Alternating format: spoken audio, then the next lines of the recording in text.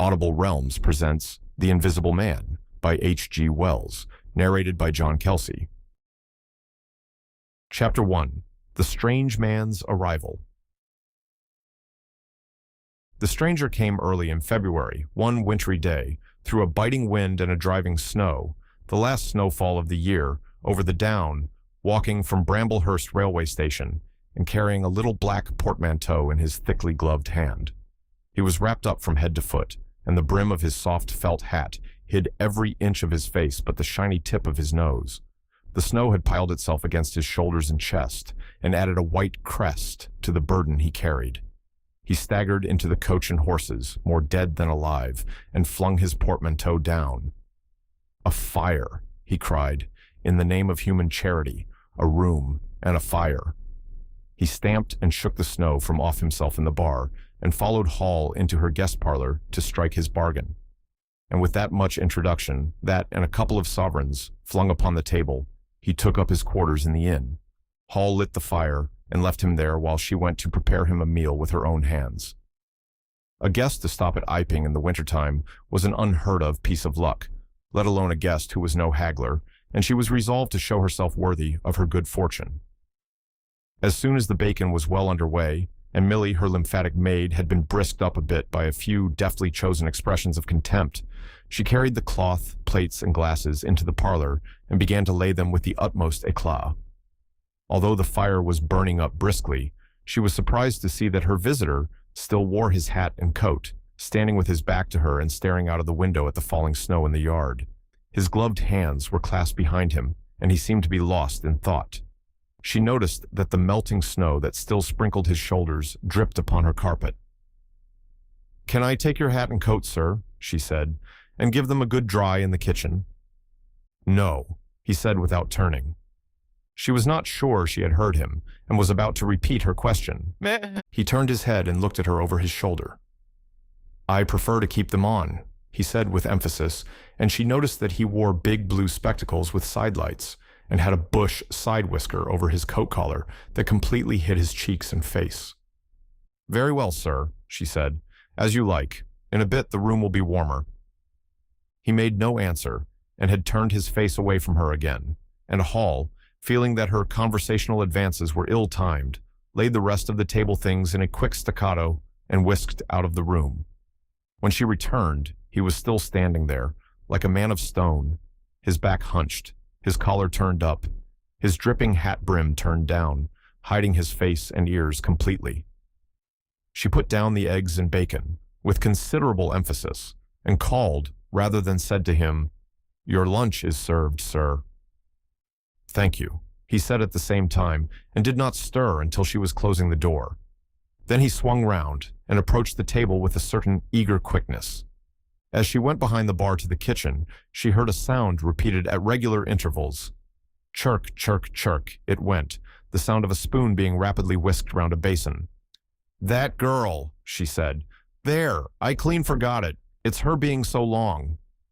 And while she herself finished mixing the mustard, she gave Millie a few verbal stabs for her excessive slowness. She had cooked the ham and eggs, laid the table, and done everything, while Millie, help indeed, had only succeeded in delaying the mustard, and him a new guest and wanting to stay. Then she filled the mustard pot, and putting it with a certain stateliness upon a gold and black tea tray, carried it into the parlor. She rapped and entered promptly. As she did so, her visitor moved quickly, so that she got but a glimpse of a white object disappearing behind the table. It would seem he was picking something from the floor. She rapped down the mustard pot on the table, and then she noticed the overcoat and hat had been taken off and put over a chair in front of the fire, and a pair of wet boots threatened rust to her steel fender. She went to these things resolutely. "I suppose I may have them to dry now," she said in a voice that brooked no denial. "Leave the hat," said her visitor in a muffled voice, and turning she saw he had raised his head and was sitting and looking at her. For a moment she stood gaping at him, too surprised to speak. He held a white cloth. It was a serviette he had brought with him, over the lower part of his face, so that his mouth and jaws were completely hidden, and that was the reason of his muffled voice. But it was not that which startled Hall. It was the fact that all his forehead above his blue glasses was covered by a white bandage, and that another covered his ears, leaving not a scrap of his face exposed, excepting only his pink, peaked nose. It was bright, pink, and shiny, just as it had been at first. He wore a dark brown velvet jacket with a high, black, linen-lined collar turned up about his neck. The thick black hair, escaping as it could below and between the cross bandages, projected in curious tails and horns, giving him the strangest appearance conceivable. This muffled and bandaged head was so unlike what she had anticipated that for a moment she was rigid. He did not remove the serviette, but remained holding it, as she saw now, with a brown gloved hand, and regarding her with his inscrutable blue glasses. "Leave the hat," he said, speaking very distinctly through the white cloth. Her nerves began to recover from the shock they had received. She placed the hat on the chair again by the fire. "I didn't know, sir," she began, "that—" and she stopped, embarrassed. "Thank you," he said dryly, glancing from her to the door, and then at her again. "I'll have them nicely dried, sir, at once," she said, and carried his clothes out of the room. She glanced at his white swathed head and blue goggles again as she was going out of the door, but his napkin was still in front of his face. She shivered a little as she closed the door behind her, and her face was eloquent of her surprise and perplexity. "I never," she whispered. "There." She went quite softly to the kitchen, and was too preoccupied to ask Millie what she was messing about with now, when she got there. The visitor sat and listened to her retreating feet. He glanced inquiringly at the window before he removed his serviette and resumed his meal. He took a mouthful, glanced suspiciously at the window, took another mouthful, then rose and, taking the serviette in his hand, walked across the room and pulled the blind down to the top of the white muslin that obscured the lower panes. This left the room in a twilight. This done, he returned with an easier air to the table and his meal. "The poor soul's had an accident or an operation or something," said Hall. "What a turn them bandages did give me, to be sure." She put on some more coal, unfolded the clothes horse, and extended the traveler's coat upon this. "And they goggles. Why, he looked more like a diving helmet than a human man." She hung his muffler on a corner of the horse, and holding that handkerchief over his mouth all the time, talking through it. Perhaps his mouth was hurt too, maybe. She turned round, as one who suddenly remembers. "Bless my soul alive," she said, going off at a tangent. "Ain't you done them taters yet, Millie?" When Hall went to clear away the stranger's lunch, her idea that his mouth must also have been cut or disfigured in the accident she supposed him to have suffered was confirmed, for he was smoking a pipe, and all the time that she was in the room, he never loosened the silk muffler he had wrapped round the lower part of his face to put the mouthpiece to his lips. Yet it was not forgetfulness, for she saw he glanced at it as it smoldered out. He sat in the corner with his back to the window blind and spoke now, having eaten and drunk and being comfortably warmed through, with less aggressive brevity than before. The reflection of the fire lent a kind of red animation to his big spectacles they had lacked hitherto.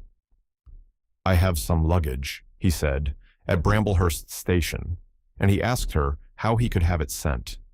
He bowed his bandaged head, quite politely, in acknowledgement of her explanation. "Tomorrow?" he said. "There is no speedier delivery?" And seemed quite disappointed when she answered, "No."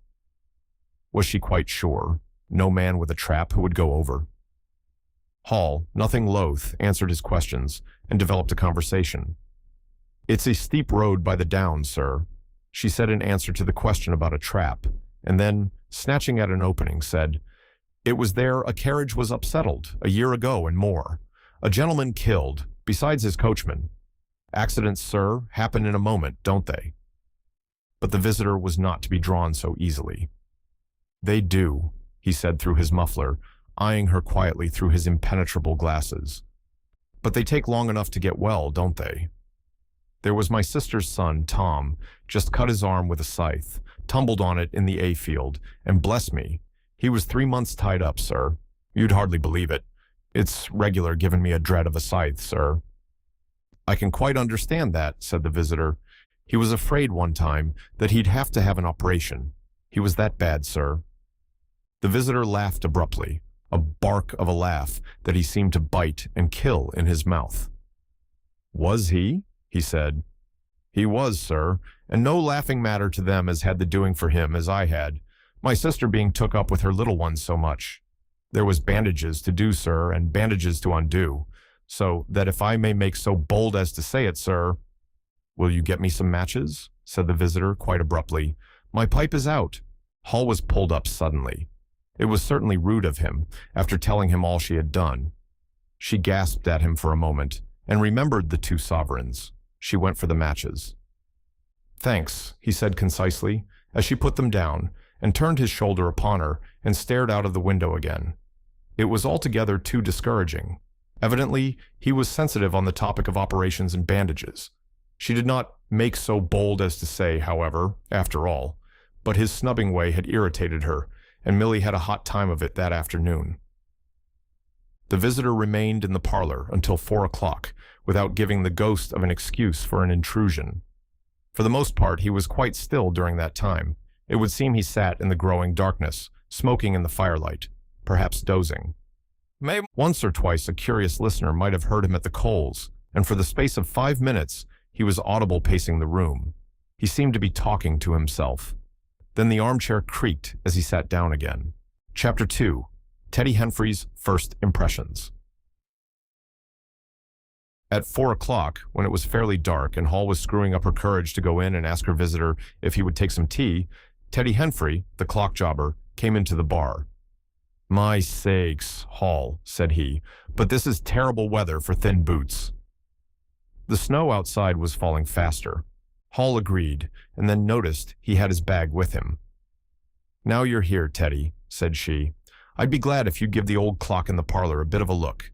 'Tis going, and it strikes well and hearty, but the hour hand won't do nothing but point at 6. And leading the way, she went across to the parlor door and rapped and entered. Her visitor, she saw as she opened the door, was seated in the armchair before the fire, dozing it would seem, with his bandaged head drooping on one side.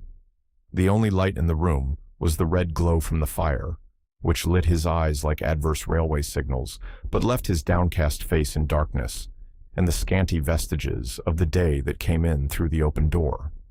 Everything was ruddy, shadowy, and indistinct to her, the more so since she had just been lighting the bar lamp, and her eyes were dazzled. But for a second, it seemed to her that the man she looked at had an enormous mouth wide open, a vast and incredible mouth that swallowed the whole of the lower portion of his face.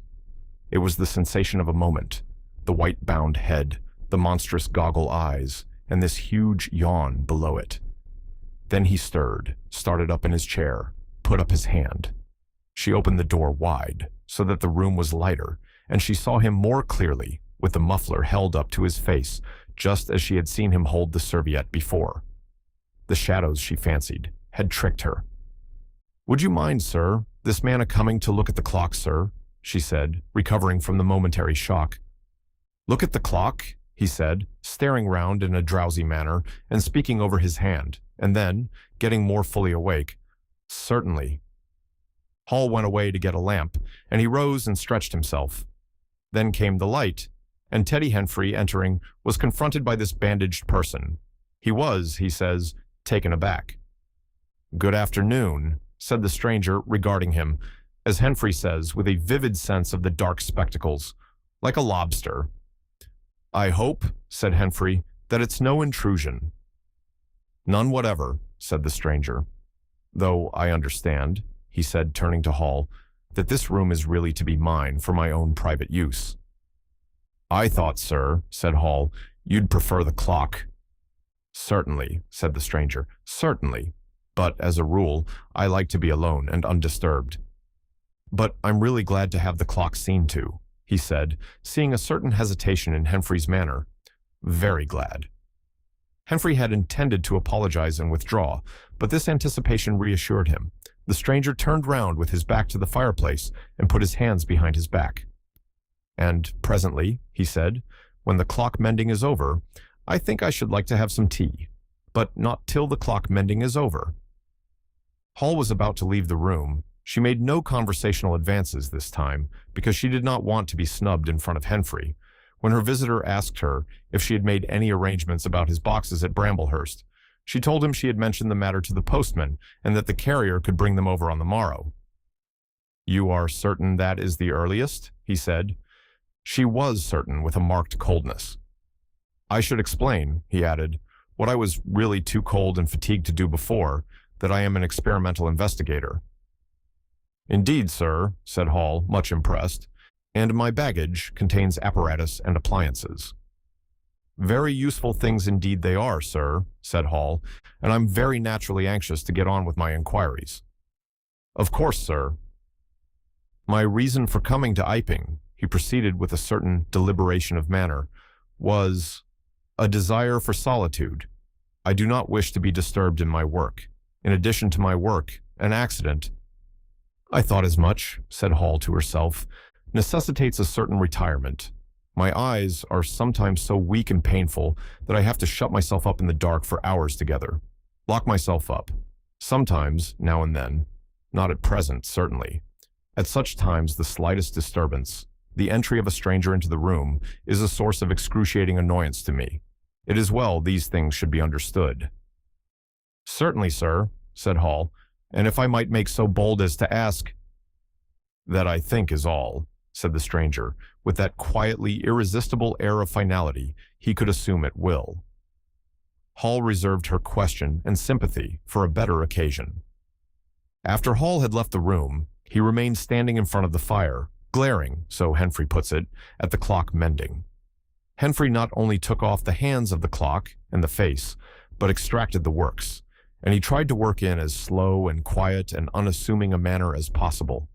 He worked with the lamp close to him, and the green shade threw a brilliant light upon his hands and upon the frame and wheels, and left the rest of the room shadowy. When he looked up, colored patches swam in his eyes.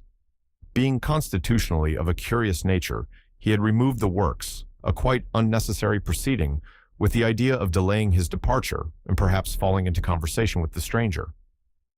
But the stranger stood there, perfectly silent and still. So still, it got on Henfrey's nerves. He felt alone in the room and looked up, and there, gray and dim, was the bandaged head and huge blue lenses staring fixedly, with a mist of green spots drifting in front of them. It was so uncanny to Henfrey that for a minute they remained staring blankly at one another.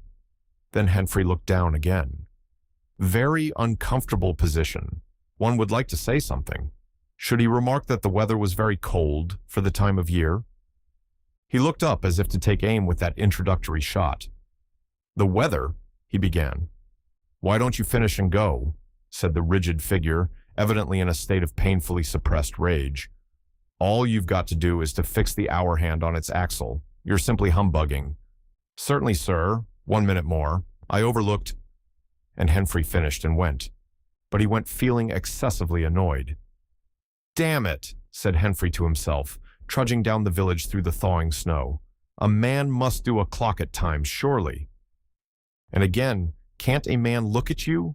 Ugly. And yet again, seemingly not.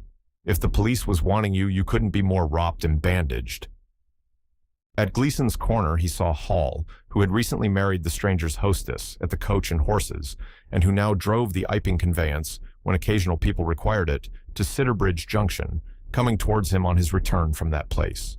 Hall had evidently been stopping a bit at Sidderbridge, to judge by his driving. "How do, Teddy?" he said, passing. "You got a rum 'un up home," said Teddy. Hall very sociably pulled up. "What's that?" he asked. "Rum-looking customer stopping at the Coach and Horses," said Teddy. "My sakes." And he proceeded to give Hall a vivid description of his grotesque guest. "Looks a bit like a disguise, don't it? I'd like to see a man's face if I had him stopping in my place," said Henfrey. "But women are that trustful. Where strangers are concerned, he's took your rooms and he ain't even given a name, Hall." "You don't say so," said Hall, who was a man of sluggish apprehension. "Yes," said Teddy, "by the week. Whatever he is, you can't get rid of him under the week. And he's got a lot of luggage coming tomorrow, so he says. Let's hope it won't be stones and boxes, Hall." He told Hall how his aunt at Hastings had been swindled by a stranger with empty portmanteau. Altogether, he left Hall vaguely suspicious. "Get up, old girl," said Hall. "I suppose I must see about this." Teddy trudged on his way with his mind considerably relieved. Instead of seeing about it, however, Hall on his return was severely rated by his wife on the length of time he had spent in Sitterbridge, and his mild inquiries were answered snappishly and in a manner not to the point.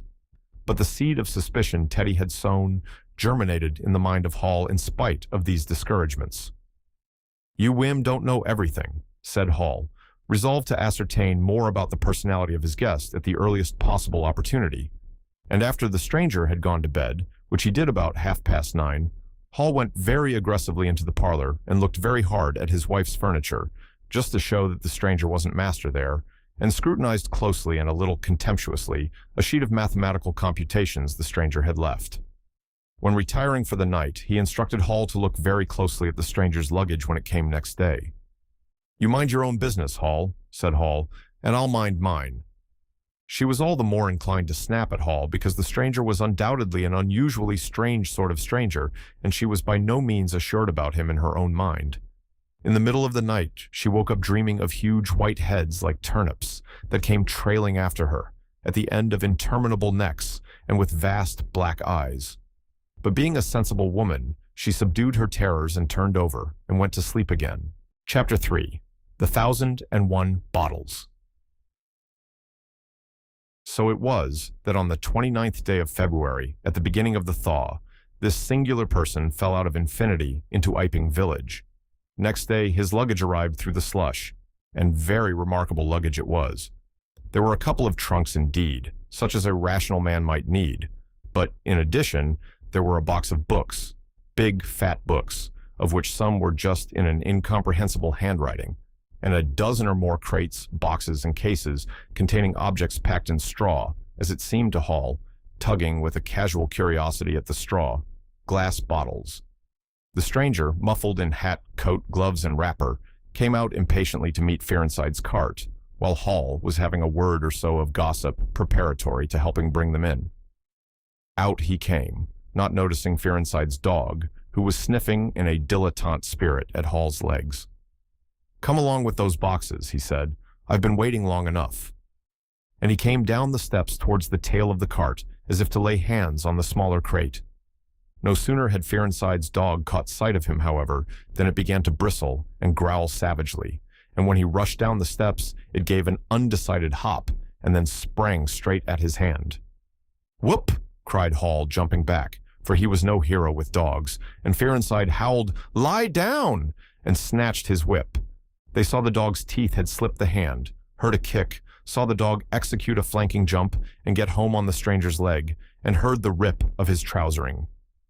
Then the finer end of Fearenside's whip reached his property, and the dog, yelping with dismay, retreated under the wheels of the wagon. It was all the business of a swift half-minute. No one spoke, everyone shouted. The stranger glanced swiftly at his torn glove and at his leg, made as if he would stoop to the latter, then turned and rushed swiftly up the steps into the inn. They heard him go headlong across the passage and up the uncarpeted stairs to his bedroom. "You brute, you!" said Fearenside, climbing off the wagon with his whip in his hand, while the dog watched him through the wheel. "Come here," said Fearenside. "You'd better." Hall had stood, gaping. "He was bit," said Hall. "I'd better go and see to him," and he trotted after the stranger. He met Hall in the passage. "Carrier's darg," he said. "Bit en." He went straight upstairs, and the stranger's door being ajar, he pushed it open and was entering without any ceremony, being of a naturally sympathetic turn of mind. The blind was down and the room dim. He caught a glimpse of a most singular thing, what seemed a handless arm waving towards him, and a face of 3 huge indeterminate spots on white, very like the face of a pale pansy. Then he was struck violently in the chest, hurled back, and the door slammed in his face and locked. It was so rapid that it gave him no time to observe. A waving of indecipherable shapes, a blow, and a concussion. There he stood on the dark little landing, wondering what it might be that he had seen. A couple of minutes after, he rejoined the little group that had formed outside the coach and horses. There was Fearenside telling about it all over again for the second time. There was Hall saying his dog didn't have no business to bite her guests. There was Huckster, the general dealer from over the road, interrogative, and Sandy Wodgers from the Forge, judicial, besides women and children, all of them saying fatuities. Wouldn't let him bite me, I knows. Tasn't right have such dargs. What he bitin' for, then? And so forth. Hall, staring at them from the steps and listening, found it incredible that he had seen anything so very remarkable happen upstairs. Besides, his vocabulary was altogether too limited to express his impressions. "He don't want no help," he says, he said in answer to his wife's inquiry. "We better be a-takin' of his luggage in." "He ought to have it cauterized at once," said Huckster, "especially if it's at all inflamed." "I'd shoot 'n, that's what I'd do," said a lady in the group. Suddenly the dog began growling again. "Come along," cried an angry voice in the doorway, and there stood the muffled stranger with his collar turned up and his hat brim bent down. "The sooner you get those things in, the better, I'll be pleased." It is stated by an anonymous bystander that his trousers and gloves had been changed. "Was you hurt, sir?" said Fearinside. "I'm rare sorry the darg—" "Not a bit," said the stranger. "Never broke the skin. Hurry up with those things." He then swore to himself, so Hall asserts. Directly the first crate was, in accordance with his directions, carried into the parlor, the stranger flung himself upon it with extraordinary eagerness and began to unpack it, scattering the straw with an utter disregard of Hall's carpet. And from it, he began to produce bottles. Little fat bottles containing powders, small and slender bottles containing colored and white fluids, fluted blue bottles labeled poison, bottles with round bodies and slender necks, large green glass bottles, large white glass bottles, bottles with glass stoppers and frosted labels, bottles with fine corks, bottles with bungs, bottles with wooden caps, wine bottles, salad oil bottles, putting them in rows on the chiffonier, on the mantel, on the table under the window, round the floor, on the bookshelf, everywhere. The chemist's shop in Bramblehurst could not boast half so many. Quite a sight it was. Crate after crate yielded bottles until all 6 were empty and the table high with straw. The only things that came out of these crates besides the bottles were a number of test tubes and a carefully packed balance. And directly the crates were unpacked, the stranger went to the window and set to work, not troubling in the least about the litter of straw, the fire which had gone out, the box of books outside, nor for the trunks and other luggage that had gone upstairs. When Hall took his dinner into him, he was already so absorbed in his work, pouring little drops out of the bottles into test tubes, that he did not hear her until she had swept away the bulk of the straw and put the tray on the table, with some little emphasis perhaps, seeing the state that the floor was in. Then he half turned his head and immediately turned it away again. But she saw he had removed his glasses. They were beside him on the table, and it seemed to her that his eye sockets were extraordinarily hollow. He put on his spectacles again, and then turned and faced her. She was about to complain of the straw on the floor when he anticipated her. "I wish you wouldn't come in without knocking," he said, in the tone of abnormal exasperation that seemed so characteristic of him. "I knocked, but seemingly—" "Perhaps you did. But in my investigations, my really very urgent and necessary investigations, the slightest disturbance, the jar of a door, I must ask you—" "Certainly, sir. You can turn the lock if you're like that, you know. Any time." "A very good idea," said the stranger. "This straw, sir, if I might make so bold as to remark—" "Don't. If the straw makes trouble, put it down in the bill." And he mumbled at her, words suspiciously like curses. He was so odd, standing there so aggressive and explosive, bottle in one hand and test tube in the other, that Hall was quite alarmed. But she was a resolute woman. "In which case, I should like to know, sir, what you consider—" "A shilling. Put down a shilling. Surely a shilling's enough." "So be it," said Hall, taking up the tablecloth and beginning to spread it over the table. "If you're satisfied, of course." He turned and sat down, with his coat collar toward her. All the afternoon he worked with the door locked and, as Hall testifies, for the most part, in silence. But once there was a concussion and a sound of bottles ringing together, as though the table had been hit, and the smash of a bottle flung violently down, and then a rapid pacing athwart the room. Fearing something was the matter, she went to the door and listened, not caring to knock. "I can't go on," he was raving. "I can't go on. 300,000, 400,000. The huge multitude. Cheated. All my life it may take me. Patience. Patience indeed. Fool. Fool. There was a noise of hobnails on the bricks in the bar, and Hall had very reluctantly to leave the rest of his soliloquy. When she returned, the room was silent again, save for the faint crepitation of his chair and the occasional clink of a bottle. It was all over. The stranger had resumed work. When she took in his tea, she saw broken glass in the corner of the room under the concave mirror and a golden stain that had been carelessly wiped. She called attention to it. "Put it down in the bill," snapped her visitor. "For God's sake, don't worry me. If there's damage done, put it down in the bill." And he went on ticking a list in the exercise book before him. "I'll tell you something," said Fearenside mysteriously. It was late in the afternoon, and they were in the little beer shop of Iping Hanger. "Well," said Teddy Henfrey, "this chap you're speaking of, what my dog bit, well, he's black. Leastways, his legs are. I seed through the tear of his trousers and the tear of his glove. You'd have expected a sort of pinky to show, wouldn't you? Well, there wasn't none. Just blackness. I tell you, he's as black as my hat."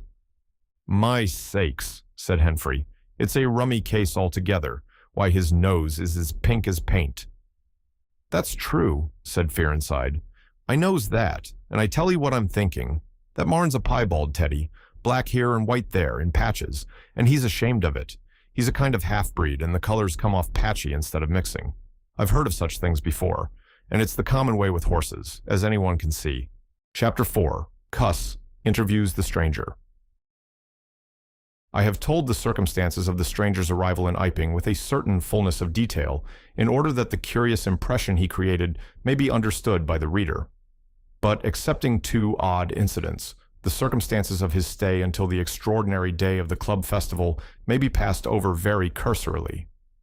There were a number of skirmishes with Hall on matters of domestic discipline, but in every case, until late April, when the first signs of penury began, he overrode her by the easy expedient of an extra payment.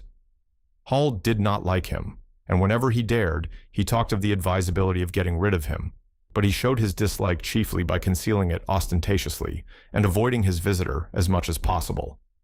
"Wait till the summer," said Hall sagely, "when the artistes are beginning to come. Then we'll see. He may be a bit overbearing, but Bill's settled. Punctual is Bill's settled punctual, whatever you'd like to say." The stranger did not go to church, and indeed made no difference between Sunday and the irreligious days, even in costume. He worked, as Hall thought, very fitfully. Some days he would come down early and be continuously busy. On others, he would rise late, pace his room, fretting audibly for hours together, smoke, sleep in the armchair by the fire. Communication with the world beyond the village he had none. His temper continued very uncertain. For the most part, his manner was that of a man suffering under almost unendurable provocation, and once or twice things were snapped, torn, crushed, or broken in spasmodic gusts of violence. He seemed under a chronic irritation of the greatest intensity. His habit of talking to himself in a low voice grew steadily upon him, but though Hall listened conscientiously, she could make neither head nor tail of what she heard. He rarely went abroad by daylight, but at twilight he would go out muffled up invisibly, whether the weather were cold or not, and he chose the loneliest paths and those most overshadowed by trees and banks.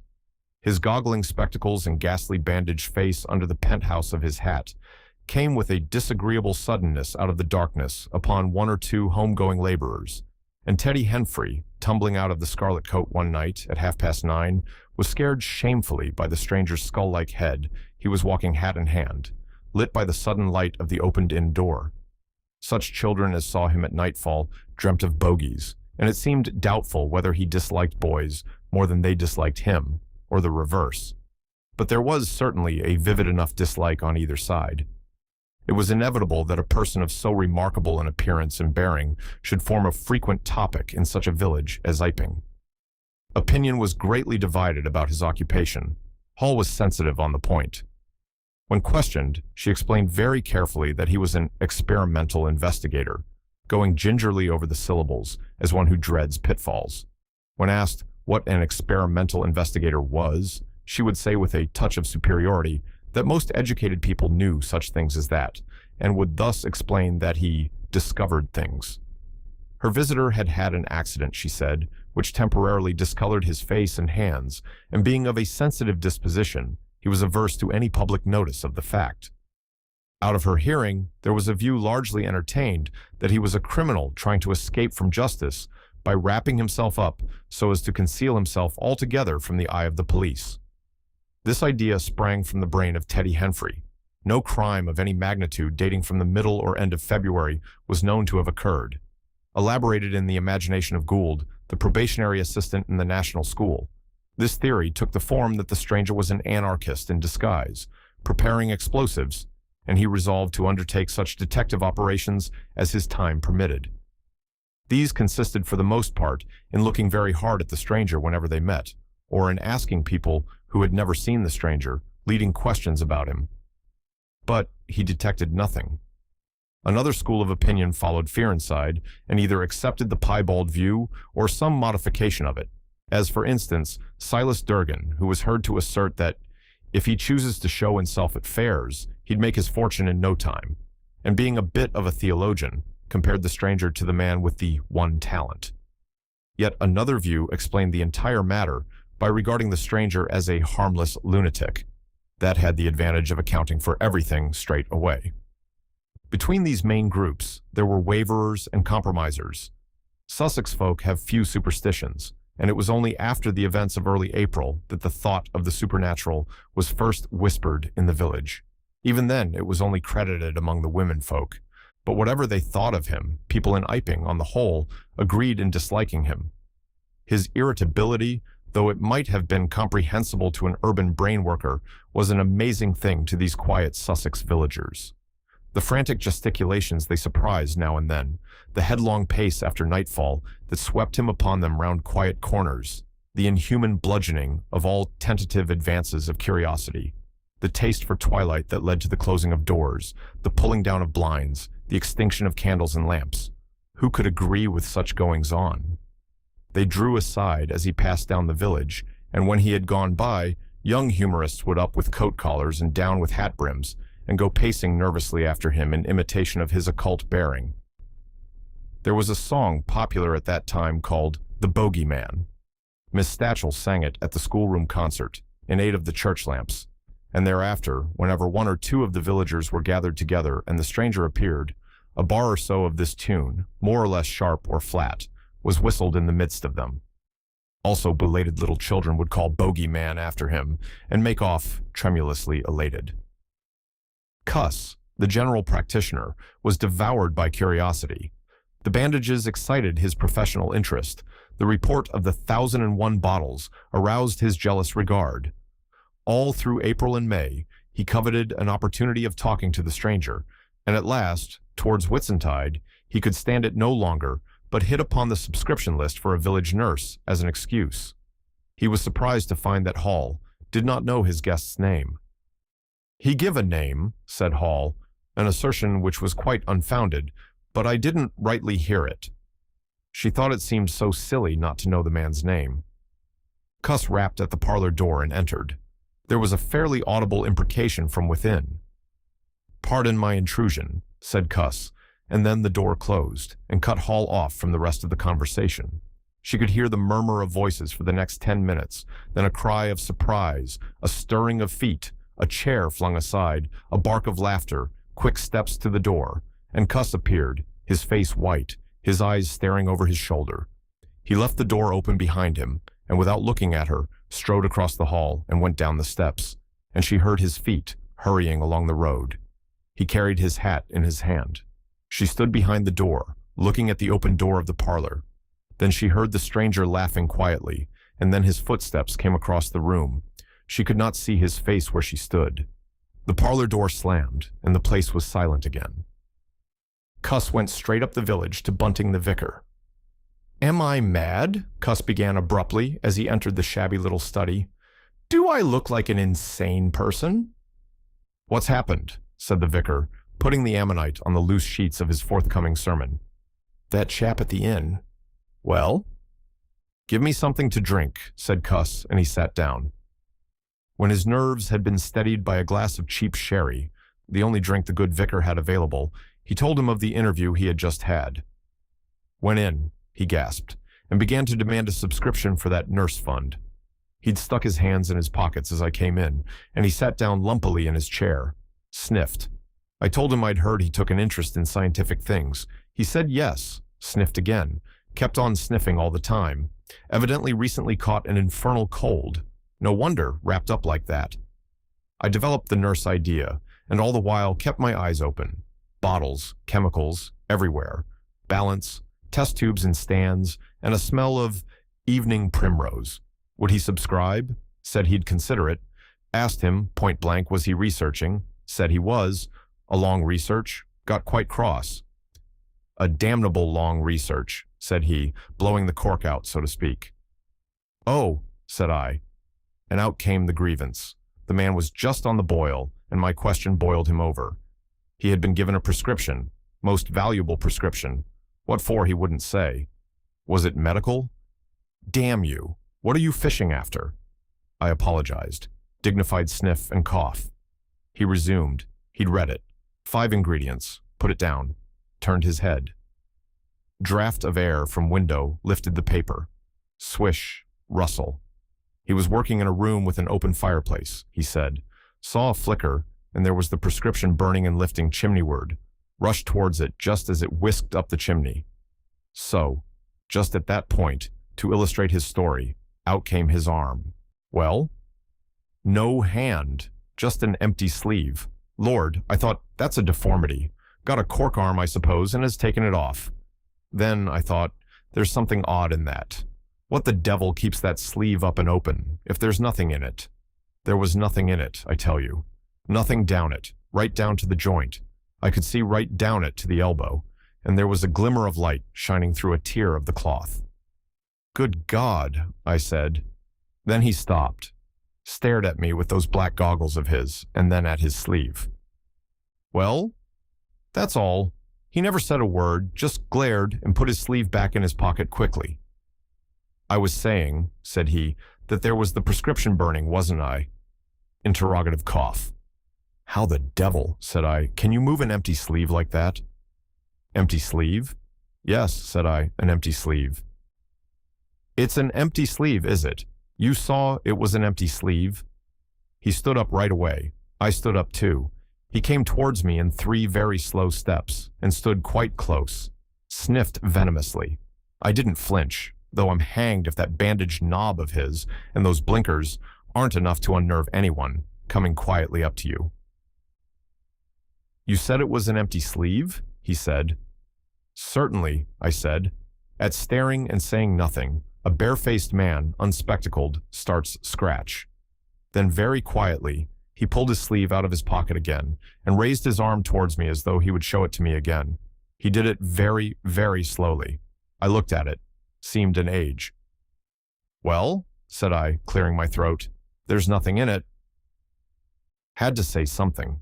I was beginning to feel frightened. I could see right down it. He extended it straight towards me, slowly, slowly, just like that, until the cuff was 6 inches from my face. Queer thing to see an empty sleeve come at you like that, and then, well, something, exactly like a finger and thumb it felt, nipped my nose. Bunting began to laugh. There wasn't anything there, said Cuss, his voice running up into a shriek at the there. It's all very well for you to laugh, but I tell you I was so startled, I hit his cuff hard and turned around and cut out of the room. I left him. Cuss stopped. There was no mistaking the sincerity of his panic. He turned round in a helpless way and took a second glass of the excellent vicar's very inferior sherry. When I hit his cuff, said Cuss, I tell you, it felt exactly like hitting an arm. And there wasn't an arm. There wasn't the ghost of an arm. Bunting thought it over. He looked suspiciously at Cuss. It's a most remarkable story, he said. He looked very wise and grave indeed. It's really, said Bunting with judicial emphasis, a most remarkable story. Chapter 5. The Burglary at the Vicarage. The facts of the burglary at the vicarage came to us chiefly through the medium of the vicar and his wife. It occurred in the small hours of Whit Monday, the day devoted in Iping to the club festivities. Bunting, it seems, woke up suddenly in the stillness that comes before the dawn, with the strong impression that the door of their bedroom had opened and closed. She did not arouse her husband at first, but sat up in bed listening. She then distinctly heard the pad, pad, pad of bare feet coming out of the adjoining dressing room and walking along the passage towards the staircase. As soon as she felt assured of this, she aroused the Bunting as quietly as possible. He did not strike a light, but putting on his spectacles, her dressing gown, and his bath slippers, he went out on the landing to listen. He heard quite distinctly a fumbling going on at his study desk downstairs, and then a violent sneeze. At that, he returned to his bedroom, armed himself with the most obvious weapon, the poker, and descended the staircase as noiselessly as possible. Bunting came out on the landing. The hour was about 4, and the ultimate darkness of the night was past. There was a faint shimmer of light in the hall, but the study doorway yawned impenetrably black. Everything was still except the faint creaking of the stairs under Bunting's tread and the slight movements in the study. Then something snapped. The drawer was opened, and there was a rustle of papers. Then came an imprecation, and a match was struck, and the study was flooded with yellow light. Bunting was now in the hall, and through the crack of the door, he could see the desk and the open drawer and a candle burning on the desk. But the robber he could not see. He stood there in the hall, undecided what to do, and Bunting, her face white and intent, crept slowly downstairs after him. One thing kept Bunting's courage, the persuasion that this burglar was a resident in the village. They heard the chink of money and realized that the robber had found the housekeeping reserve of gold, 2 pounds 10½ sovereigns altogether. At that sound, Bunting was nerved to abrupt action. Gripping the poker firmly, he rushed into the room, closely followed by Bunting. "Surrender!" cried Bunting fiercely, and then stooped amazed. Apparently the room was perfectly empty. Yet their conviction that they had, that very moment, heard somebody moving in the room had amounted to a certainty. For half a minute, perhaps, they stood gaping. Then Bunting went across the room and looked behind the screen, while Bunting, by a kindred impulse, peered under the desk. Then Bunting turned back the window curtains, and Bunting looked up the chimney and probed it with the poker. Then Bunting scrutinized the wastepaper basket, and Bunting opened the lid of the coal scuttle. Then they came to a stop and stood with eyes interrogating each other. "I could have sworn," said Bunting.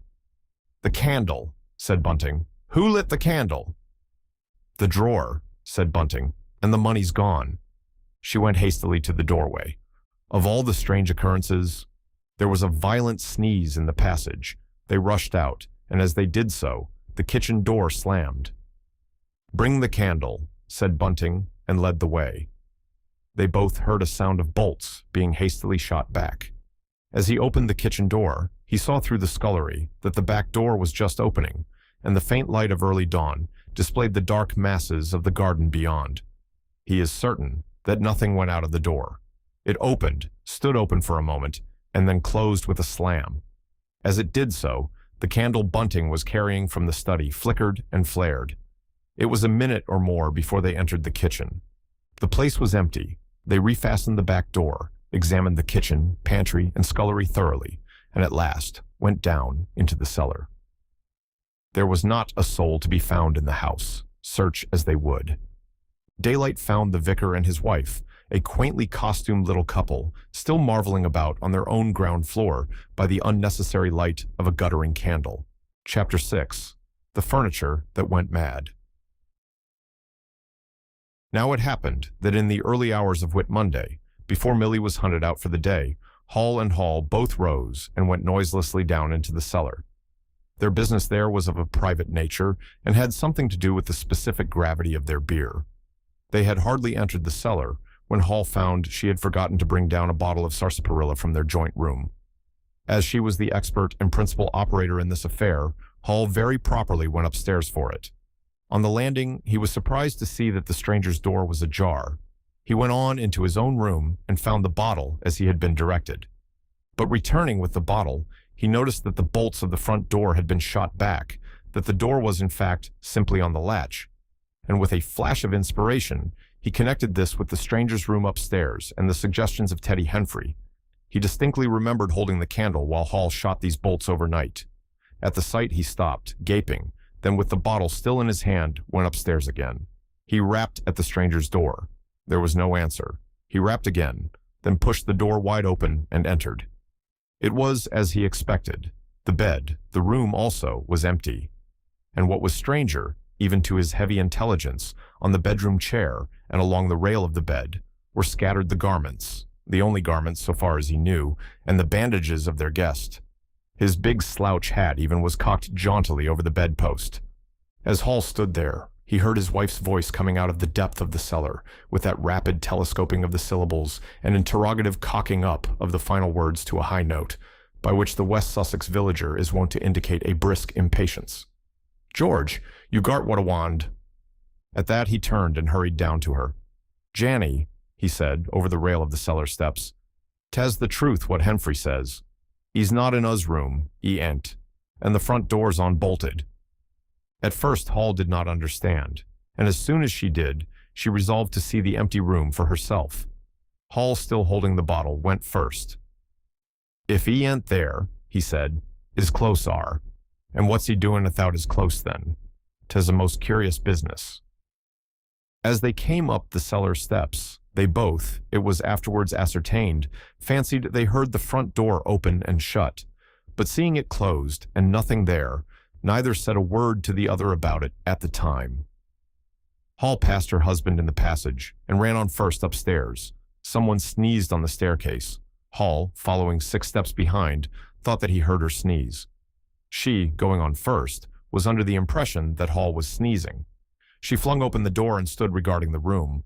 "Of all the curious," she said. She heard a sniff close behind her head as it seemed, and turning, was surprised to see Hall a dozen feet off on the topmost stair. But in another moment, he was beside her. She bent forward and put her hand on the pillow and then under the clothes. "Cold," she said. "He's been up this hour or more." As she did so, a most extraordinary thing happened. The bedclothes gathered themselves together, leapt up suddenly into a sort of peak, and then jumped headlong over the bottom rail. It was exactly as if a hand had clutched them in the center and flung them aside. Immediately after, the stranger's hat hopped off the bedpost, described a whirling flight in the air through the better part of a circle, and then dashed straight at Hall's face. Then, as swiftly came the sponge from the washstand, and then the chair, flinging the stranger's coat and trousers carelessly aside, and laughing dryly in a voice singularly like the stranger's, turned itself up with its 4 legs at Hall, seemed to take aim at her for a moment, and charged at her. She screamed and turned, and then the chair legs came gently but firmly against her back, and impelled her and Hall out of the room. The door slammed violently and was locked. The chair and bed seemed to be executing a dance of triumph for a moment, and then abruptly everything was still. Hall was left almost in a fainting condition in Hall's arms on the landing. It was with the greatest difficulty that Hall and Millie, who had been roused by her scream of alarm, succeeded in getting her downstairs and applying the restoratives customary in such cases. "'Tas sperrits," said Hall. "I know 'tas sperrits. I've read in papers of tables and chairs leaping and dancing." "Take a drop more, Janny," said Hall. "'Twill steady ye." "Lock him out," said Hall. "Don't let him come in again. I half guessed. I might have known. With them goggling eyes and bandaged head, and never going to church of a Sunday. And all they bottles, more'n it's right for anyone to have. He's put the sperrits into the furniture. My good old furniture. 'Twas in that very chair my poor dear mother used to sit when I was a little girl. To think it should rise up against me now." "Just a drop more, Janny," said Hall. "Your nerves is all upset." They sent Millie across the street through the golden 5 o'clock sunshine to rouse up Sandy Wodgers, the blacksmith. Hall's compliments in the furniture upstairs was behaving most extraordinary. Would Wodgers come round? He was a knowing man, was Wodgers, and very resourceful. He took quite a grave view of the case. "Armed if that ain't witchcraft," was the view of Sandy Wodgers. "You warn't horseshoes for such gentry as he." He came round greatly concerned. They wanted him to lead the way upstairs to the room, but he didn't seem to be in any hurry. He preferred to talk in the passage. Over the way, Huckster's apprentice came out and began taking down the shutters of the tobacco window. He was called over to join the discussion. Huckster naturally followed over in the course of a few minutes. The Anglo-Saxon genius for parliamentary government asserted itself. There was a great deal of talk and no decisive action. "Let's have the facts first," insisted Sandy Wodgers. "Let's be sure we'd be acting perfectly right in bustin' that there door open. A door on bust is always open to bustin', but you can't on-bust a door once you've busted in." And suddenly, and most wonderfully, the door of the room upstairs opened of its own accord, and as they looked up in amazement, they saw descending the stairs the muffled figure of the stranger, staring more blackly and blankly than ever, with those unreasonably large blue-glass eyes of his. He came down stiffly and slowly, staring all the time. He walked across the passage, staring, then stopped. "Look there," he said, and their eyes followed the direction of his gloved finger and saw a bottle of sarsaparilla hard by the cellar door. Then he entered the parlor and suddenly, swiftly, viciously, slammed the door in their faces. Not a word was spoken until the last echoes of the slam had died away. They stared at one another. "Well, if that don't lick everything," said Wodgers, and left the alternative unsaid. "I'd go in and ask him about it," said Wodgers to Hall. "I'd demand an explanation." It took some time to bring the landlady's husband up to that pitch. At last he rapped, opened the door, and got as far as, "Excuse me." "Go to the devil," said the stranger in a tremendous voice, "and shut that door after you." So that brief interview terminated. Chapter 7. The Unveiling of the Stranger. The stranger went into the little parlor of the Coach and Horses about 5:30 in the morning, and there he remained until near midday, the blinds down, the door shut, and none, after Hall's repulse, venturing near him. All that time he must have fasted. Thrice he rang his bell, the third time furiously and continuously, but no one answered him. "Him and his go to the devil indeed," said Hall. Presently came an imperfect rumor of the burglary at the vicarage, and two were put together. Hall, assisted by Wodgers, went off to find Shuckleforth, the magistrate, and take his advice. No one ventured upstairs. How the stranger occupied himself is unknown. Now and then he would stride violently up and down, and twice came an outburst of curses, a tearing of paper, and a violent smashing of bottles. The little group of scared but curious people increased. Huckster came over, some gay young fellows resplendent in black ready-made jackets and piqué paper ties, for it was Whit Monday, joined the group with confused interrogations. Young Archie Harker distinguished himself by going up the yard and trying to peep under the window blinds. He could see nothing, but gave reason for supposing that he did, and others of the Iping youth presently joined him. It was the finest of all possible Whit Mondays, and down the village street stood a row of nearly a dozen booths, a shooting gallery, and on the grass by the forge were 3 yellow and chocolate wagons, and some picturesque strangers of both sexes putting up a coconut shy. The gentlemen wore blue jerseys, the ladies white aprons, and quite fashionable hats with heavy plumes. Wodger, of the Purple Fawn, and Jaggers, the cobbler, who also sold old second-hand ordinary bicycles, were stretching a string of Union Jacks and Royal Ensigns, which had originally celebrated the first Victorian Jubilee, across the road. And inside, in the artificial darkness of the parlor, into which only one thin jet of sunlight penetrated, the stranger, hungry, we must suppose, and fearful, hidden in his uncomfortable hot wrappings, poured through his dark glasses upon his paper, or chinked his dirty little bottles, and occasionally swore savagely at the boys, audible, if invisible, outside the windows. In the corner by the fireplace lay the fragments of 6 smashed bottles, and a pungent twang of chlorine tainted the air. So much we know from what was heard at the time and from what was subsequently seen in the room. About noon, he suddenly opened his parlor door and stood glaring fixedly at the 3 or 4 people in the bar. "Hall," he said. Somebody went sheepishly and called for Hall. Hall appeared after an interval, a little short of breath, but all the fiercer for that. Hall was still out. She had deliberated over this scene, and she came holding a little tray with an unsettled bill upon it. "Is it your bill you're wanting, sir?" she said. "Why wasn't my breakfast laid? Why haven't you prepared my meals and answered my bell? Do you think I live without eating?" "Why isn't my bill paid?" said Hall. "That's what I want to know." "I told you 3 days ago I was awaiting a remittance." "I told you 2 days ago I wasn't going to await no remittances. You can't grumble if your breakfast waits a bit. If my bill's been waiting these 5 days, can you?" The stranger swore briefly but vividly. "Nar, nar," from the bar. "And I'd thank you kindly, sir, if you'd keep your swearing to yourself, sir," said Hall. The stranger stood, looking more like an angry diving helmet than ever. It was universally felt in the bar that Hall had the better of him. His next words showed as much. "Look here, my good woman," he began. "Don't good woman me," said Hall. "I've told you my remittance hasn't come." "Remittance indeed," said Hall. "Still, I dare say in my pocket." "You told me 3 days ago that you hadn't anything but a sovereign's worth of silver upon you." "Well, I've found some more." "Low," from the bar. "I wonder where you found it," said Hall. That seemed to annoy the stranger very much. He stamped his foot. "What do you mean?" he said. "That I wonder where you found it," said Hall. "And before I take any bills or get any breakfasts or do any such things whatsoever, you got to tell me 1 or 2 things I don't understand, and what nobody don't understand, and what everybody is very anxious to understand. I want to know what you've been doing to my chair upstairs, and I want to know how 'tis your room was empty and how you got in again. Them as stops in this house comes in by the doors. That's the rule of the house, and that you didn't do. And what I want to know is how you did come in, and I want to know."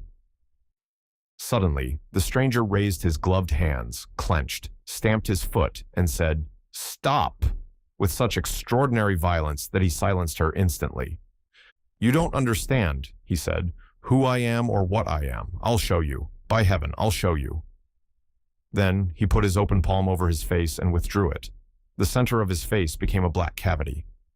"Here," he said. He stepped forward and handed Hall something which she, staring at his metamorphosed face, accepted automatically. Then, when she saw what it was, she screamed loudly, dropped it, and staggered back. The nose. It was the stranger's nose, pink and shining, rolled on the floor. Then he removed his spectacles, and everyone in the bar gasped. He took off his hat, and with a violent gesture, tore at his whiskers and bandages. For a moment, they resisted him. A flash of horrible anticipation passed through the bar. "Oh, my God," said someone. Then off they came. It was worse than anything. Hall, standing open-mouthed and horror-struck, shrieked at what she saw and made for the door of the house. Everyone began to move. They were prepared for scars, disfigurements, tangible horrors, but nothing. The bandages and false hair flew across the passage into the bar, making a hobbledehoy jump to avoid them. Everyone tumbled on everyone else down the steps. For the man who stood there shouting some incoherent explanation was a solid, gesticulating figure up to the coat collar of him, and then nothingness, no visible thing at all. People down the village heard shouts and shrieks, and looking up the street saw the coach and horses violently firing out its humanity. They saw Hall fall down, and Teddy Henfrey jump to avoid tumbling over her, and then they heard the frightful screams of Millie, who, emerging suddenly from the kitchen at the noise of the tumult, had come upon the headless stranger from behind. These increased suddenly. Forthwith, everyone all down the street, the sweet-stuff seller, coconut-shy proprietor and his assistant, the swingman, little boys and girls, rustic dandies, smart wenches, smocked elders and aproned gypsies, began running towards the inn, and in a miraculously short space of time, a crowd of perhaps 40 people, and rapidly increasing, swayed and hooted and inquired and exclaimed and suggested in front of Hall's establishment. Everyone seemed eager to talk at once, and the result was Babel. A small group supported Hall, who was picked up in a state of collapse. There was a conference, and the incredible evidence of a vociferous eyewitness. "Oh, bogey. What's he been doing then? Ain't hurt the girl, has he? Run at 'en with a knife, I believe." "No Ed, I tell ye. I don't mean no manner of speaking. I mean marn ithout a Ed." "Narnsense, 'tis some conjuring trick. Fetched off his wrapping, he did." In its struggles to see in through the open door, the crowd formed itself into a straggling wedge, with the more adventurous apex nearest the inn. He stood for a moment. I heard the gal scream, and he turned. I saw her skirts whisk, and he went after her. Didn't take 10 seconds. Back he comes with a knife in his hand and a loaf. Stood just as if he was staring.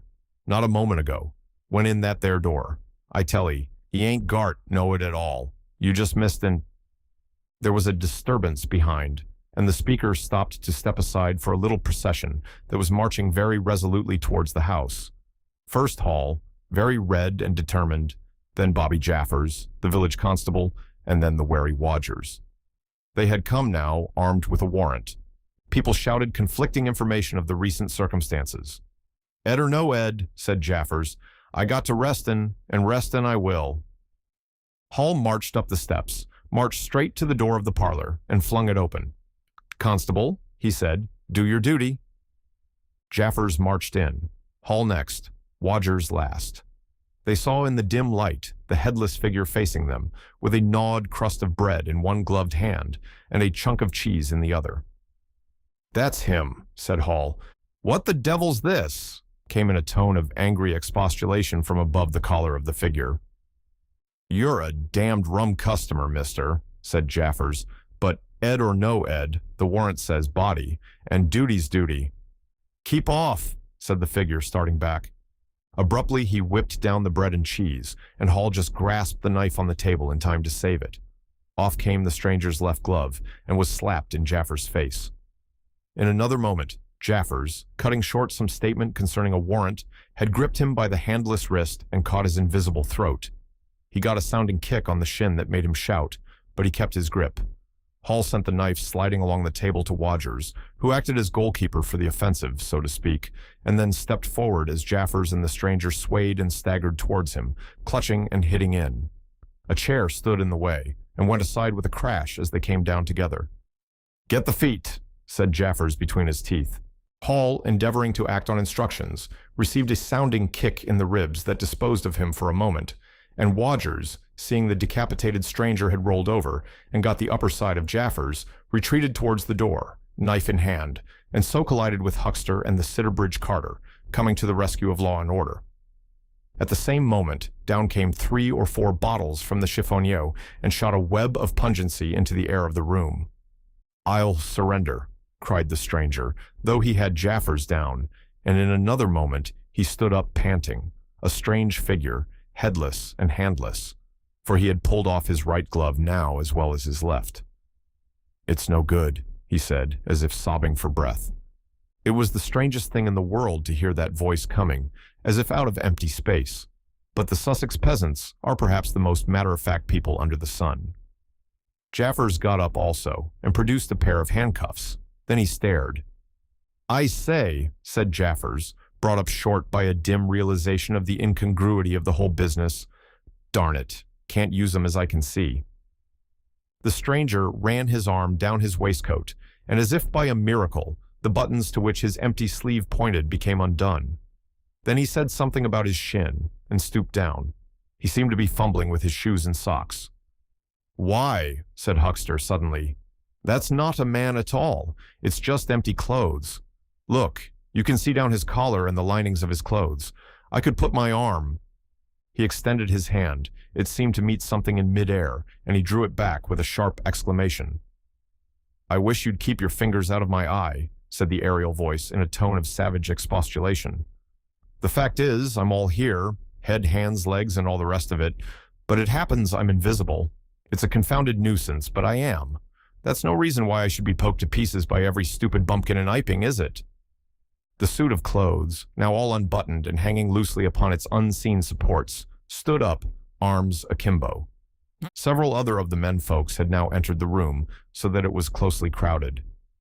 "Invisible, eh?" said Huckster, ignoring the stranger's abuse. "Who ever heard the likes of that?" "It's strange, perhaps, but it's not a crime. Why am I assaulted by a policeman in this fashion?" "Ah, that's a different matter," said Jaffers.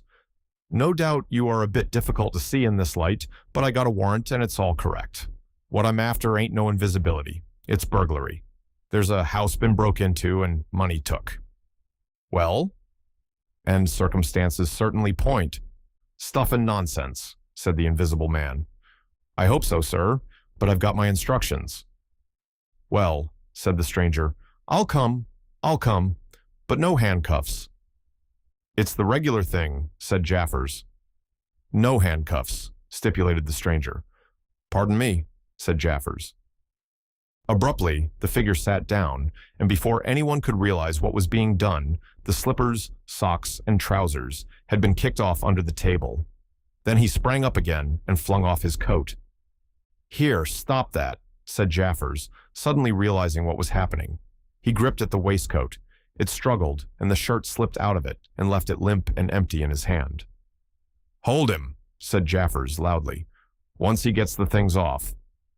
"Hold him!" cried everyone, and there was a rush at the fluttering white shirt, which was now all that was visible of the stranger. The shirt sleeve planted a shrewd blow in Hall's face that stopped his open-armed advance and sent him backward into Old Toothsome the sexton, and in another moment the garment was lifted up and became convulsed and vacantly flapping about the arms, even as a shirt that is being thrust over a man's head. Jaffers clutched at it and only helped to pull it off. He was struck in the mouth out of the air and incontinently threw his truncheon and smote Teddy Henfrey savagely upon the crown of his head. "Look out," said everybody, fencing at random and hitting at nothing. "Hold him. Shut the door. Don't let him loose. I got something. Here he is." A perfect babel of noises they made. Everybody, it seemed, was being hit all at once, and Sandy Wadgers, knowing as ever, and his wits sharpened by a frightful blow in the nose, reopened the door and led the rout. The others, following incontinently, were jammed for a moment in the corner by the doorway. The hitting continued. Phipps, the Unitarian, had a front tooth broken, and Henfrey was injured in the cartilage of his ear. Jaffers was struck under the jaw, and turning, caught at something that intervened between him and Huckster in the melee and prevented their coming together. He felt a muscular chest, and in another moment the whole mass of struggling, excited men shot out into the crowded hall. "I got him!" shouted Jaffers, choking and reeling through them all, and wrestling with purple face and swelling veins against his unseen enemy. Men staggered right and left as the extraordinary conflict swayed swiftly towards the house door and went spinning down the half-dozen steps of the inn. Jaffers cried in a strangled voice, holding tight nevertheless, and making play with his knee, spun around, and fell heavily undermost with his head on the gravel. Only then did his fingers relax. There were excited cries of, "Hold him!"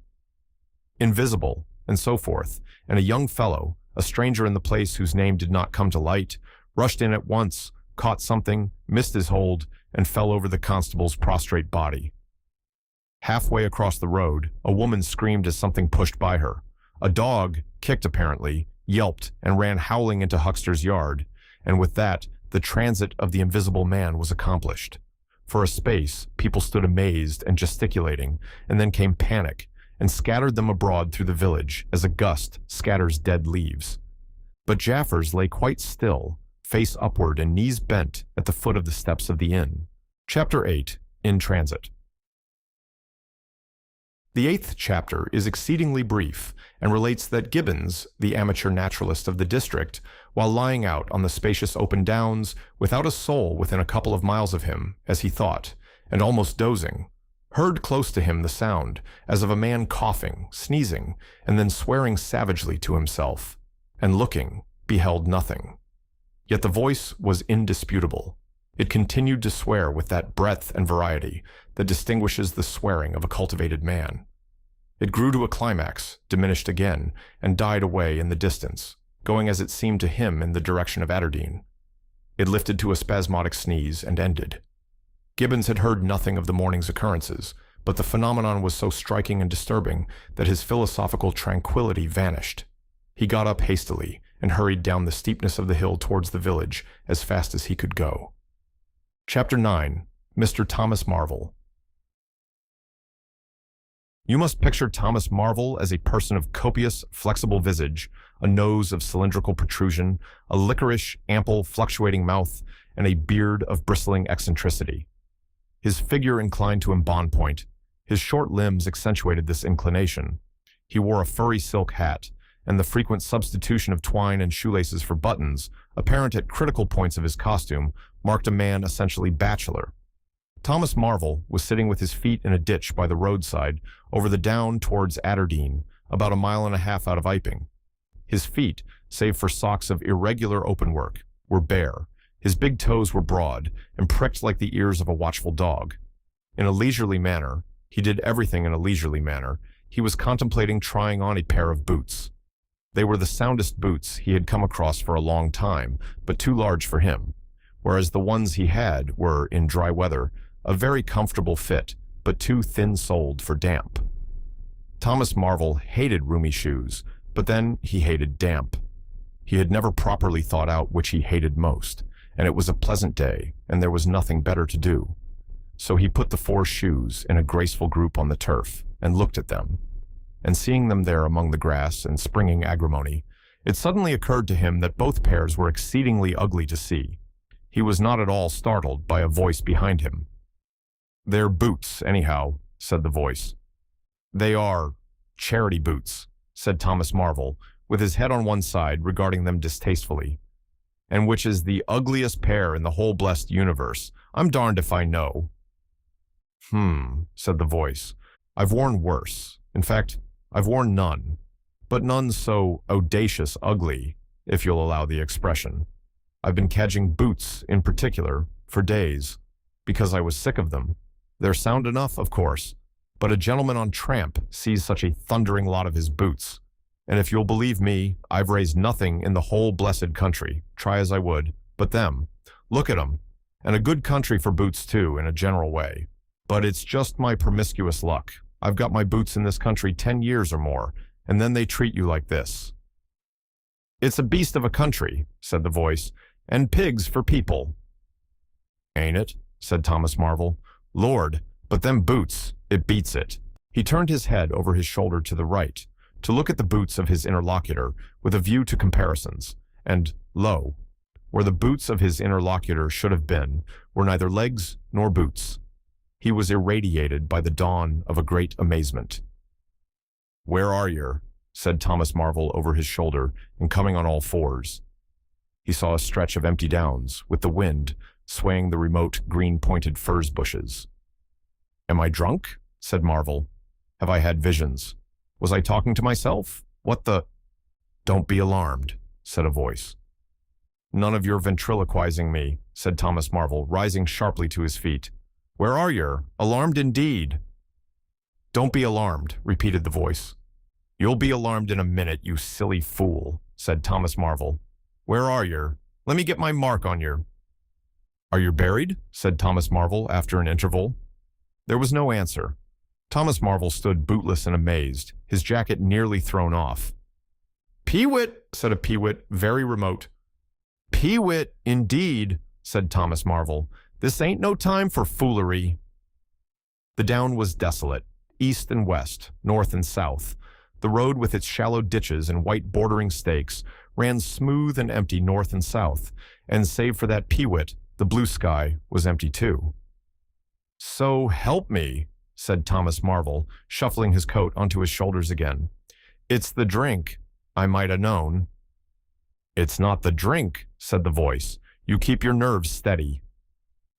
"Ow," said Marvel, and his face grew white amidst its patches. "It's the drink," his lips repeated noiselessly. He remained staring about him, rotating slowly backwards.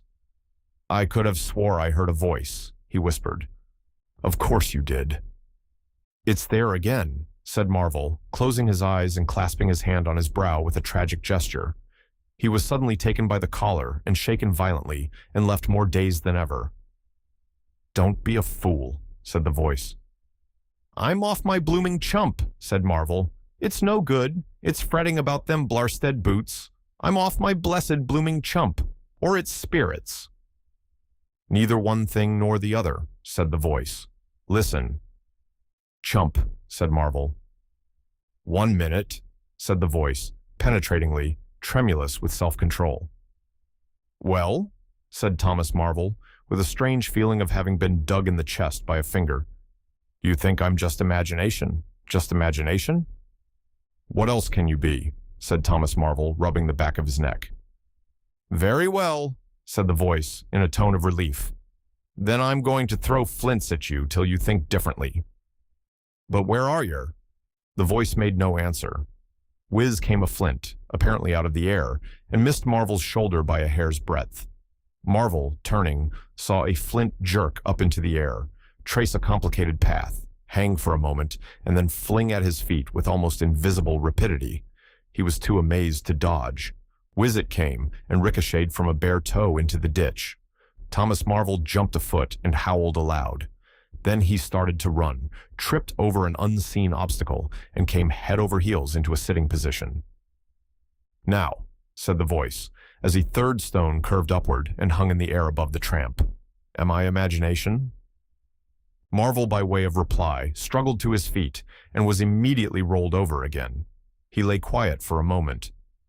"If you struggle any more," said the voice, "I shall throw the flint at your head."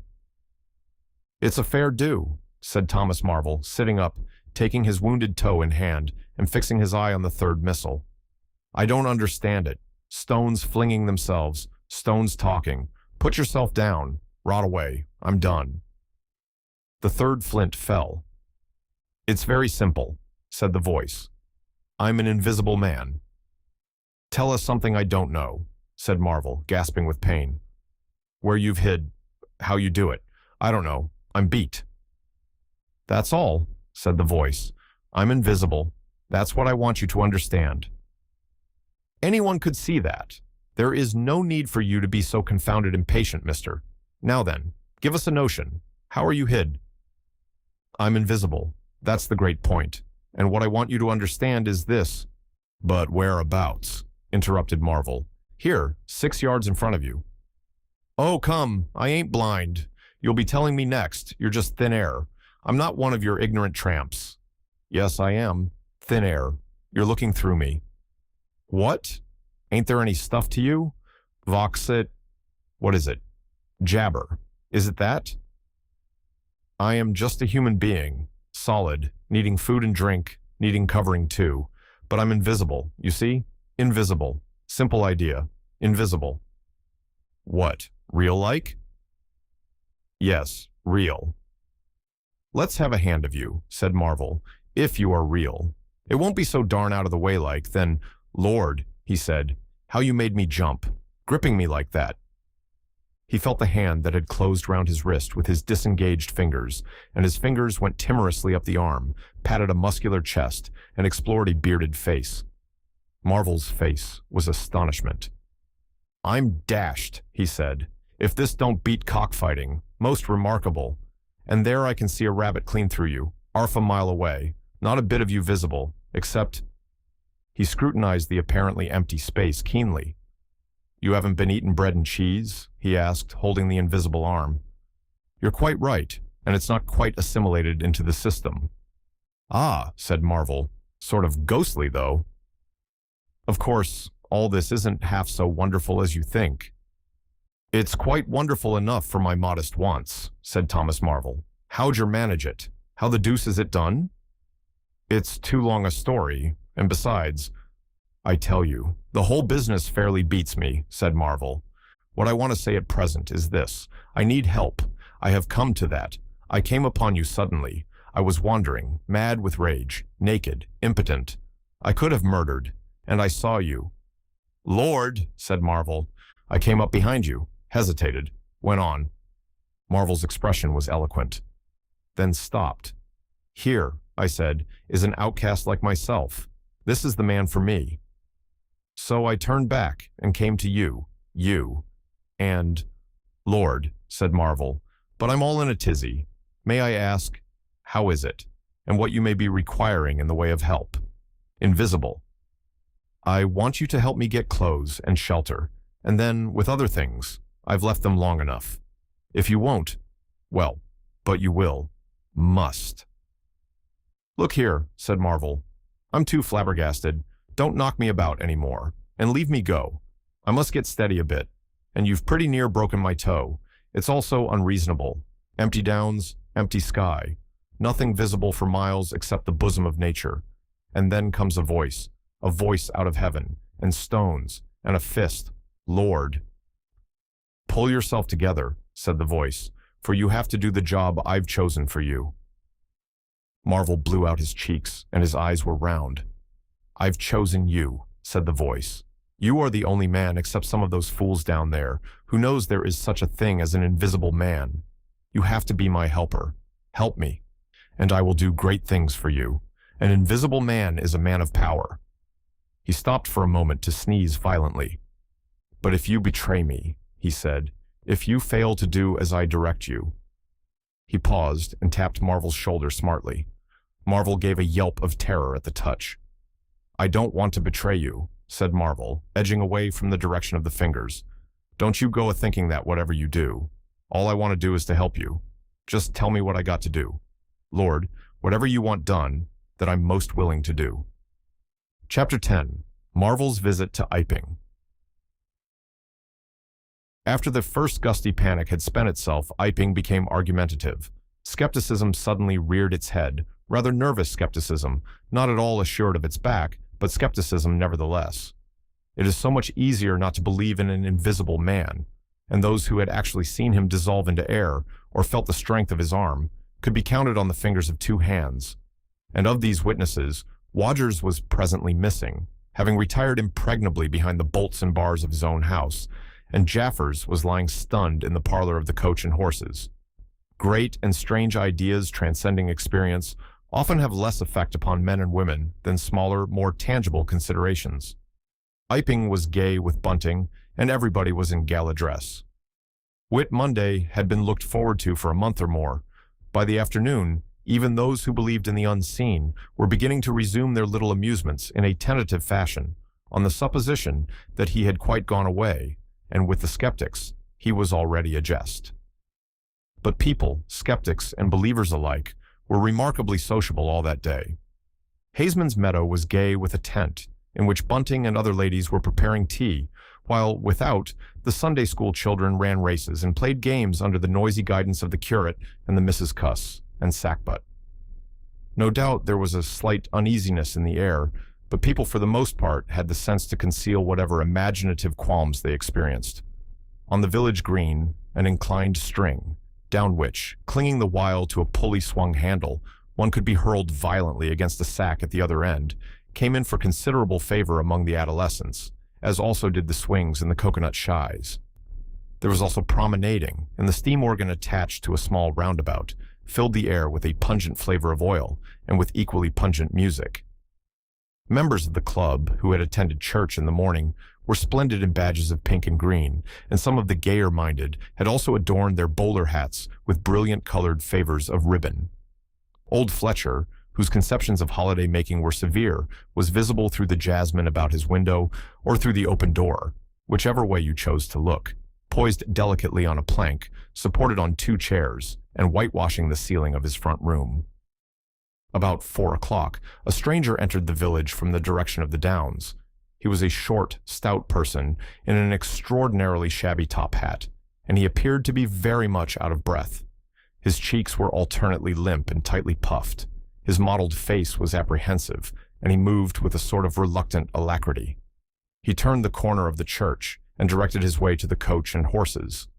Among others, old Fletcher remembers seeing him, and indeed the old gentleman was so struck by his peculiar agitation that he inadvertently allowed a quantity of whitewash to run down the brush into the sleeve of his coat while regarding him. This stranger, to the perceptions of the proprietor of the coconut shy, appeared to be talking to himself, and Huckster remarked the same thing. He stopped at the foot of the Coach and Horses steps, and, according to Huckster, appeared to undergo a severe internal struggle before he could induce himself to enter the house. Finally, he marched up the steps and was seen by Huckster to turn to the left and open the door of the parlor. Huckster heard voices from within the room and from the bar, apprising the man of his error. "That room's private," said Hall, and the stranger shut the door clumsily and went into the bar. In the course of a few minutes he reappeared, wiping his lips with the back of his hand, with an air of quiet satisfaction that somehow impressed Huckster as assumed. He stood looking about him for some moments, and then Huckster saw him walk in an oddly furtive manner towards the gates of the yard, upon which the parlor window opened. The stranger, after some hesitation, leant against one of the gate-posts, produced a short clay pipe, and prepared to fill it. His fingers trembled while doing so. He lit it clumsily, and folding his arms began to smoke in a languid attitude, an attitude which his occasional glances up the yard altogether belied. All this Huckster saw over the canisters of the tobacco window, and the singularity of the man's behavior prompted him to maintain his observation. Presently, the stranger stood up abruptly and put his pipe in his pocket. Then he vanished into the yard. Forthwith, Huckster, conceiving he was witness of some petty larceny, leapt round his counter and ran out into the road to intercept the thief. As he did so, Marvel reappeared, his hat askew, a big bundle in a blue tablecloth in one hand, and 3 books tied together, as it proved afterwards with the vicar's braces, in the other. Directly he saw Huckster, he gave a sort of gasp, and turning sharply to the left, began to run. "Stop, thief!" cried Huckster, and set off after him. Huckster's sensations were vivid but brief. He saw the man just before him, and spurting briskly for the church corner and the hill road. He saw the village flags and festivities beyond, and a face or so turned towards him. He bawled, "Stop!" again. He had hardly gone 10 strides before his shin was caught in some mysterious fashion, and he was no longer running but flying with inconceivable rapidity through the air. He saw the ground suddenly close to his face. The world seemed to splash into a million whirling specks of light, and subsequent proceedings interested him no more. Chapter 11. In the Coach and Horses. Now, in order clearly to understand what had happened in the inn, it is necessary to go back to the moment when Marvel first came into view of Huckster's window. At that precise moment, Cuss and Bunting were in the parlor. They were seriously investigating the strange occurrences of the morning, and were, with Hall's permission, making a thorough examination of the invisible man's belongings.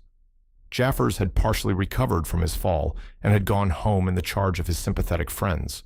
The stranger's scattered garments had been removed by Hall, and the room tidied up.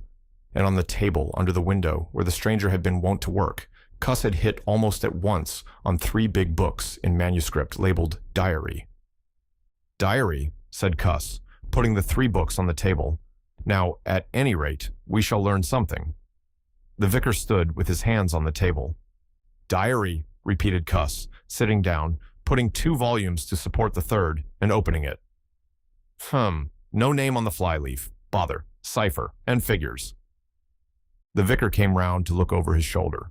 Cuss turned the pages over with a face suddenly disappointed. Dear me, it's all cipher, Bunting." "There are no diagrams?" asked Bunting. "No illustrations throwing light?" "See for yourself," said Cuss. "Some of it's mathematical, and some of it's Russian, or some such language, to judge by the letters. And some of it's Greek.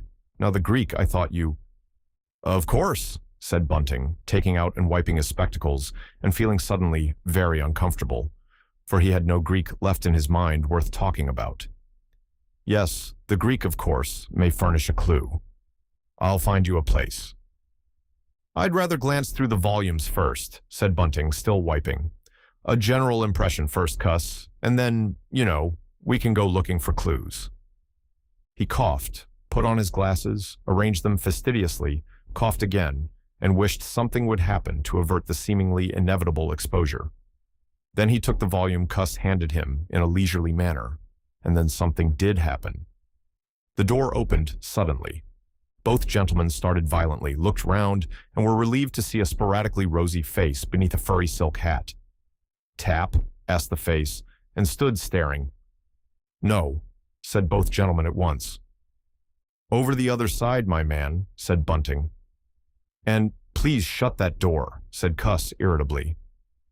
"All right," said the intruder, as it seemed in a low voice, curiously different from the huskiness of its first inquiry. "Right you are," said the intruder in the former voice. "Stand clear." And he vanished and closed the door. "A sailor, I should judge," said Bunting. "Amusing fellows they are. Stand clear, indeed. A nautical term, referring to his getting back out of the room, I suppose." "I dare say so," said Cuss. "My nerves are all loose today. It quite made me jump, the door opening like that." Bunting smiled as if he had not jumped. "And now," he said with a sigh, "these books." Someone sniffed as he did so. "One thing is indisputable," said Bunting, drawing up a chair next to that of Cuss. "There certainly have been very strange things happen in Iping during the last few days. Very strange. I cannot, of course, believe in this absurd invisibility story." "It's incredible," said Cuss. Incredible. But the fact remains that I certainly saw right down his sleeve.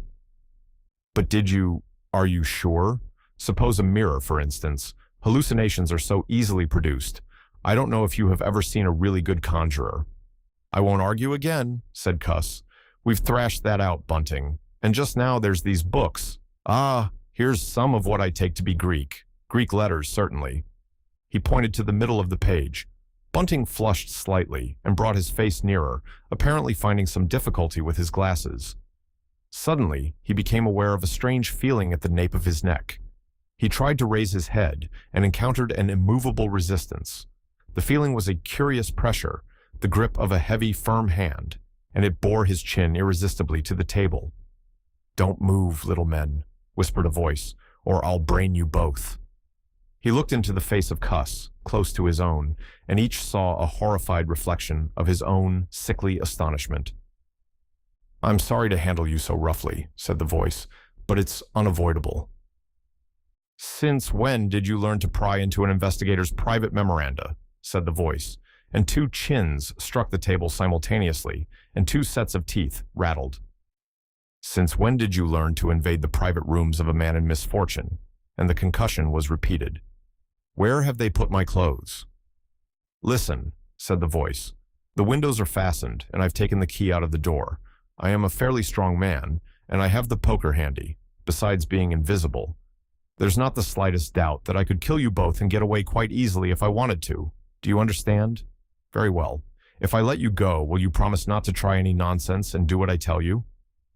The vicar and the doctor looked at one another, and the doctor pulled a face. "Yes," said Bunting, and the doctor repeated it. Then the pressure on the necks relaxed, and the doctor and the vicar sat up, both very red in the face and wriggling their heads. "Please keep sitting where you are," said the invisible man. "Here's the poker, you see." "When I came into this room," continued the invisible man, after presenting the poker to the tip of the nose of each of his visitors, "I did not expect to find it occupied, and I expected to find, in addition to my books of memoranda, an outfit of clothing." "Where is it?" "No, don't rise, I can see it's gone. Now, just at present, though the days are quite warm enough for an invisible man to run about stark, the evenings are quite chilly. I want clothing and other accommodation, and I must also have those 3 books. Chapter 12. The Invisible Man Loses His Temper. It is unavoidable that at this point the narrative should break off again, for a certain very painful reason that will presently be apparent. While these things were going on in the parlor, and while Huckster was watching Marvel smoking his pipe against the gate, not a dozen yards away were Hall and Teddy Henfrey discussing in a state of cloudy puzzlement the one Iping topic. Suddenly there came a violent thud against the door of the parlor, a sharp cry, and then silence. "Hullo," said Teddy Henfrey. "Hullo," from the tap. Hall took things in slowly but surely. "That ain't right," he said, and came round from behind the bar towards the parlor door. He and Teddy approached the door together with intent faces. Their eyes considered.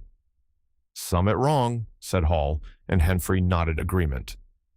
Whiffs of an unpleasant chemical odor met them, and there was a muffled sound of conversation, very rapid and subdued. "You all right, sir?" asked Hall, rapping. The muttered conversation ceased abruptly, for a moment's silence. Then the conversation was resumed, in hissing whispers, then a sharp cry of, "No, no, you don't." There came a sudden motion, and the oversetting of a chair, a brief struggle, silence again. "What the deuce?" exclaimed Henfrey sotto voce.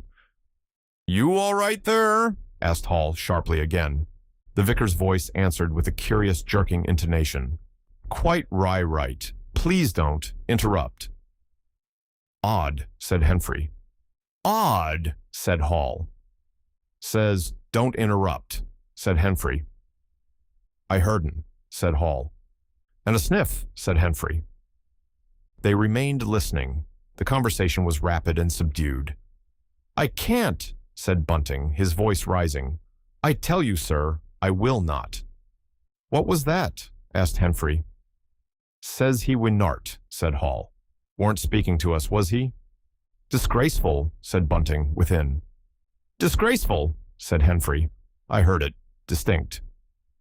Who's that speaking now? Asked Henfrey. Cuss, I suppose, said Hall. Can you hear anything? Silence.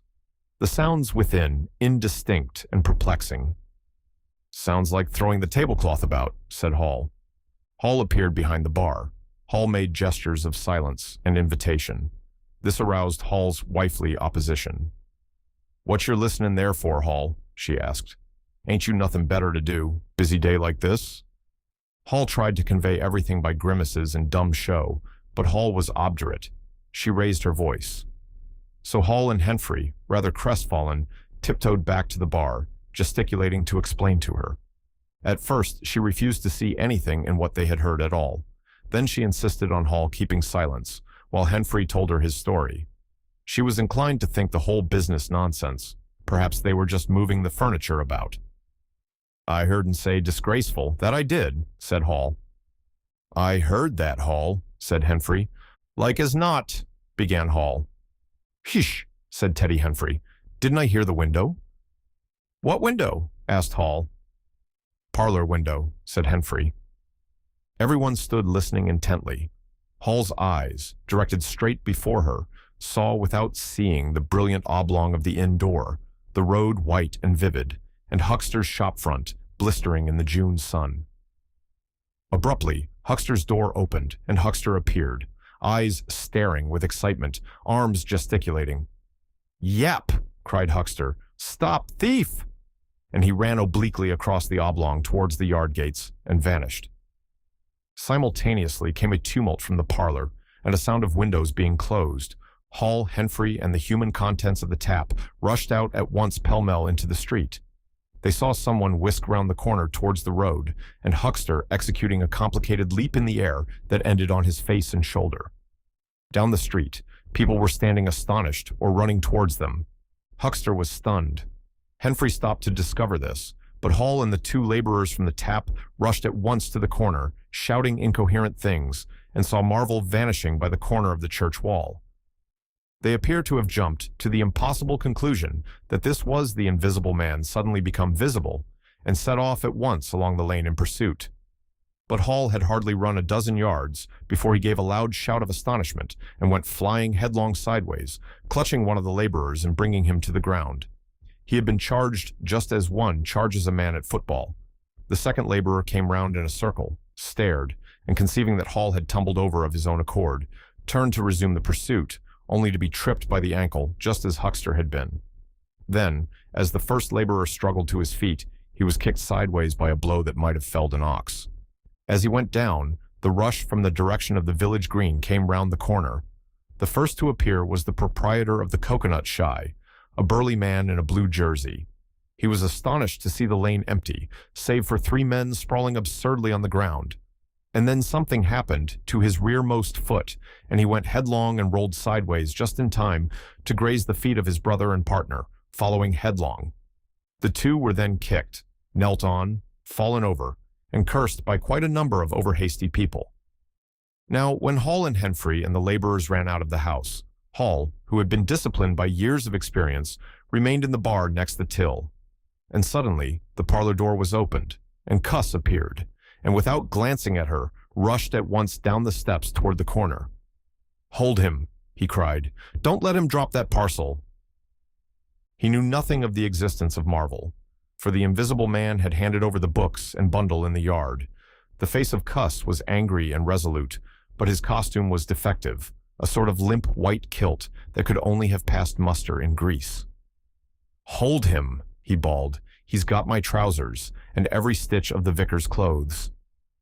"Tend to him in a minute," he cried to Henfrey as he passed the prostrate Huckster, and coming round the corner to join the tumult, was promptly knocked off his feet into an indecorous sprawl.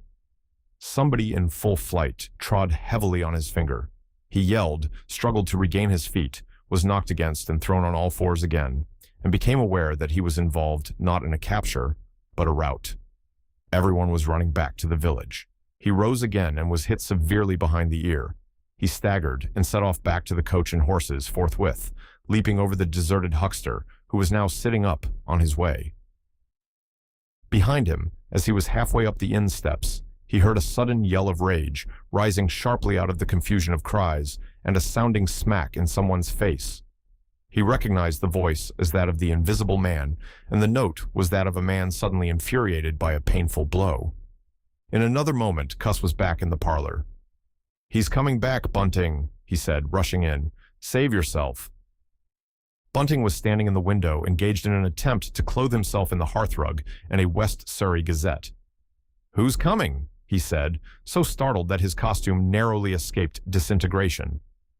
"Invisible Man," said Cuss, and rushed onto the window. "We'd better clear out from here. He's fighting mad. Mad!" In another moment, he was out in the yard. "Good heavens!" said Bunting, hesitating between two horrible alternatives. He heard a frightful struggle in the passage of the inn, and his decision was made. He clambered out of the window, adjusted his costume hastily, and fled up the village as fast as his fat little legs would carry him.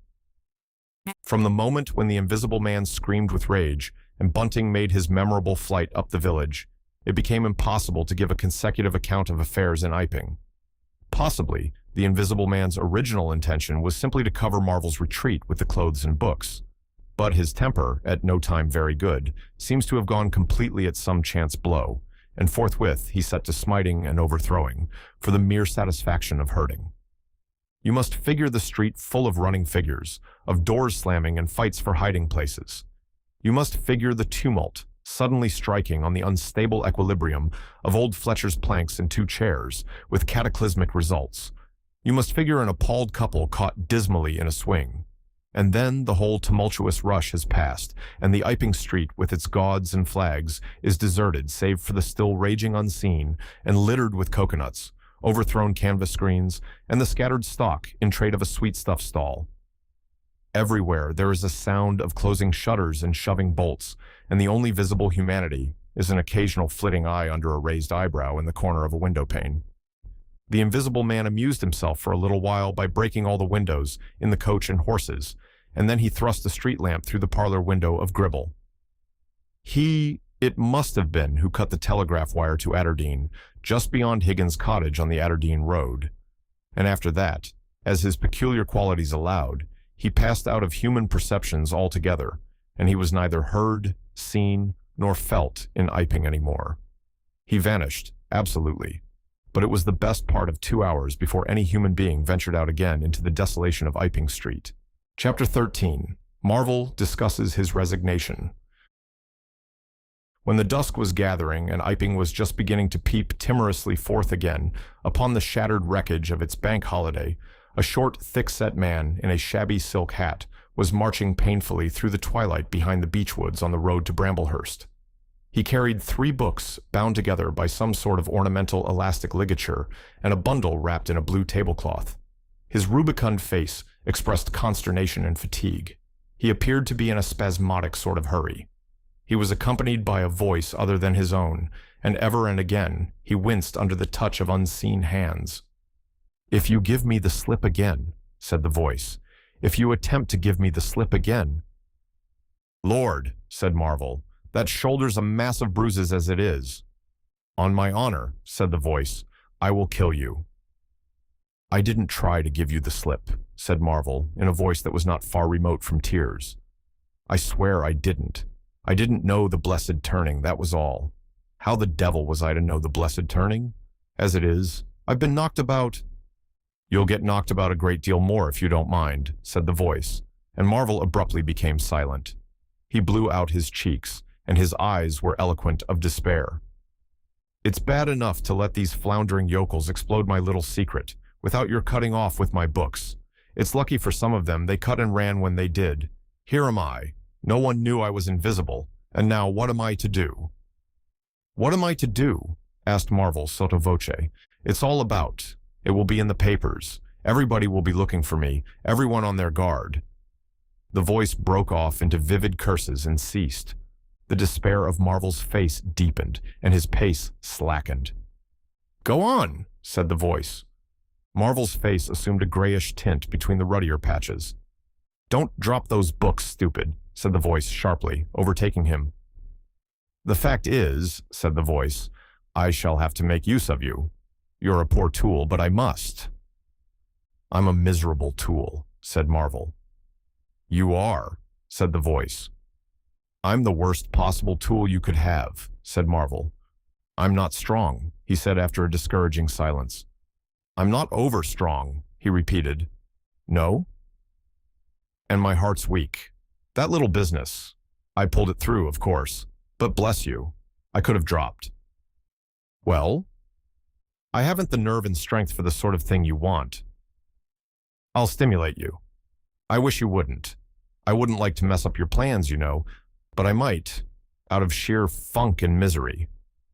You'd better not, said the voice with quiet emphasis. I wish I was dead, said Marvel. It ain't justice, he said. You must admit. It seems to me I've a perfect right. Get on, said the voice. Marvel mended his pace, and for a time they went in silence again. It's devilish hard, said Marvel. This was quite ineffectual. He tried another tack. What do I make by it? He began again in a tone of unendurable wrong. Oh, shut up, said the voice with sudden, amazing vigor. I'll see to you all right. You do what you're told. You'll do it all right. You're a fool and all that, but you'll do... I tell you, sir, I'm not the man for it, respectfully, but it is so... If you don't shut up, I shall twist your wrist again, said the invisible man. I want to think. Presently, 2 oblongs of yellow light appeared through the trees, and the square tower of a church loomed through the gloaming. I shall keep my hand on your shoulder, said the voice, all through the village. Go straight through and try no foolery. It will be the worse for you if you do. I know that, sighed Marvel. I know all that. The unhappy-looking figure in the obsolete silk hat passed up the street of the little village with his burdens and vanished into the gathering darkness beyond the lights of the windows. Chapter 14. At Port Stowe. 10 o'clock the next morning found Marvel, unshaven, dirty, and travel-stained, sitting with the books beside him and his hands deep in his pockets, looking very weary, nervous, and uncomfortable, and inflating his cheeks at infrequent intervals, on the bench outside a little inn on the outskirts of Port Stowe. Beside him were the books, but now they were tied with string. The bundle had been abandoned in the pine woods beyond Bramblehurst, in accordance with a change in the plans of the invisible man. Marvel sat on the bench, and although no one took the slightest notice of him, his agitation remained at fever heat. His hands would go ever and again to his various pockets, with a curious nervous fumbling. When he had been sitting for the best part of an hour, however, an elderly mariner, carrying a newspaper, came out of the inn and sat down beside him. Pleasant day, said the mariner. Marvel glanced about him with something very like terror. Very, he said. Just seasonable weather for the time of year, said the mariner, taking no denial. Quite, said Marvel. The mariner produced a toothpick and, saving his regard, was engrossed thereby for some minutes. His eyes, meanwhile, were at liberty to examine Marvel's dusty figure and the books beside him. As he had approached Marvel, he had heard a sound like the dropping of coins into a pocket. He was struck by the contrast of Marvel's appearance with this suggestion of opulence. Thence his mind wandered back again to a topic that had taken a curiously firm hold of his imagination. Books, he said suddenly, noisily finishing with the toothpick. Marvel started and looked at them. Oh yes, he said. Yes, they're books. There's some extraordinary things in books, said the mariner. I believe you, said Marvel. And some extraordinary things out of 'em, said the mariner. True likewise, said Marvel. He eyed his interlocutor and then glanced about him. There's some extraordinary things in newspapers, for example, said the mariner. There are. In this newspaper, said the mariner. Ah, said Marvel.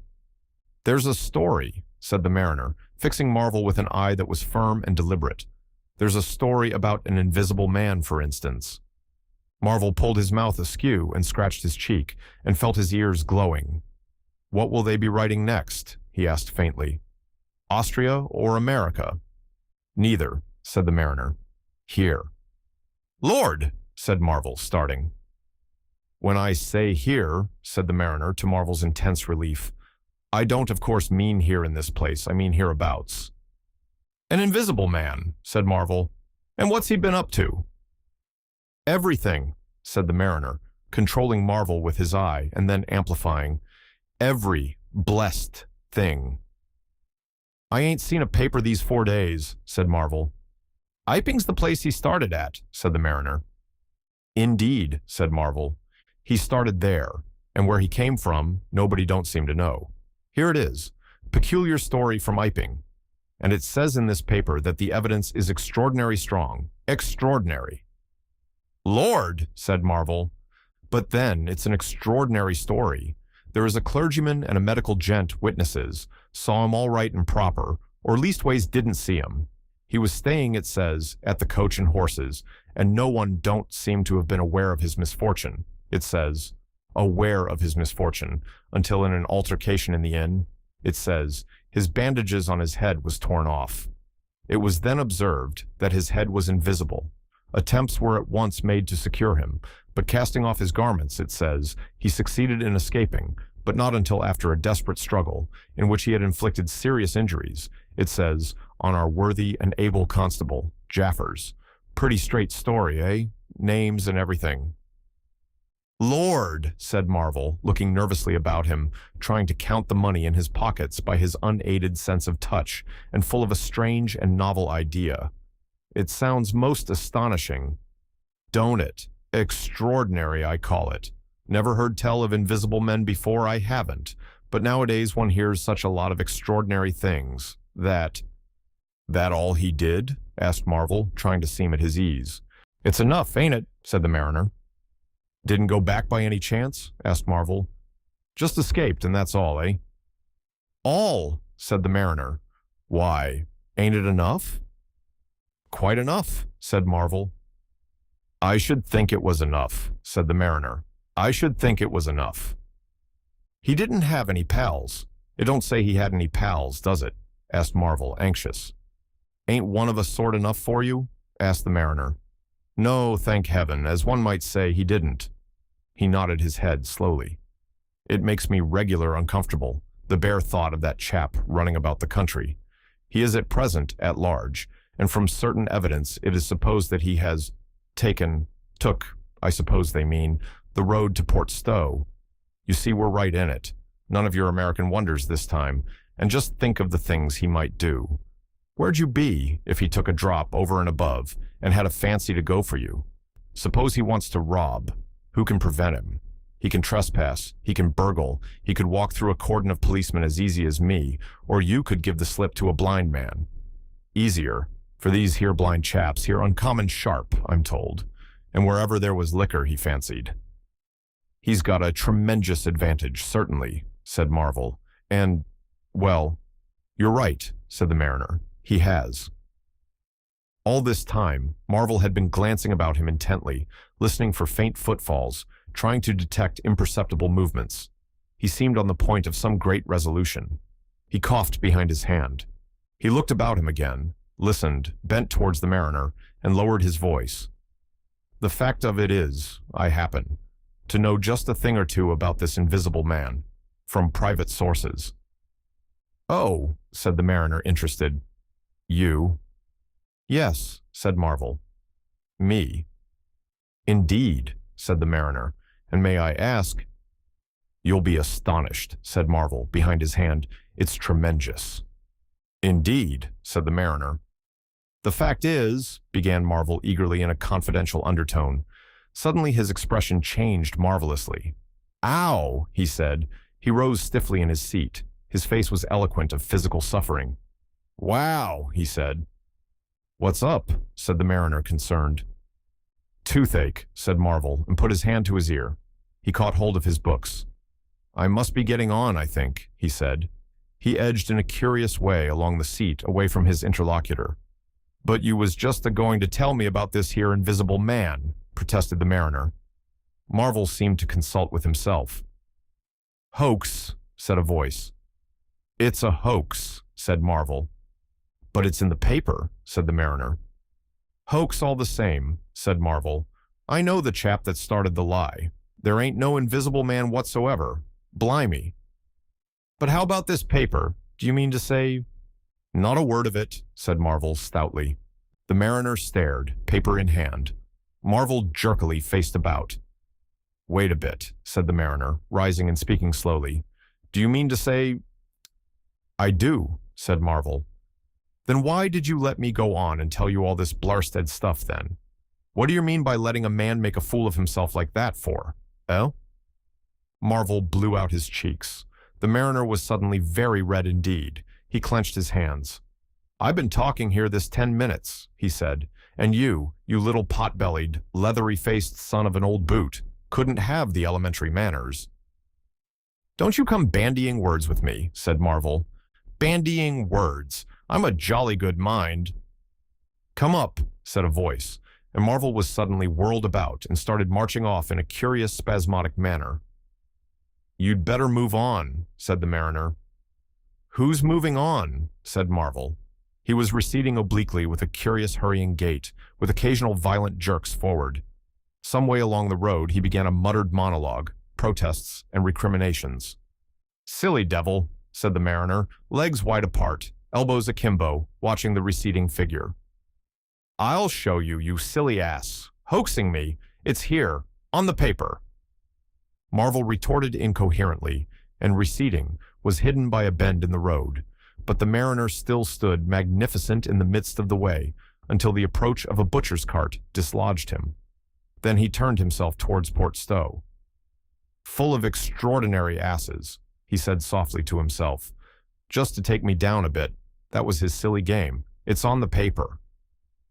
And there was another extraordinary thing he was presently to hear that had happened quite close to him, and that was a vision of a fist full of money, no less, traveling without visible agency, along by the wall at the corner of Michael's Lane. A brother mariner had seen this wonderful sight that very morning. He had snatched at the money forthwith and had been knocked headlong, and when he had got to his feet, the butterfly money had vanished. Our mariner was in the mood to believe anything, he declared, but that was a bit too stiff.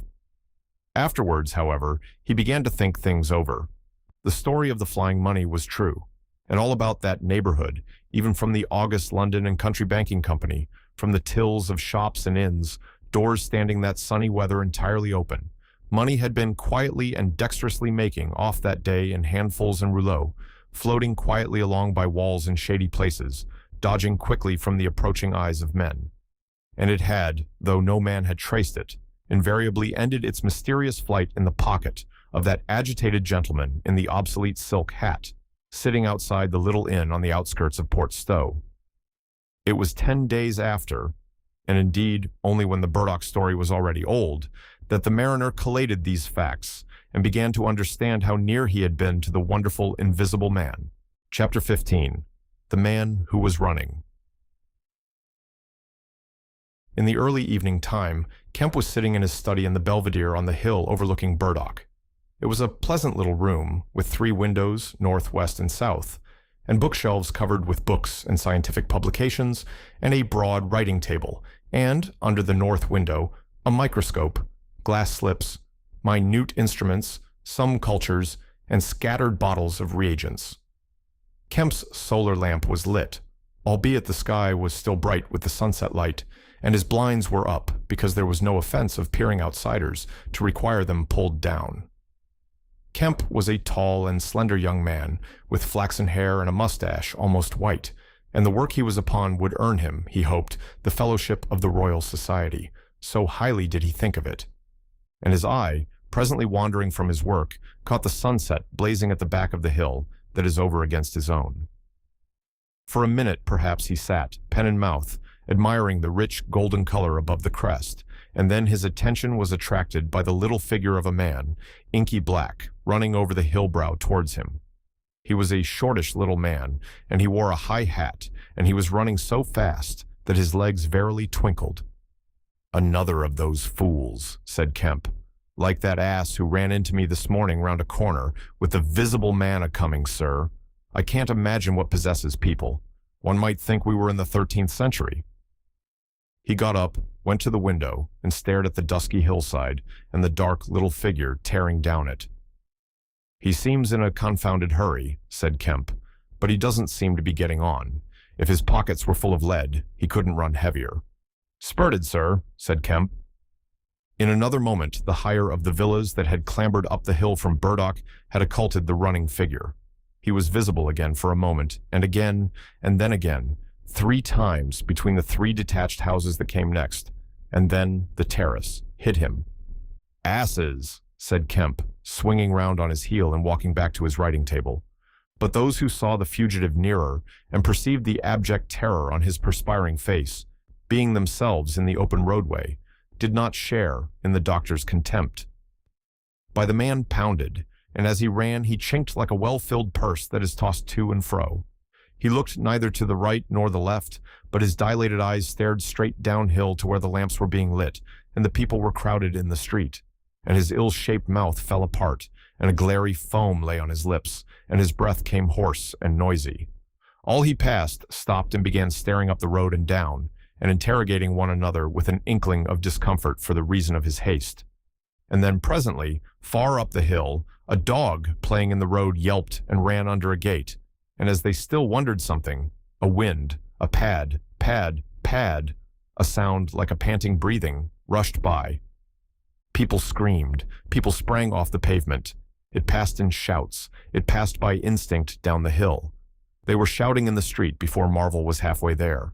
They were bolting into houses and slamming the doors behind them, with the news.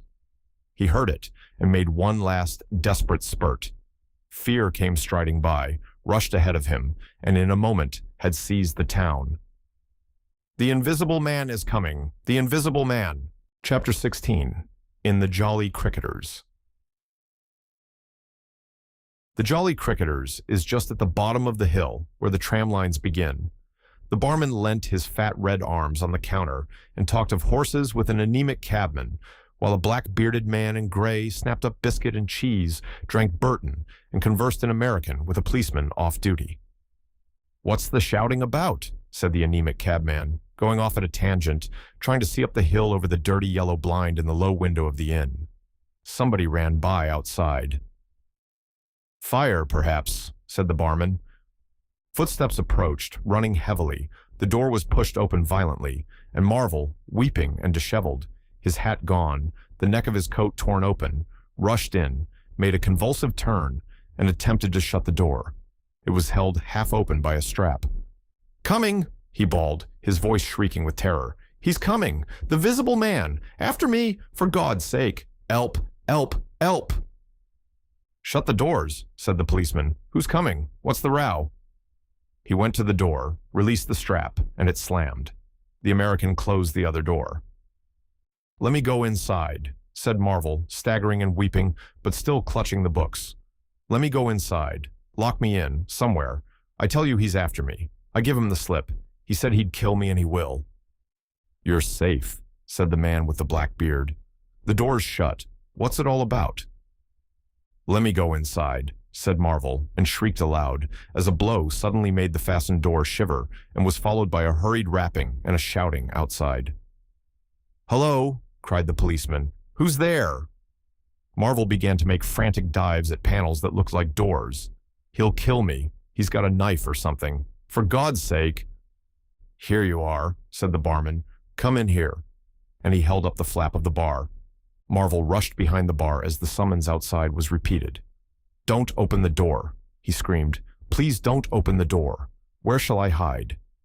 This invisible man, then?" asked the man with the black beard with one hand behind him. "I guess it's about time we saw him." The window of the inn was suddenly smashed in, and there was a screaming and running to and fro in the street. The policeman had been standing on the settee staring out, craning to see who was at the door. He got down with raised eyebrows. "It's that," he said. The barman stood in front of the bar parlor door, which was now locked on Marvel, stared at the smashed window, and came round to the 2 other men. Everything was suddenly quiet. "I wish I had my truncheon," said the policeman, going irresolutely to the door. "Once we open, in he comes. There's no stopping him."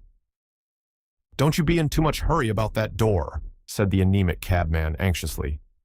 "Draw the bolts," said the man with the black beard. "And if he comes—" He showed a revolver in his hand. "That won't do," said the policeman. "That's murder." "I know what country I'm in," said the man with the beard. "I'm going to let off at his legs. Draw the bolts." Not with that blinking thing going off behind me, said the barman, craning over the blind. Very well, said the man with the black beard, and stooping down, revolver ready, drew them himself. Barman, cabman, and policeman faced about. Come in, said the bearded man in an undertone, standing back and facing the unbolted doors with his pistol behind him. No one came in, the door remained closed. 5 minutes afterwards, when a second cabman pushed his head in cautiously, they were still waiting, and an anxious face peered out of the bar parlor and supplied information. Are all the doors of the house shut? Asked Marvel. He's going round, prowling round. He's as artful as the devil. Good Lord, said the burly barman. There's the back. Just watch them doors. I say... He looked about him helplessly. The bar parlor door slammed, and they heard the key turn. There's the yard door and the private door. The yard door. He rushed out of the bar. In a minute, he reappeared with a carving knife in his hand. The yard door was open, he said, and his fat underlip dropped. He may be in the house now, said the first cabman. He's not in the kitchen, said the barman. There's 2 women there, and I've stabbed every inch of it with this little beef slicer, and they don't think he's come in. They haven't noticed. Have you fastened it? Asked the first cabman. I'm out of frocks, said the barman. The man with the beard replaced his revolver, and even as he did so, the flap of the bar was shut down and the bolt clicked, and then with a tremendous thud the catch of the door snapped, and the bar parlor door burst open. They heard Marvel squeal like a caught leveret, and forthwith they were clambering over the bar to his rescue. The bearded man's revolver cracked, and the looking glass at the back of the parlor starred and came smashing and tinkling down. As the barman entered the room, he saw Marvel curiously crumpled up and struggling against the door that led to the yard and kitchen. The door flew open while the barman hesitated, and Marvel was dragged into the kitchen. There was a scream and a clatter of pans. Marvel, head down and lugging back obstinately, was forced to the kitchen door, and the bolts were drawn. Then the policeman, who had been trying to pass the barman, rushed in, followed by one of the cabmen, gripped the wrist of the invisible hand that collared Marvel, was hit in the face, and went reeling back. The door opened, and Marvel made a frantic effort to obtain a lodgment behind it. Then the cabman collared something. I got him, said the cabman. The barman's red hands came clawing at the unseen.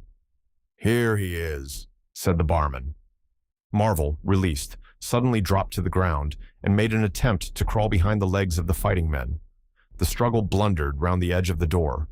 The voice of the invisible man was heard for the first time, yelling out sharply as the policeman trod on his foot.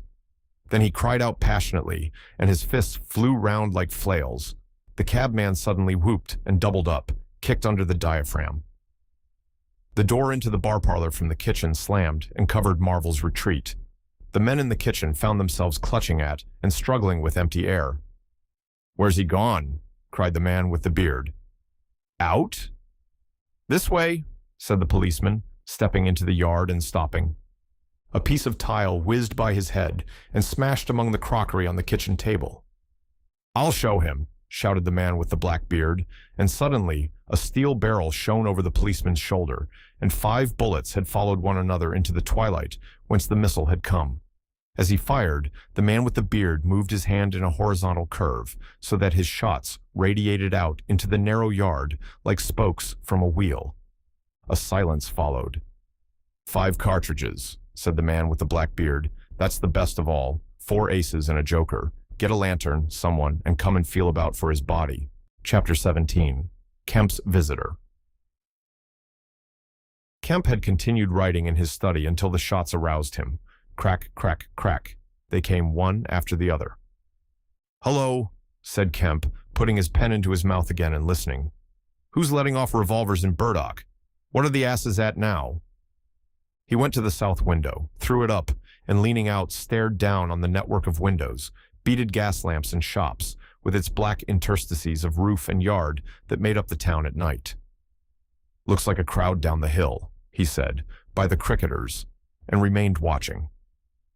Thence his eyes wandered over the town to far away, where the ship's lights shone, and the pier glowed, a little illuminated, facetted pavilion like a gem of yellow light.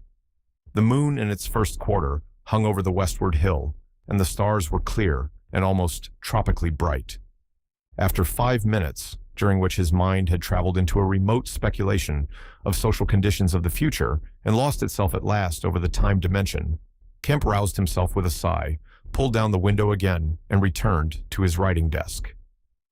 It must have been about an hour after this that the front doorbell rang.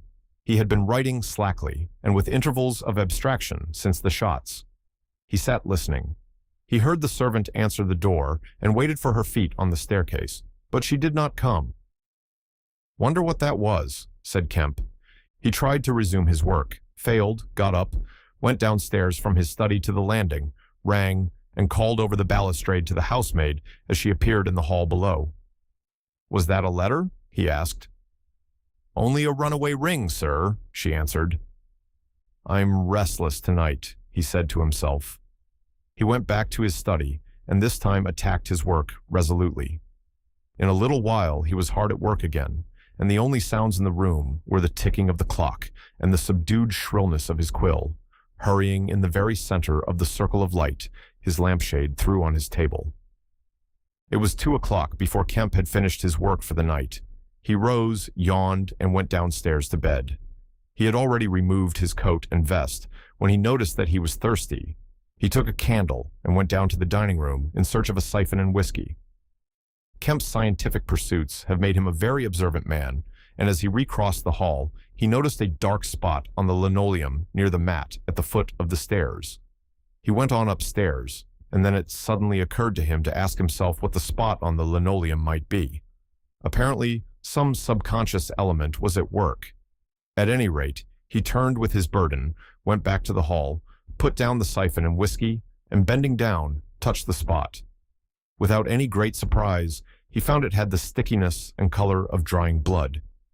He took up his burden again and returned upstairs, looking about him and trying to account for the blood spot. On the landing, he saw something and stopped astonished. The door handle of his own room was blood-stained. He looked at his own hand. It was quite clean, and then he remembered that the door of his room had been open when he came down from his study, and that consequently he had not touched the handle at all. He went straight into his room, his face quite calm, perhaps a trifle more resolute than usual. His glance, wandering inquisitively, fell on the bed. On the counterpane was a mess of blood, and the sheet had been torn. He had not noticed this before because he had walked straight to the dressing table. On the further side, the bedclothes were depressed, as if someone had been recently sitting there. Then he had an odd impression that he had heard a low voice say, "Good heavens, Kemp!" But Kemp was no believer in voices. He stood staring at the tumbled sheets. Was that really a voice? He looked about again, but noticed nothing further than the disordered and blood-stained bed. Then he distinctly heard a movement across the room, near the wash-hand stand. All men, however highly educated, retain some superstitious inklings. The feeling that is called eerie came upon him. He closed the door of the room, came forward to the dressing table, and put down his burdens. Suddenly, with a start, he perceived a coiled and blood-stained bandage of linen rag hanging in mid-air between him and the wash-hand stand. He stared at this in amazement. It was an empty bandage, a bandage properly tied but quite empty. He would have advanced to grasp it, but a touch arrested him, and a voice speaking quite close to him. "Kemp," said the voice. "Eh?" said Kemp, with his mouth open. "Keep your nerve," said the voice. "I'm an invisible man." Kemp made no answer for a space, simply stared at the bandage. "Invisible man," he said. "I am an invisible man," repeated the voice. The story he had been active to ridicule only that morning rushed through Kemp's brain. He does not appear to have been either very much frightened or very greatly surprised at the moment. Realization came later. "I thought it was all a lie," he said. The thought uppermost in his mind was the reiterated arguments of the morning. "Have you a bandage on?" he asked. "Yes," said the invisible man. "Oh," said Kemp, and then roused himself. "I say," he said, "but this is nonsense. It's some trick." He stepped forward suddenly, and his hand, extended towards the bandage, met invisible fingers. He recoiled at the touch, and his color changed. Keep steady, Kemp, for God's sake. I want help badly. Stop. The hand gripped his arm. He struck at it. Kemp, cried the voice. Kemp, keep steady. And the grip tightened. A frantic desire to free himself took possession of Kemp. The hand of the bandaged arm gripped his shoulder, and he was suddenly tripped and flung backwards upon the bed. He opened his mouth to shout, and the corner of the sheet was thrust between his teeth. The invisible man had him down grimly, but his arms were free, and he struck and tried to kick savagely. "Listen to reason, will you?" said the invisible man, sticking to him in spite of a pounding in the ribs. "By heaven, you'll madden me in a minute." "Lie still, you fool," bawled the invisible man in Kemp's ear. Kemp struggled for another moment, and then lay still. "If you shout, I'll smash your face," said the invisible man, relieving his mouth. "I'm an invisible man. It's no foolishness and no magic. I really am an invisible man, and I want your help. I don't want to hurt you, but if you behave like a frantic rustic, I must. Don't you remember me, Kemp? Griffin of University College." "Let me get up," said Kemp. "I'll stop where I am, and let me sit quiet for a minute." He sat up and felt his neck. "I am Griffin of University College, and I have made myself invisible. I am just an ordinary man, a man you have known, made invisible." "Griffin," said Kemp. "Griffin," answered the voice.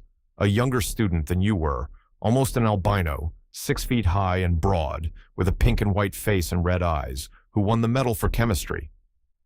"I am confused," said Kemp. "My brain is rioting. What has this to do with Griffin?" "I am Griffin," Kemp thought. "It's horrible," he said, "but what devilry must happen to make a man invisible?" "It's no devilry. It's a process, sane and intelligible enough." "It's horrible," said Kemp. "How on earth?" "It's horrible enough, but I'm wounded and in pain and tired. Great God, Kemp, you are a man. Take it steady. Give me some food and drink, and let me sit down here." Kemp stared at the bandage as it moved across the room, then saw a basket chair dragged across the floor and come to rest near the bed. It creaked, and the seat was depressed the 1/4 of an inch or so.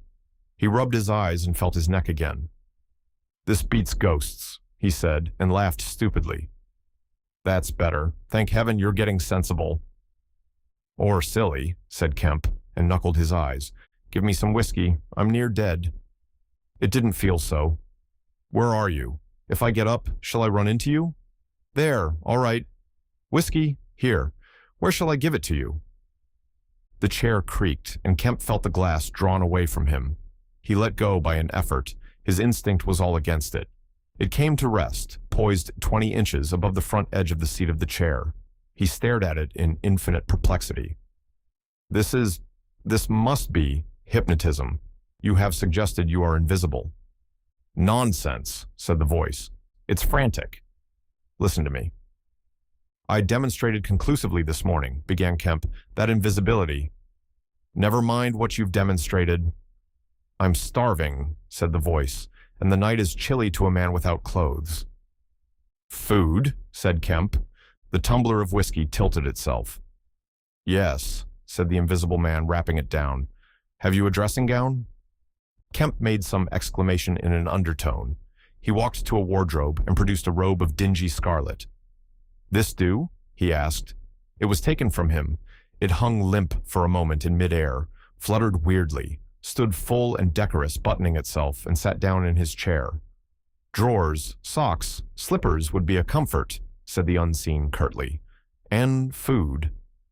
"Anything. But this is the insanest thing I ever was in my life." He turned out his drawers for the articles, and then went downstairs to ransack his larder. He came back with some cold cutlets and bread, pulled up a light table, and placed them before his guest.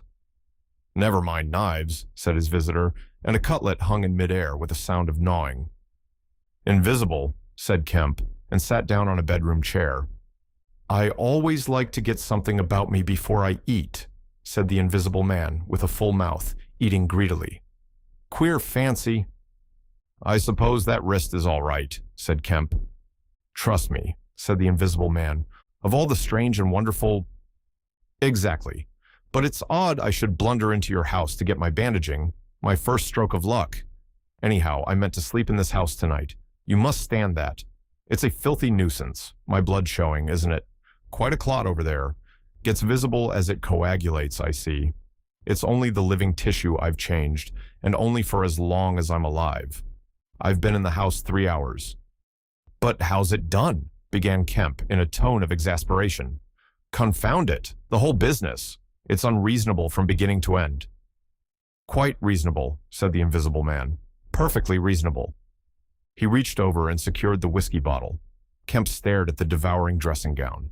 A ray of candlelight penetrating a torn patch in the right shoulder made a triangle of light under the left ribs. What were the shots? He asked. How did the shooting begin? There was a real fool of a man, a sort of confederate of mine, curse him, who tried to steal my money. Has done so. Is he invisible too? No. Well? Can't I have some more to eat before I tell you all that? I'm hungry, in pain, and you want me to tell stories? Kemp got up. You didn't do any shooting? He asked. Not me, said his visitor. Some fool I'd never seen fired at random. A lot of them got scared. They all got scared at me. Curse them. I say, I want more to eat than this, Kemp. I'll see what there is to eat downstairs, said Kemp. Not much, I'm afraid. After he had done eating, and he made a heavy meal, the Invisible Man demanded a cigar. He bit the end savagely before Kemp could find a knife, and cursed when the outer leaf loosened. It was strange to see him smoking. His mouth and throat, pharynx and nares, became visible as a sort of whirling smoke cast. This blessed gift of smoking, he said, and puffed vigorously. I'm lucky to have fallen upon you, Kemp. You must help me. Fancy tumbling on you just now. I'm in a devilish scrape. I've been mad, I think. The things I have been through. But we will do things yet. Let me tell you.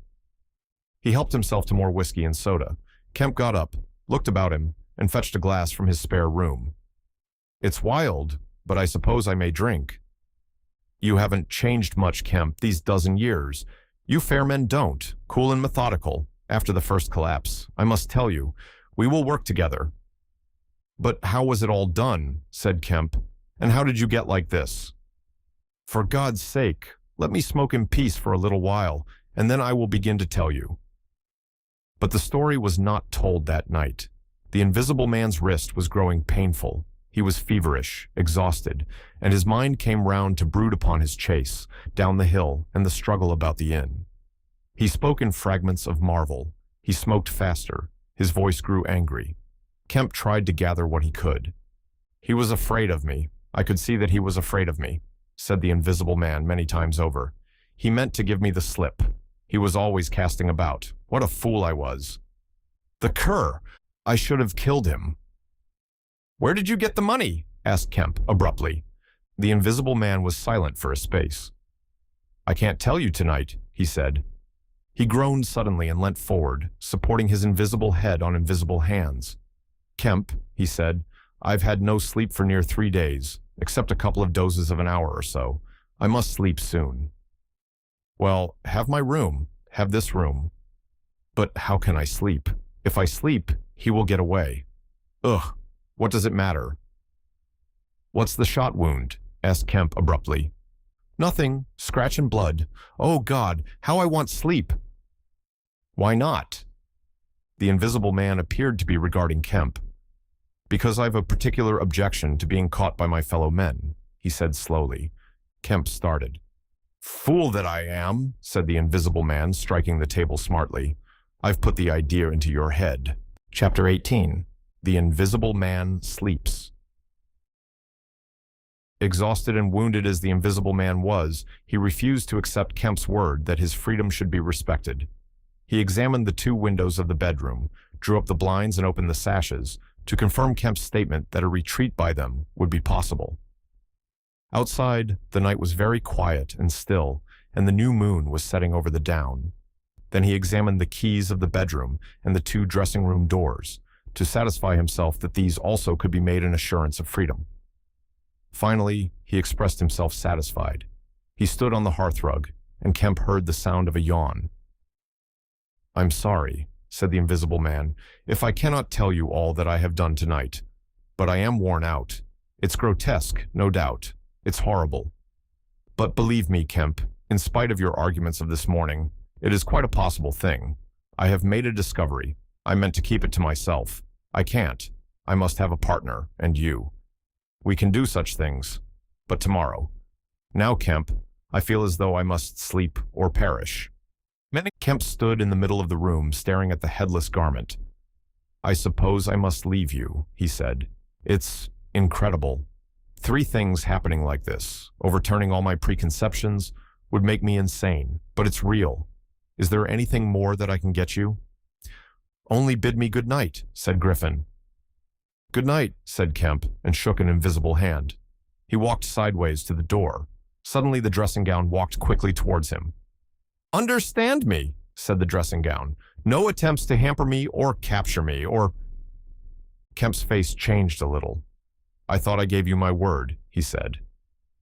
Kemp closed the door softly behind him, and the key was turned upon him forthwith. Then, as he stood with an expression of passive amazement on his face, the rapid feet came to the door of the dressing room, and that too was locked. Kemp slapped his brow with his hand. Am I dreaming? Has the world gone mad, or have I? He laughed and put his hand to the locked door. Barred out of my own bedroom by a flagrant absurdity, he said. He walked to the head of the staircase, turned, and stared at the locked doors. It's fact, he said. He put his fingers to his slightly bruised neck. Undeniable fact. But... He shook his head hopelessly, turned, and went downstairs. He lit the dining room lamp, got out a cigar, and began pacing the room, ejaculating. Now and then he would argue with himself. Invisible, he said. Is there such a thing as an invisible animal? In the sea, yes. Thousands, millions, all the larvae, all the little nauplii and tornarias, all the microscopic things, the jellyfish. In the sea, there are more things invisible than visible. I never thought of that before. And in the ponds, too, all those little pond life things, specks of colorless, translucent jelly. But in air? No. It can't be. But after all, why not? If a man was made of glass, he would still be visible. His meditation became profound. The bulk of 3 cigars had passed into the invisible or diffused as a white ash over the carpet before he spoke again. Then it was merely an exclamation. He turned aside, walked out of the room, and went into his little consulting room and lit the gas there. It was a little room because Kemp did not live by practice, and in it were the day's newspapers. The morning's paper lay carelessly opened and thrown aside. He caught it up, turned it over, and read the account of a strange story from Iping that the mariner at Port Stowe had spelt over so painfully to marvel. Kemp read it swiftly. Wrapped up, said Kemp, disguised, hiding it. No one seems to have been aware of his misfortune. What the devil is his game? He dropped the paper, and his eye went seeking. Ah, he said, and caught up the James Gazette, lying folded up as it arrived. Now we shall get at the truth, said Kemp. He rent the paper open. A couple of columns confronted him. An entire village in Sussex goes mad was the heading. Good heavens, said Kemp, reading eagerly an incredulous account of the events in Iping of the previous afternoon that have already been described. Over the leaf, the report in the morning paper had been reprinted. He reread it. Ran through the streets, striking right and left. Jaffers insensible. Huckster in great pain, still unable to describe what he saw. Painful humiliation. Vicar. Woman ill with terror. Windows smashed. This extraordinary story probably a fabrication. Too good not to print. Cum grano. He dropped the paper and stared blankly in front of him. Probably a fabrication. He caught up the paper again and reread the whole business. But when does the tramp come in? Why the deuce was he chasing a tramp? He sat down abruptly on the surgical bench. He's not only invisible, he said, but he's mad, homicidal. When dawn came to mingle its pallor with the lamplight and cigar smoke of the dining room, Kemp was still pacing up and down, trying to grasp the incredible. He was altogether too excited to sleep. His servants, descending sleepily, discovered him, and were inclined to think that overstudy had worked this ill on him. He gave them extraordinary but quite explicit instructions to lay breakfast for two in the Belvedere study, and then to confine themselves to the basement and ground floor. Then he continued to pace the dining room until the morning's paper came. That had much to say and little to tell, beyond the confirmation of the evening before, and a very badly written account of another remarkable tale from Port Burdock. This gave Kemp the essence of the happenings at the Jolly Cricketers and the name of Marvel. "He has made me keep with him 24 hours, Marvel testified. Certain minor facts were added to the Iping story, notably the cutting of the village telegraph wire, but there was nothing to throw light on the connection between the Invisible Man and the tramp, for Marvel had supplied no information about the 3 books or the money with which he was lined. The incredulous tone had vanished, and a shoal of reporters and inquirers were already at work elaborating the matter. Kemp read every scrap of the report and sent his housemaid out to get every one of the morning papers she could. These also he devoured. "He is invisible," he said, "and it reads like rage growing to mania. The things he may do, the things he may do, and he's upstairs free as the air. What on earth ought I to do? For instance, would it be a breach of faith if— No." He went to a little untidy desk in the corner and began a note. He tore this up half-written and wrote another. He read it over and considered it. Then he took an envelope and addressed it to Colonel Adai, Port Burdock. The Invisible Man awoke even as Kemp was doing this. He awoke in an evil temper, and Kemp, alert for every sound, heard his pattering feet rush suddenly across the bedroom overhead. Then a chair was flung over, and the wash-hand stand tumbler smashed. Kemp hurried upstairs and rapped eagerly. Chapter 19. Certain First Principles. "Nothing," was the answer, but confound it, the smash. "Fit of temper," said the Invisible Man. "Forgot this arm, and it's sore." "You're rather liable to that sort of thing." "I am." Kemp walked across the room and picked up the fragments of broken glass. "All the facts are out about you," said Kemp, standing up with the glass in his hand. "All that happened in Iping and down the hill. The world has become aware of its invisible citizen, but no one knows you are here." The Invisible Man swore. "The secret's out. I gather it was a secret. I don't know what your plans are, but of course I'm anxious to help you." The Invisible Man sat down on the bed. "There's breakfast upstairs," said Kemp, speaking as easily as possible, and he was delighted to find his strange guest rose willingly. Kemp led the way up the narrow staircase to the Belvedere. "Before we can do anything else," said Kemp, "I must understand a little more about this invisibility of yours." He had sat down after one nervous glance out of the window with the air of a man who has talking to do. His doubts of the sanity of the entire business flashed and vanished again as he looked across to where Griffin sat at the breakfast table, a headless, handless dressing gown, wiping unseen lips on a miraculously held serviette. "It's simple enough, and credible enough," said Griffin, putting the serviette aside and leaning the invisible head on an invisible hand. "No doubt to you, but—" Kemp laughed. "Well, yes, to me it seemed wonderful at first, no doubt, but now, great God, but we will do great things yet. I came on the stuff first at Chesilstowe." "Chesilstowe?" "I went there after I left London. You know I dropped medicine and took up physics? No, well, I did. Light fascinated me." "Ah! Optical density. The whole subject is a network of riddles, a network with solutions glimmering elusively through. And being but 22 and full of enthusiasm, I said, I will devote my life to this. This is worthwhile. You know what fools we are at 22?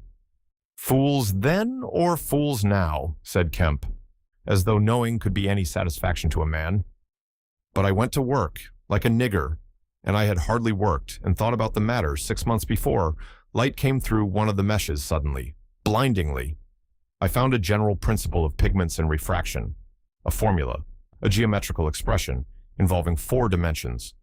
Fools, common men, even common mathematicians, do not know anything of what some general expression may mean to the student of molecular physics. In the books that Tramp has hidden, there are marvels, miracles. But this was not a method, it was an idea, that might lead to a method by which it would be possible, without changing any other property of matter, except in some instances colors, to lower the refractive index of a substance, solid or liquid, to that of air, so far as all practical purposes are concerned. Phew, said Kemp. That's odd, but still, I don't see quite. I can understand that thereby you could spoil a valuable stone, but personal invisibility is a far cry. Precisely, said Griffin. But consider, visibility depends on the action of the visible bodies on light. Either a body absorbs light, or it reflects or refracts it, or does all these things. If it neither reflects nor refracts nor absorbs light, it cannot of itself be visible. You see an opaque red box, for instance, because the color absorbs some of the light and reflects the rest, all the red part of the light, to you. If it did not absorb any particular part of the light, but reflected it all, then it would be a shining white box. Silver. A diamond box would neither absorb much of the light nor reflect much from the general surface, but just here and there where the surfaces were favorable, the light would be reflected and refracted so that you would get a brilliant appearance of flashing reflections and translucencies, a sort of skeleton of light. A glass box would not be so brilliant nor so clearly visible as a diamond box, because there would be less refraction and reflection. See that? From certain points of view, you would see quite clearly through it. Some kinds of glass would be more visible than others. A box of flint glass would be brighter than a box of ordinary window glass. A box of very thin common glass would be hard to see in a bad light, because it would absorb hardly any light and refract and reflect very little. And if you put a sheet of common white glass in water, still more, if you put it in some denser liquid than water, it would vanish almost altogether, because light passing from water to glass is only slightly refracted or reflected or indeed affected in any way. It is almost as invisible as a jet of coal gas or hydrogen is in air, and for precisely the same reason. Yes, said Kemp, that is pretty plain sailing. And here is another fact you will know to be true. If a sheet of glass is smashed, Kemp, and beaten into a powder, it becomes much more visible while it is in the air. It becomes at last an opaque white powder. This is because the powdering multiplies the surfaces of the glass at which refraction and reflection occur. In the sheet of glass, there are only two surfaces. In the powder, the light is reflected or refracted by each grain it passes through, and very little gets right through the powder. But if the white powdered glass is put into water, it forthwith vanishes. The powdered glass and water have much the same refractive index. That is, the light undergoes very little refraction or reflection in passing from one to the other. You make the glass invisible by putting it into a liquid of nearly the same refractive index. A transparent thing becomes invisible if it is put in any medium of almost the same refractive index.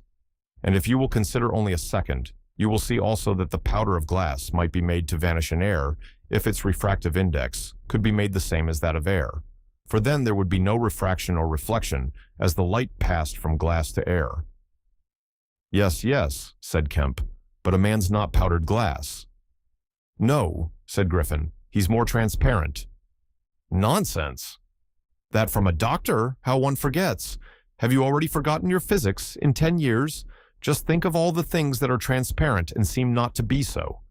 Paper, for instance, is made up of transparent fibers, and it is white and opaque only for the same reason that a powder of glass is white and opaque. Oil white paper. Fill up the interstices between the particles with oil so that there is no longer refraction or reflection except at the surfaces, and it becomes as transparent as glass. And not only paper, but cotton fiber, linen fiber, wool fiber, woody fiber, and bone, Kemp, flesh, Kemp, hair, Kemp, nails, and nerves.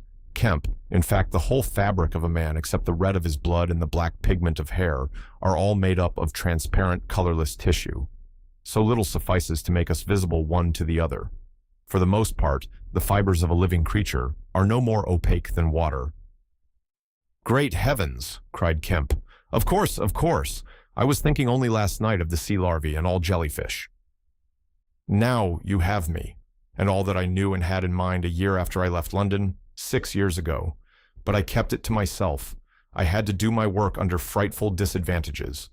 Oliver, my professor, was a scientific bounder. A journalist by instinct, a thief of ideas, he was always prying. And you know the knavish system of the scientific world. I simply would not publish and let him share my credit. I went on working. I got nearer and nearer, making my formula into an experiment, a reality.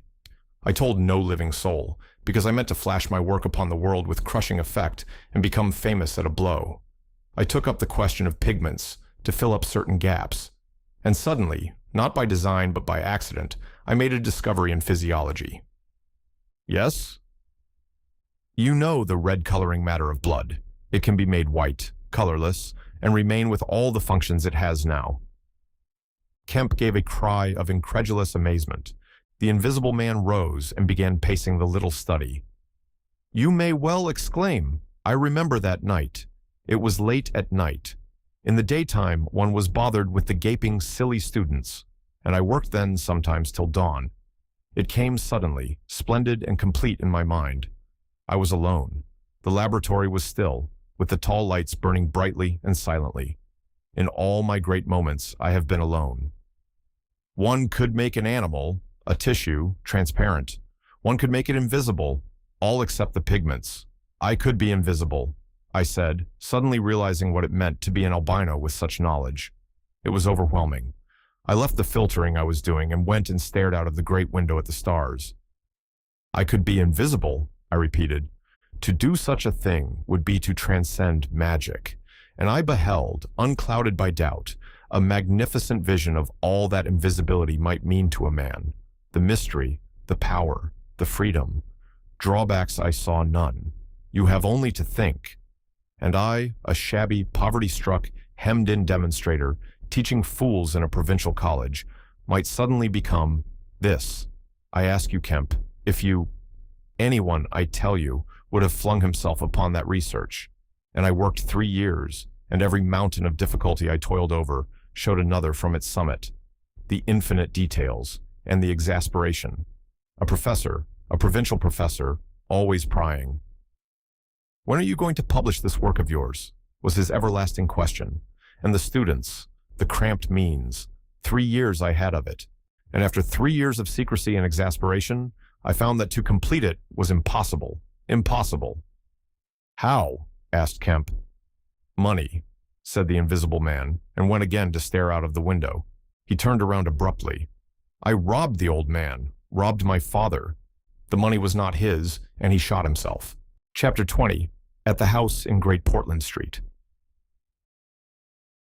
For a moment, Kemp sat in silence, staring at the back of the headless figure at the window. Then he started, struck by a thought, rose, took the Invisible Man's arm, and turned him away from the outlook. You are tired, he said, and while I sit, you walk about, have my chair. He placed himself between Griffin and the nearest window. For a space, Griffin sat silent, and then he resumed abruptly. I had left the Chesilstowe cottage already, he said, when that happened. It was last December. I had taken a room in London, a large, unfurnished room in a big, ill-managed lodging house in a slum near Great Portland Street. The room was soon full of the appliances I had bought with his money. The work was going on steadily, successfully, drawing near an end.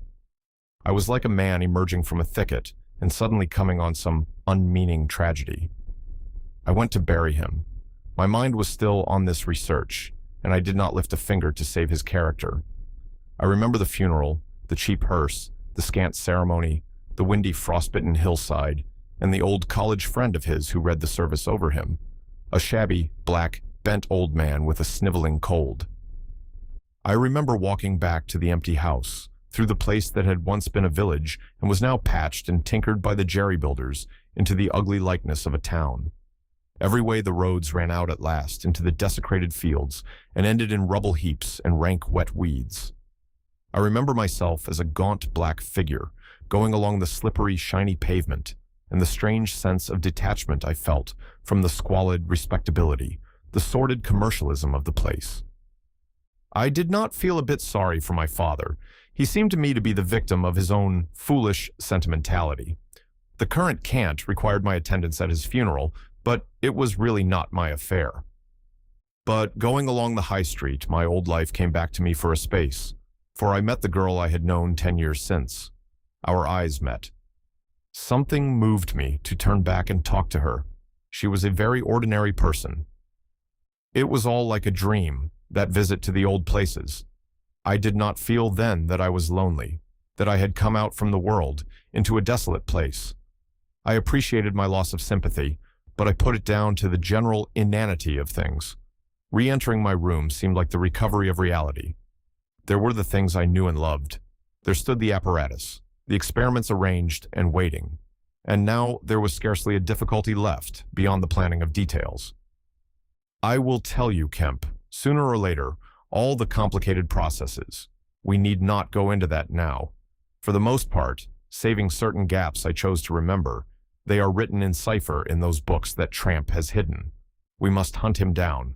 We must get those books again. But the essential phase was to place the transparent object whose refractive index was to be lowered between two radiating centers of a sort of ethereal vibration, of which I will tell you more fully later. No, not those Röntgen vibrations. I don't know that these others of mine have been described, yet they are obvious enough. I needed 2 little dynamos, and these I worked with a cheap gas engine. My first experiment was with a bit of white wool fabric. It was the strangest thing in the world to see it in the flicker of the flashes, soft and white, and then to watch it fade like a wreath of smoke and vanish. I could scarcely believe I had done it. I put my hand into the emptiness, and there was the thing as solid as ever. I felt it awkwardly and threw it on the floor. I had a little trouble finding it again. And then came a curious experience. I heard a meow behind me, and turning, saw a lean white cat, very dirty, on the cistern cover outside the window. A thought came into my head. "Everything ready for you," I said, and went to the window, opened it, and called softly. She came in, purring. The poor beast was starving, and I gave her some milk. All my food was in a cupboard in the corner of the room. After that, she went smelling round the room, evidently with the idea of making herself at home. The invisible rag upset her a bit. You should have seen her spit at it. But I made her comfortable on the pillow of my truckle bed, and I gave her butter to get her to wash. "And you processed her?" "I processed her, but giving drugs to a cat is no joke, Kemp, and the process failed." "Failed?" "In 2 particulars. These were the claws and the pigment stuff. What is it? At the back of the eye in a cat, you know?" "Tapetum." "Yes, the tapetum. It didn't go.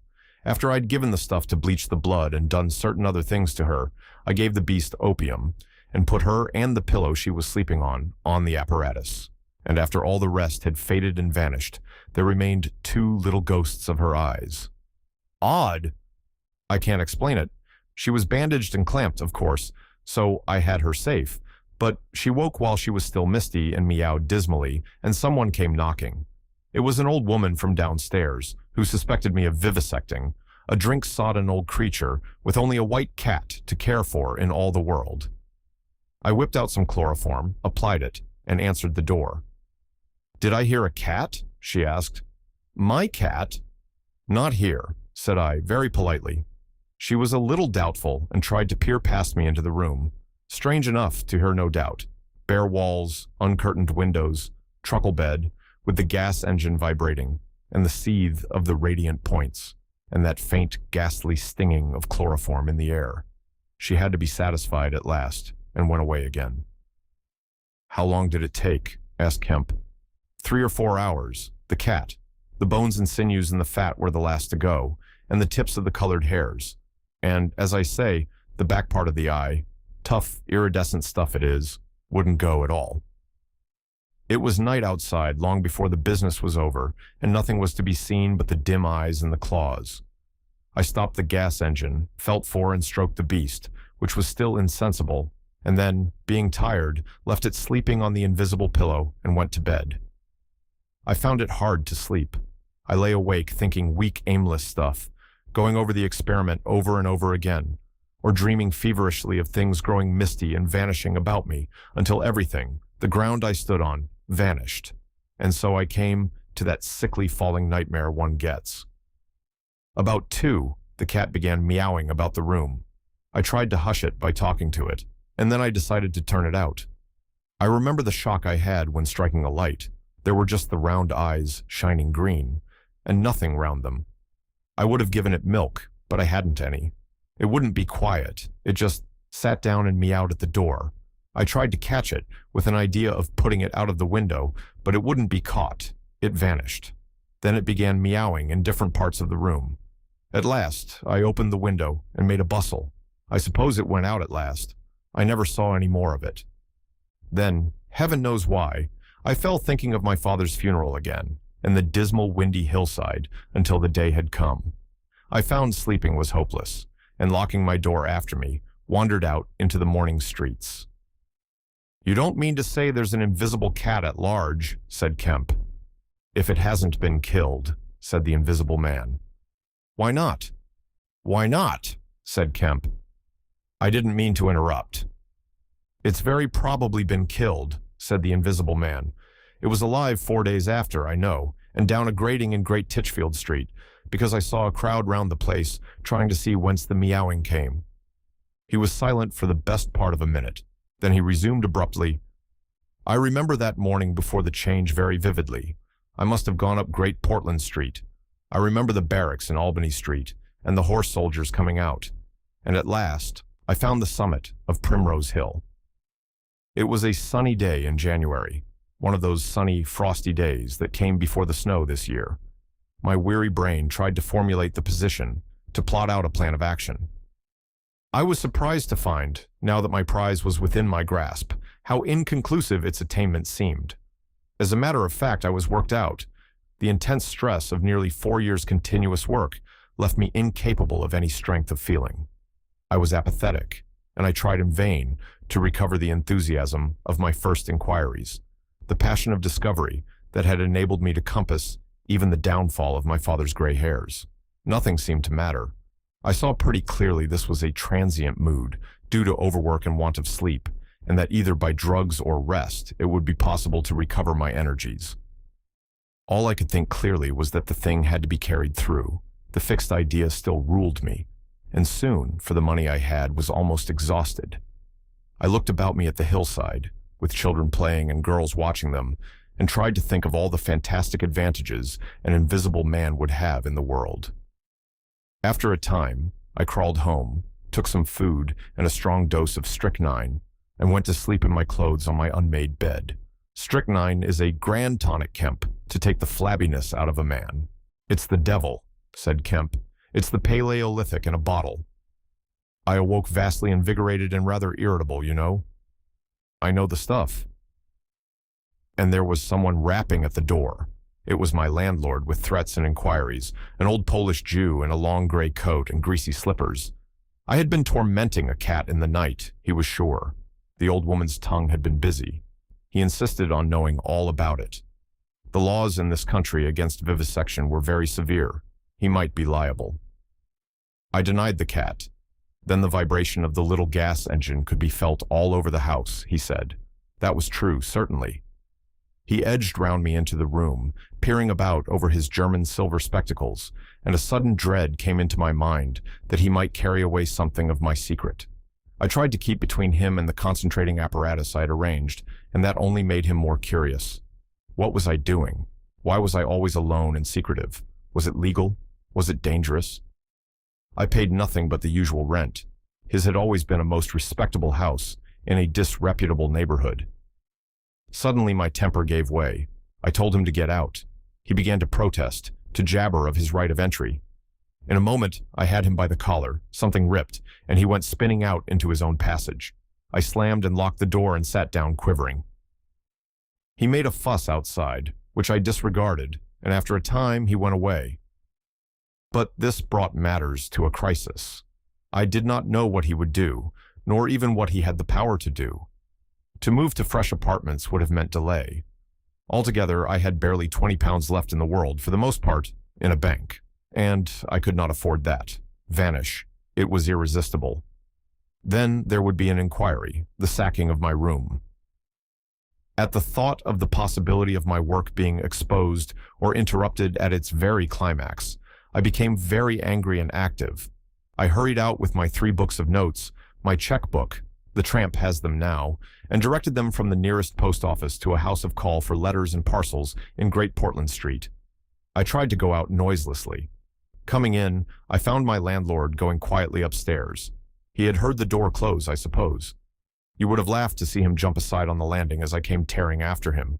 He glared at me as I went by him, and I made the house quiver with the slamming of my door. I heard him come shuffling up to my floor, hesitate, and go down. I set to work upon my preparations forthwith. It was all done that evening and night.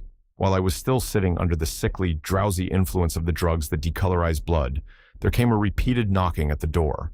It ceased, footsteps went away and returned, and the knocking was resumed. There was an attempt to push something under the door, a blue paper. Then, in a fit of irritation, I rose and went and flung the door wide open. "Now then," said I. It was my landlord with a notice of ejectment or something. He held it out to me, saw something odd about my hands, I expect, and lifted his eyes to my face. For a moment he gaped. Then he gave a sort of inarticulate cry, dropped candle and writ together, and went blundering down the dark passage to the stairs. I shut the door, locked it, and went to the looking-glass. Then I understood his terror. My face was white, like white stone. But it was all horrible. I had not expected the suffering, a night of racking anguish, sickness, and fainting. I set my teeth, though my skin was presently afire, all my body afire, but I lay there like grim death. I understood now how it was the cat had howled until I chloroformed it. Lucky it was, I lived alone and untended in my room. There were times when I sobbed and groaned and talked, but I stuck to it. I became insensible and woke languid in the darkness. The pain had passed. I thought I was killing myself, and I did not care.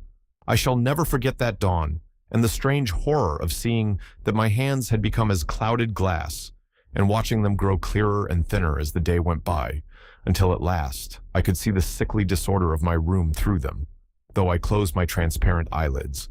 My limbs became glassy, the bones and arteries faded, vanished, and the little white nerves went last. I gritted my teeth and stayed there to the end. At last, only the dead tips of the fingernails remained, pallid and white, and the brown stain of some acid upon my fingers. I struggled up. At first, I was as incapable as a swathed infant, stepping with limbs I could not see. I was weak and very hungry. I went and stared at nothing in my shaving glass, at nothing save where an attenuated pigment still remained behind the retina of my eyes, fainter than mist. I had to hang on to the table and press my forehead against the glass. It was only by a frantic effort of will that I dragged myself back to the apparatus and completed the process. I slept during the forenoon, pulling the sheet over my eyes to shut out the light, and about midday I was awakened again by a knocking. My strength had returned. I sat up and listened and heard a whispering. I sprang to my feet and, as noiselessly as possible, began to detach the connections of my apparatus and to distribute it about the room so as to destroy the suggestions of its arrangement. Presently, the knocking was renewed and voices called, first my landlord's and then two others. To gain time, I answered them. The invisible rag and pillow came to hand, and I opened the window and pitched them out onto the cistern cover. As the window opened, a heavy crash came at the door. Someone had charged it with the idea of smashing the lock, but the stout bolts I had screwed up some days before stopped him. That startled me, made me angry. I began to tremble and do things hurriedly. I tossed together some loose paper, straw, packing paper, and so forth in the middle of the room and turned on the gas. Heavy blows began to rain upon the door. I could not find the matches. I beat my hands on the wall with rage. I turned down the gas again, stepped out of the window on the cistern cover, very softly lowered the sash, and sat down, secure and invisible, but quivering with anger, to watch events. They split a panel, I saw, and in another moment they had broken away the staples of the bolts and stood in the open doorway. It was the landlord and his two stepsons, sturdy young men of 3 or 4 and 20. Behind them fluttered the old hag of a woman from downstairs. You may imagine their astonishment to find the room empty. One of the younger men rushed to the window at once, flung it up, and stared out. His staring eyes and thick-lipped bearded face came a foot from my face. I was half-minded to hit his silly countenance, but I arrested my doubled fist. He stared right through me, So did the others as they joined him. The old man went and peered under the bed, and then they all made a rush for the cupboard. They had to argue about it at length in Yiddish and Cockney English. They concluded I had not answered them, that their imagination had deceived them. A feeling of extraordinary elation took the place of my anger as I sat outside the window and watched these 4 people, for the old lady came in, glancing suspiciously about her like a cat, trying to understand the riddle of my behavior. The old man, so far as I could understand his patois, agreed with the old lady that I was a vivisectionist. The sons protested in garbled English that I was an electrician and appealed to the dynamos and radiators. They were all nervous about my arrival, although I found subsequently that they had bolted the front door. The old lady peered into the cupboard and under the bed, and one of the young men pushed up the register and stared up the chimney. One of my fellow lodgers, a costermonger who shared the opposite room with a butcher, appeared on the landing, and he was called in and told incoherent things. It occurred to me that the radiators, if they fell into the hands of some acute, well-educated person, would give me away too much.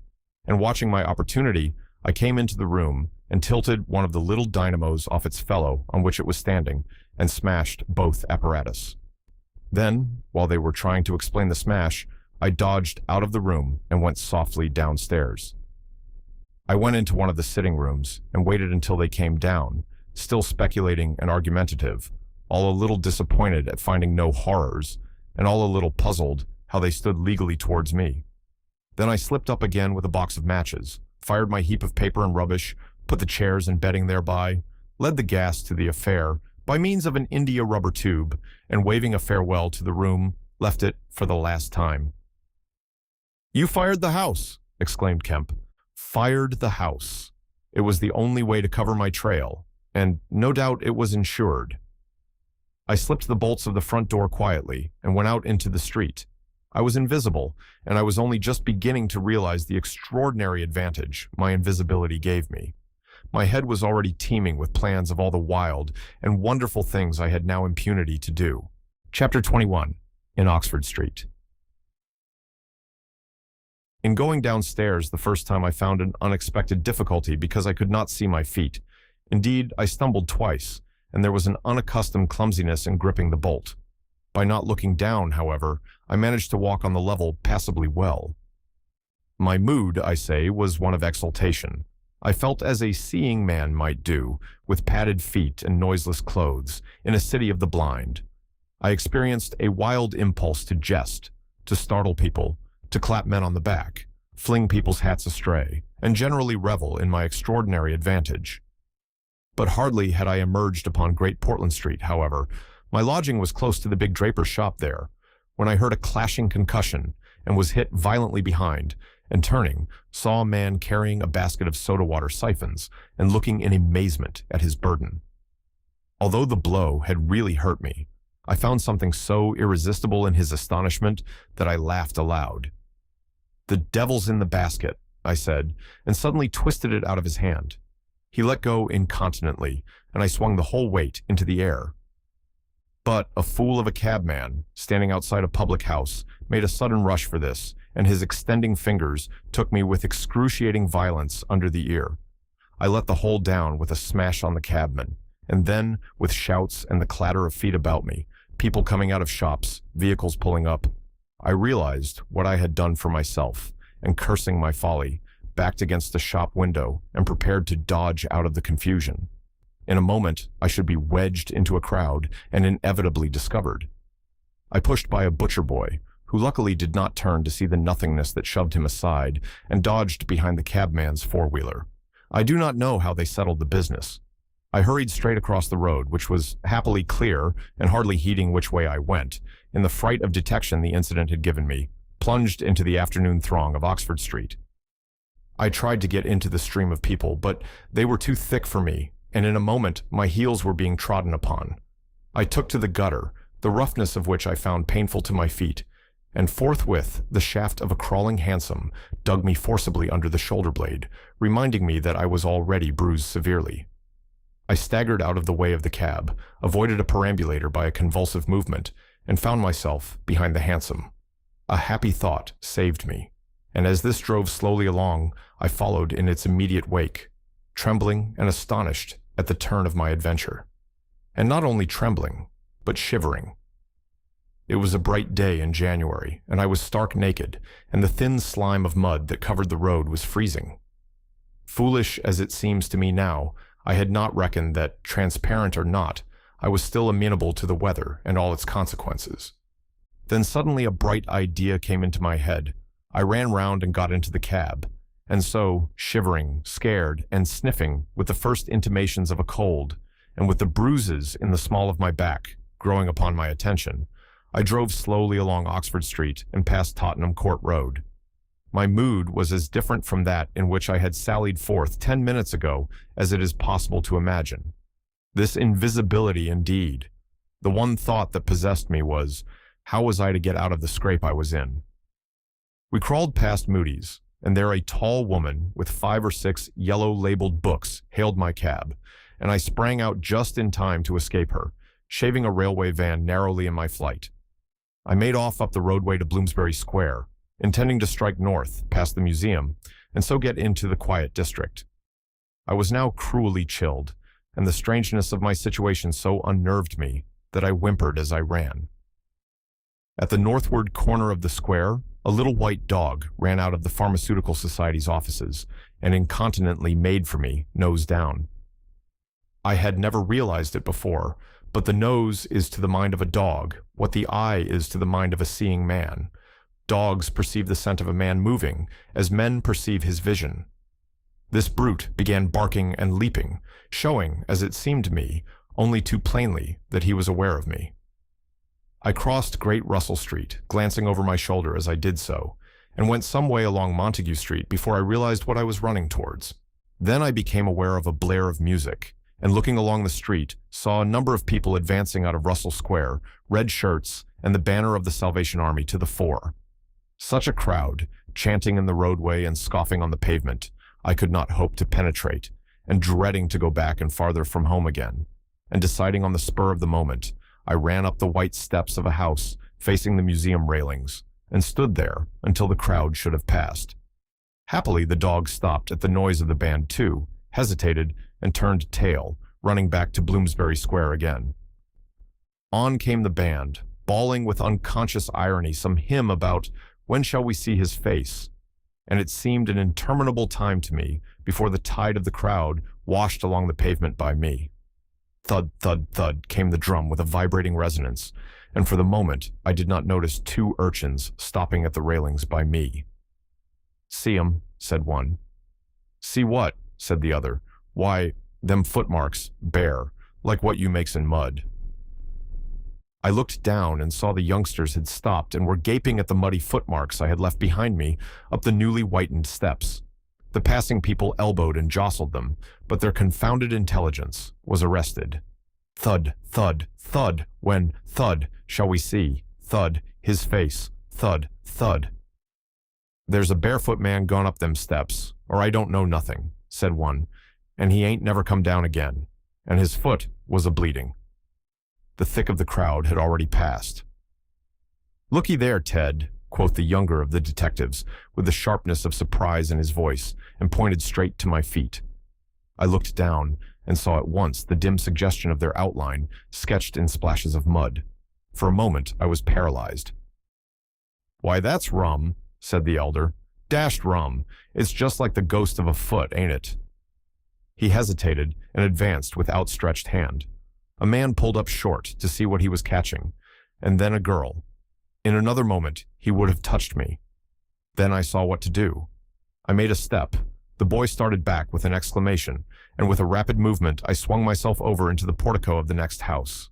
But the smaller boy was sharp-eyed enough to follow the movement, and before I was well down the steps and upon the pavement, he had recovered from his momentary astonishment and was shouting out that the feet had gone over the wall. They rushed round and saw my new footmarks flash into being on the lower step and upon the pavement. "What's up?" asked someone. "Feet! Look! Feet running!"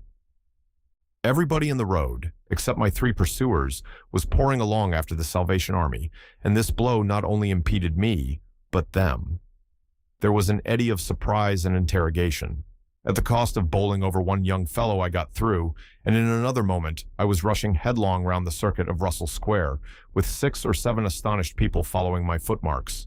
There was no time for explanation, or else the whole host would have been after me. Twice I doubled round corners. Thrice I crossed the road and came back upon my tracks. And then, as my feet grew hot and dry, the damp impressions began to fade. At last, I had a breathing space and rubbed my feet clean with my hands, and so got away altogether. The last I saw of the chase was a little group of a dozen people perhaps, studying with infinite perplexity a slowly drying footprint that had resulted from a puddle in Tavistock Square, a footprint as isolated and incomprehensible to them as Crusoe's solitary discovery. This running warmed me to a certain extent, and I went on with a better courage through the maze of less frequented roads that runs hereabouts. My back had now become very stiff and sore, my tonsils were painful from the cabman's fingers, and the skin of my neck had been scratched by his nails. My feet hurt exceedingly, and I was lame from a little cut on one foot. I saw in time a blind man approaching me, and fled limping, for I feared his subtle intuitions. Once or twice accidental collisions occurred, and I left people amazed, with unaccountable curses ringing in their ears. Then came something silent and quiet against my face, and across the square fell a thin veil of slowly falling flakes of snow. I had caught a cold, and do as I would, I could not avoid an occasional sneeze, and every dog that came in sight, with its pointing nose and curious sniffing, was a terror to me. Then came men and boys running, first one and then others, and shouting as they ran. It was a fire. They ran in the direction of my lodging, and looking back down a street, I saw a mass of black smoke streaming up above the roofs and telephone wires. It was my lodging burning. My clothes, my apparatus, all my resources indeed, except my checkbook and the 3 volumes of memoranda that awaited me in Great Portland Street, were there. Burning. I had burnt my boats, if ever a man did. The place was blazing. The Invisible Man paused and thought. Kemp glanced nervously out of the window. "Yes," he said. "Go on." Chapter 22. In the Emporium. So, last January, with the beginning of a snowstorm in the air about me, and if it settled on me it would betray me, weary, cold, painful, inexpressibly wretched, and still but half convinced of my invisible quality, I began this new life to which I am committed. I had no refuge, no appliances, no human being in the world in whom I could confide. To have told my secret would have given me away, made a mere show and rarity of me. Nevertheless, I was half-minded to accost some passer-by and throw myself upon his mercy. But I knew too clearly the terror and brutal cruelty my advances would evoke. I made no plans in the street. My sole object was to get shelter from the snow, to get myself covered and warm. Then I might hope to plan. But even to me, an invisible man, the rows of London houses stood latched, barred, and bolted impregnably. Only one thing could I see clearly before me, the cold exposure and misery of the snowstorm and the night. And then I had a brilliant idea. I turned down one of the roads leading from Gower Street to Tottenham Court Road and found myself outside Omnium's, the big establishment where everything is to be bought. You know the place. Meat, grocery, linen, furniture, clothing, oil paintings even. A huge meandering collection of shops rather than a shop. I had thought I should find the doors open, but they were closed, and as I stood in the wide entrance, a carriage stopped outside, and a man in uniform, you know the kind of personage with Omnium on his cap, flung open the door. I contrived to enter, and walking down the shop, it was a department where they were selling ribbons and gloves and stockings and that kind of thing, came to a more spacious region devoted to picnic baskets and wicker furniture. I did not feel safe there, however. People were going to and fro, and I prowled restlessly about until I came upon a huge section in an upper floor containing multitudes of bedsteads, and over these I clambered, and found a resting place at last among a huge pile of folded flock mattresses. The place was already lit up and agreeably warm, and I decided to remain where I was, keeping a cautious eye on the 2 or 3 sets of shopmen and customers who were meandering through the place until closing time came. Then I should be able, I thought, to rob the place for food and clothing, and disguised, prowl through it and examine its resources, perhaps sleep on some of the bedding. That seemed an acceptable plan. My idea was to procure clothing, to make myself a muffled but acceptable figure, to get money, and then to recover my books and parcels where they awaited me. Take a lodging somewhere, and elaborate plans for the complete realization of the advantages my invisibility gave me, as I still imagined, over my fellow men. Closing time arrived quickly enough. It could not have been more than an hour after I took up my position on the mattresses before I noticed the blinds of the windows being drawn and customers being marched doorward. And then a number of brisk young men began with remarkable alacrity to tidy up the goods that remained disturbed. I left my lair as the crowds diminished and prowled cautiously out into the less desolate parts of the shop. I was really surprised to observe how rapidly the young men and women whipped away the goods displayed for sale during the day.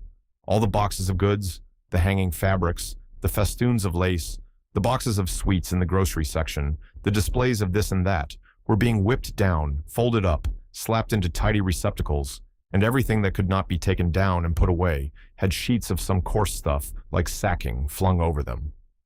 Finally, all the chairs were turned up onto the counters, leaving the floor clear.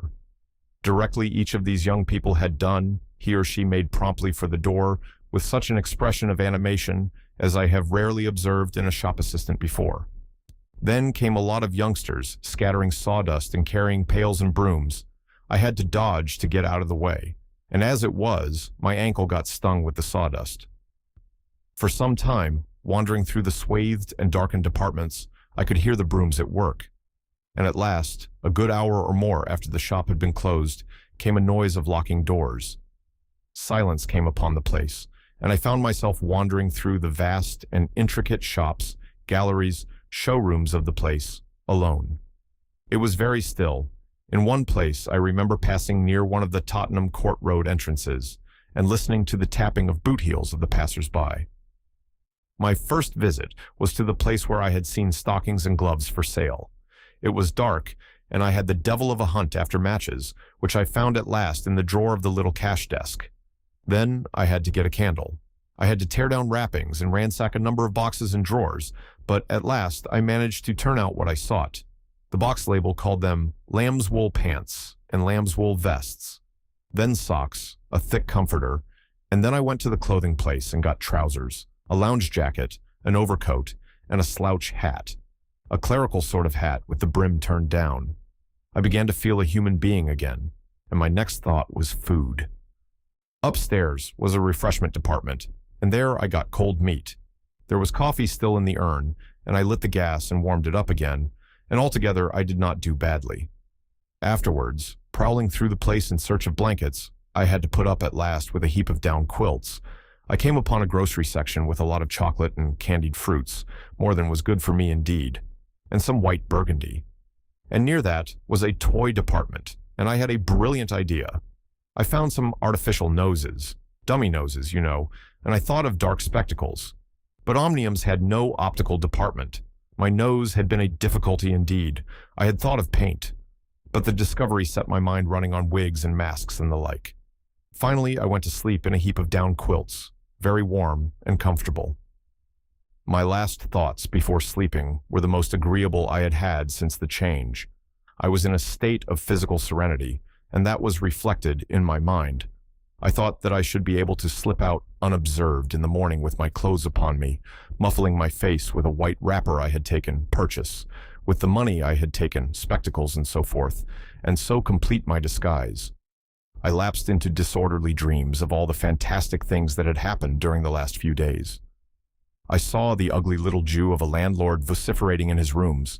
I saw his two sons marveling, and the wrinkled old woman's gnarled face as she asked for her cat. I experienced again the strange sensation of seeing the cloth disappear, and so I came round to the windy hillside and the sniffing old clergyman mumbling, "Earth to earth, ashes to ashes, dust to dust," at my father's open grave. "You also," said a voice, and suddenly I was being forced towards the grave. I struggled, shouted, appealed to the mourners, but they continued stonily following the service. The old clergyman, too, never faltered, droning and sniffing through the ritual. I realized I was invisible and inaudible, that overwhelming forces had their grip on me. I struggled in vain. I was forced over the brink. The coffin rang hollow as I fell upon it, and the gravel came flying after me in spadefuls. Nobody heeded me, nobody was aware of me. I made convulsive struggles and awoke. The pale London dawn had come. The place was full of a chilly gray light that filtered round the edges of the window blinds. I sat up, and for a time I could not think where this ample apartment, with its counters, its piles of rolled stuff, its heap of quilts and cushions, its iron pillars, might be. Then, as recollection came back to me, I heard voices in conversation. Then, far down the place, in the brighter light of some department which had already raised its blinds, I saw two men approaching. I scrambled to my feet, looking about me for some way of escape, and even as I did so, the sound of my movement made them aware of me. I suppose they saw merely a figure moving quietly and quickly away. "Who's that?" cried one, and "Stop there!" shouted the other.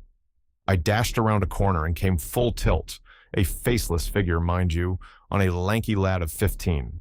He yelled and I bowled him over, rushed past him, turned another corner, and by a happy inspiration, threw myself behind a counter. In another moment, feet went running past, and I heard voices shouting, "All hands to the doors," asking what was up, and giving one another advice how to catch me. Lying on the ground, I felt scared out of my wits, but, odd as it may seem, it did not occur to me at the moment to take off my clothes as I should have done. I had made up my mind, I suppose, to get away in them, and that ruled me.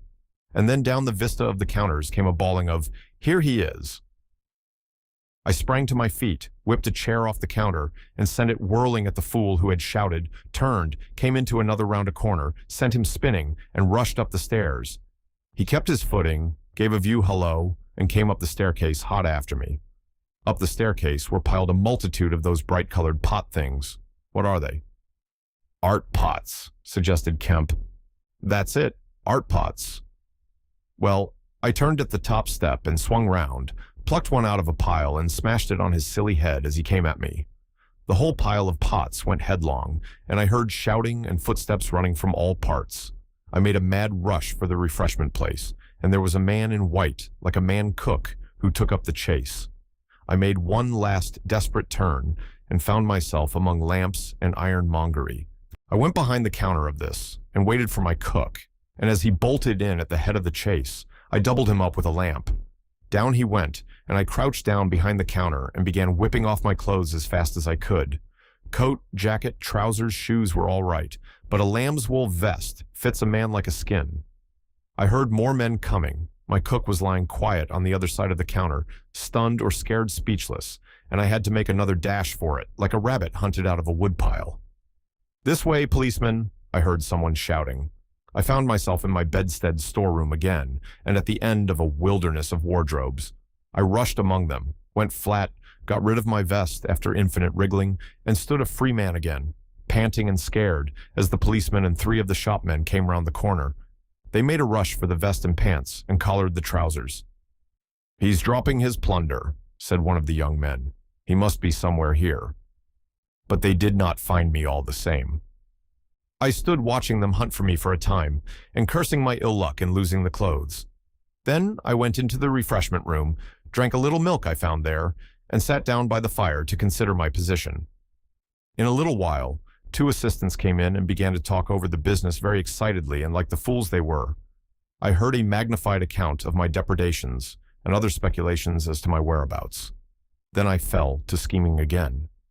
The insurmountable difficulty of the place, especially now it was alarmed, was to get any plunder out of it. I went down into the warehouse to see if there was any chance of packing and addressing a parcel, but I could not understand the system of checking. About 11 o'clock, the snow having thawed as it fell, and the day being finer and a little warmer than the previous one, I decided that the emporium was hopeless and went out again, exasperated at my want of success, with only the vaguest plans of action in my mind. Chapter 23, in Drury Lane. "But you begin now to realize," said the invisible man, "the full disadvantage of my condition. I had no shelter, no covering. To get clothing was to forego all my advantage, to make myself a strange and terrible thing. I was fasting, for to eat, to fill myself with unassimilated matter, would be to become grotesquely visible again. "I never thought of that," said Kemp. Nor had I, and the snow had warned me of other dangers. I could not go abroad in snow. It would settle on me and expose me. Rain, too, would make me a watery outline, a glistening surface of a man, a bubble. And fog, I should be like a fainter bubble in a fog, a surface, a greasy glimmer of humanity. Moreover, as I went abroad, in the London air, I gathered dirt about my ankles, floating smuts and dust upon my skin. I did not know how long it would be before I should become visible from that cause also. But I saw clearly it could not be for long. Not in London, at any rate. I went into the slums towards Great Portland Street and found myself at the end of the street in which I had lodged. I did not go that way, because of the crowd halfway down it opposite to the still smoking ruins of the house I had fired.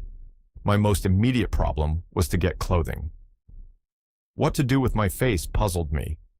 Then I saw, in one of those little miscellaneous shops, news, sweets, toys, stationery, belated Christmas tomfoolery and so forth, an array of masks and noses. I realized that problem was solved. In a flash, I saw my course. I turned about, no longer aimless, and went, circuitously, in order to avoid the busy ways, towards the back streets, north of the Strand. For I remembered, though not very distinctly where, that some theatrical costumiers had shops in that district. The day was cold, with a nipping wind down the northward running streets. I walked fast to avoid being overtaken. Every crossing was a danger, every passenger a thing to watch alertly. One man, as I was about to pass him at the top of Bedford Street, turned upon me abruptly and came into me, sending me into the road and almost under the wheel of a passing hansom. The verdict of the cab rank was that he had had some sort of stroke. I was so unnerved by this encounter that I went into Covent Garden Market and sat down for some time in a quiet corner by a stall of violets, panting and trembling.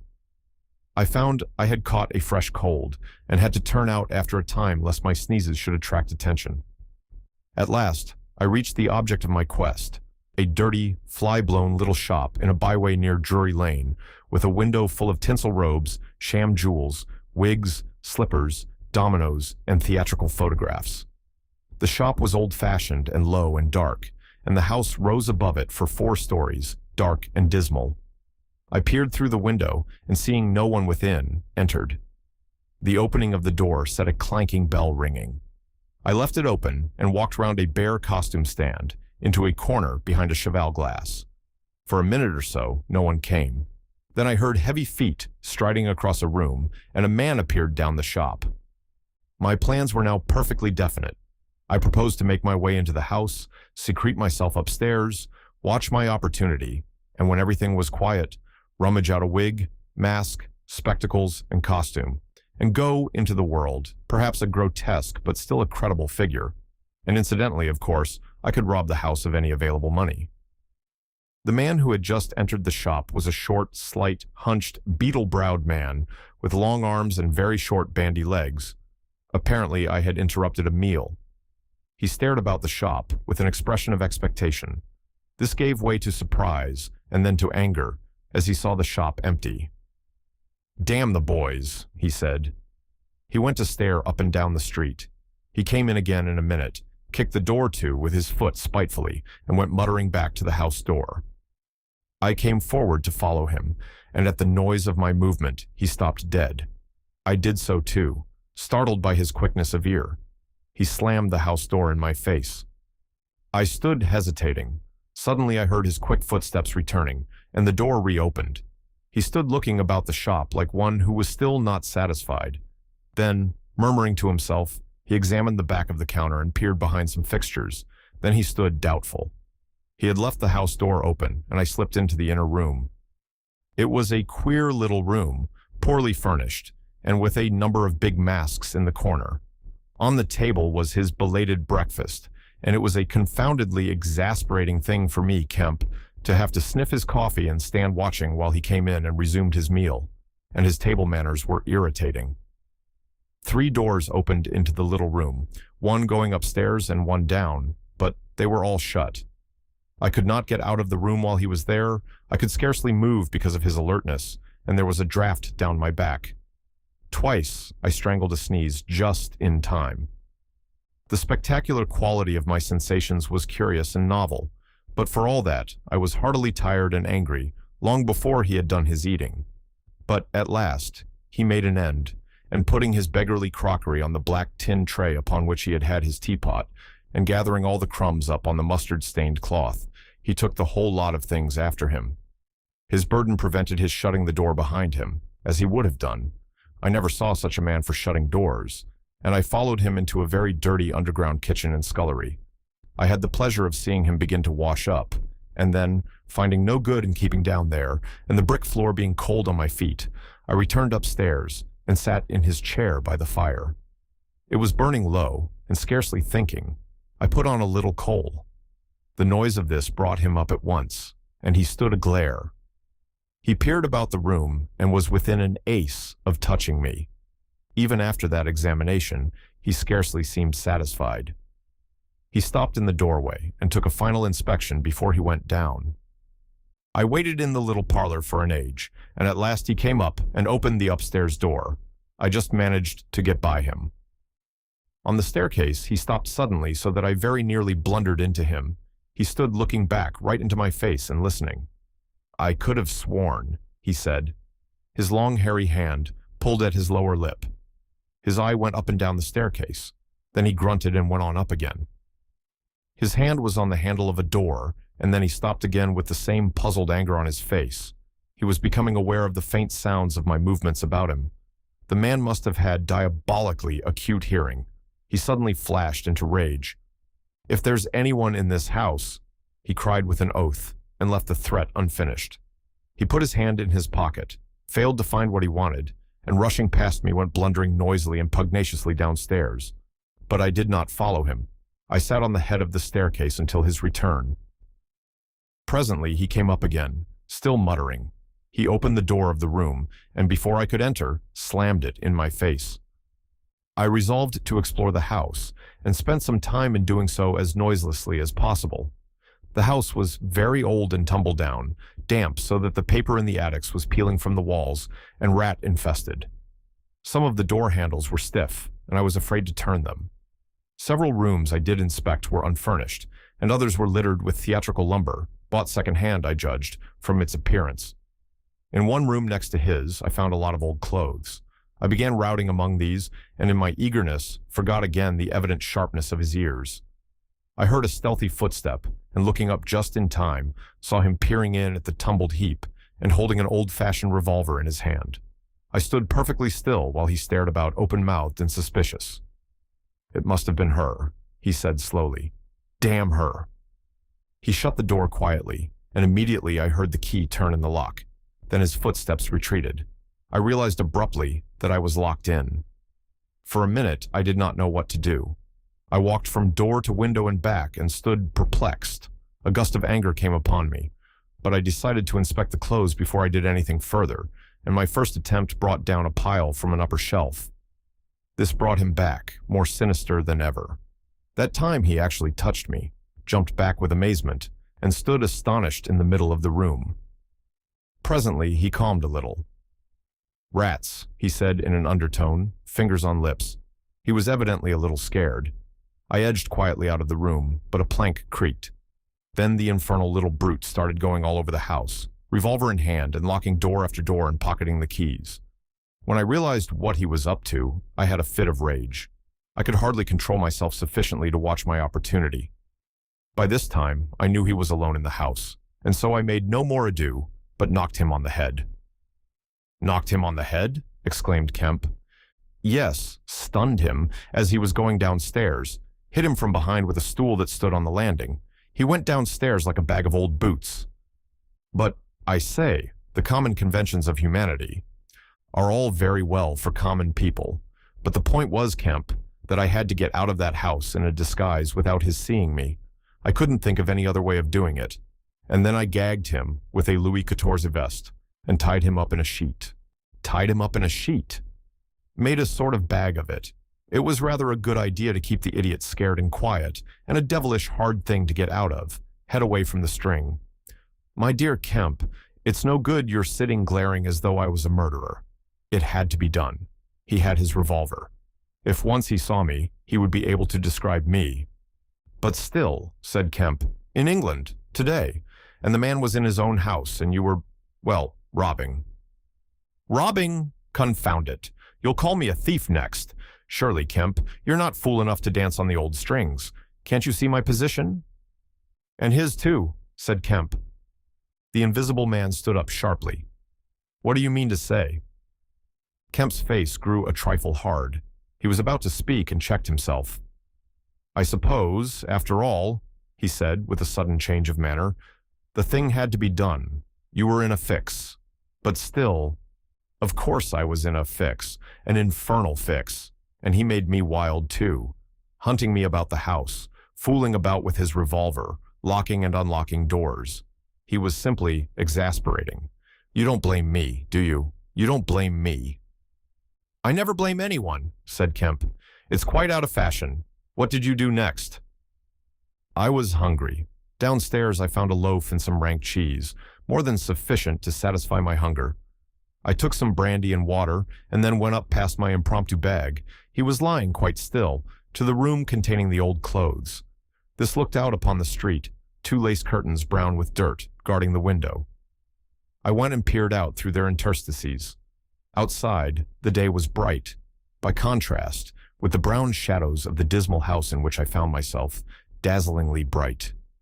A brisk traffic was going by, fruit carts, a hansom, a four-wheeler with a pile of boxes, a fishmonger's cart.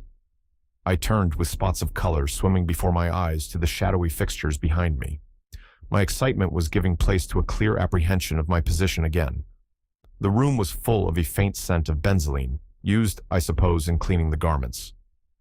I began a systematic search of the place. I should judge the hunchback had been alone in the house for some time. He was a curious person. Everything that could possibly be of service to me I collected in the clothes storeroom, and then I made a deliberate selection. I found a handbag I thought a suitable possession, and some powder, rouge, and sticking plaster. I had thought of painting and powdering my face and all that there was to show of me, in order to render myself visible, but the disadvantage of this lay in the fact that I should require turpentine and other appliances, and a considerable amount of time before I could vanish again. Finally, I chose a mask of the better type, slightly grotesque, but not more so than many human beings, dark glasses, grayish whiskers, and a wig. I could find no underclothing, but that I could buy subsequently, and for the time I swathed myself in calico dominoes and some white cashmere scarfs. I could find no socks, but the hunchback's boots were rather a loose fit and sufficed. In a desk in the shop were 3 sovereigns and about 30 shillings worth of silver, and in a locked cupboard I burst in the inner room were 8 pounds in gold. I could go forth into the world again, equipped.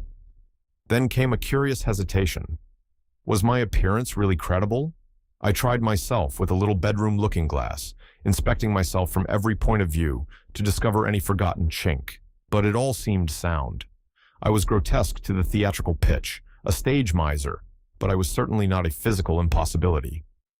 Gathering confidence, I took my looking-glass down into the shop, pulled down the shop blinds, and surveyed myself from every point of view, with the help of the cheval glass in the corner.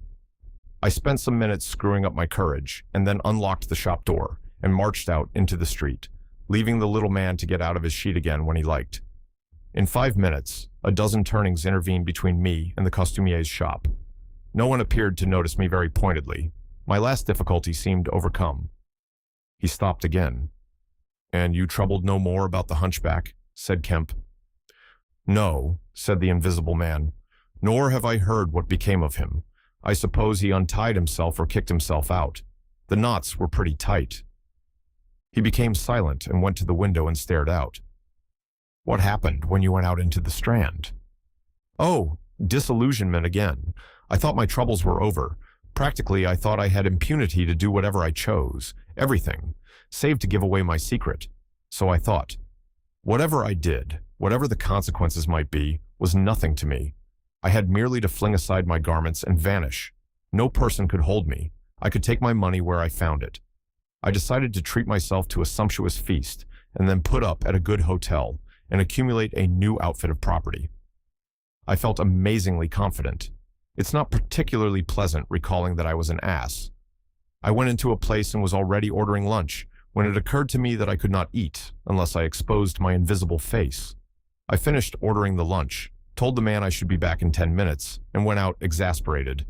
I don't know if you have ever been disappointed in your appetite. Not quite so badly, said Kemp, but I can imagine it. I could have smashed the silly devils. At last, faint with the desire for tasteful food, I went into another place and demanded a private room. I am disfigured, I said. Badly. They looked at me curiously, but of course it was not their affair, and so at last I got my lunch. It was not particularly well served, but it sufficed, and when I had had it, I sat over a cigar, trying to plan my line of action. And outside, a snowstorm was beginning. The more I thought it over, Kemp, the more I realized what a helpless absurdity an invisible man was, in a cold and dirty climate, in a crowded civilized city. Before I made this mad experiment, I had dreamt of 1,000 advantages. That afternoon, it seemed all disappointment. I went over the heads of the things a man reckons desirable. No doubt invisibility made it possible to get them, but it made it impossible to enjoy them when they are got. Ambition. What is the good of pride of place when you cannot appear there? What is the good of the love of woman when her name must needs be Delilah? I have no taste for politics, for the blackguardisms of fame, for philanthropy, for sport. What was I to do? And for this, I had become a wrapped-up mystery, a swathed and bandaged caricature of a man. He paused, and his attitude suggested a roving glance at the window. "But how did you get to Iping?" said Kemp, anxious to keep his guest busy talking. "I went there to work. I had one hope. It was a half idea. I have it still. It is a full-blown idea now, a way of getting back, of restoring what I have done, when I choose, when I have done all I mean to do invisibly. And that is what I chiefly want to talk to you about now." "You went straight to Iping?" "Yes. I had simply to get my 3 volumes of memoranda and my checkbook, my luggage and underclothing, order a quantity of chemicals to work out this idea of mine. I will show you the calculations as soon as I get my books, and then I started. Jove, I remember the snowstorm now, and the accursed bother it was to keep the snow from damping my pasteboard nose." "At the end," said Kemp, "the day before yesterday, when they found you out, you rather, to judge by the papers—" "I did. Rather, did I kill that fool of a constable?" "No," said Kemp. "He's expected to recover." "That's his luck, then. I clean lost my temper, the fools. Why couldn't they leave me alone? And that grocer lout?" "There are no deaths expected," said Kemp. "I don't know about that tramp of mine," said the invisible man, with an unpleasant laugh. "By heaven, Kemp, you don't know what rage is. To have worked for years, to have planned and plotted, and then to get some fumbling, purblind idiot messing across your course. Every conceivable sort of silly creature that has ever been created has been sent to cross me.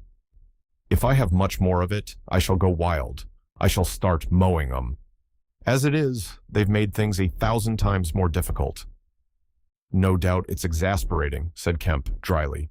Chapter 24. The Plan That Failed. "But now," said Kemp, with a side glance out of the window, "what are we to do?"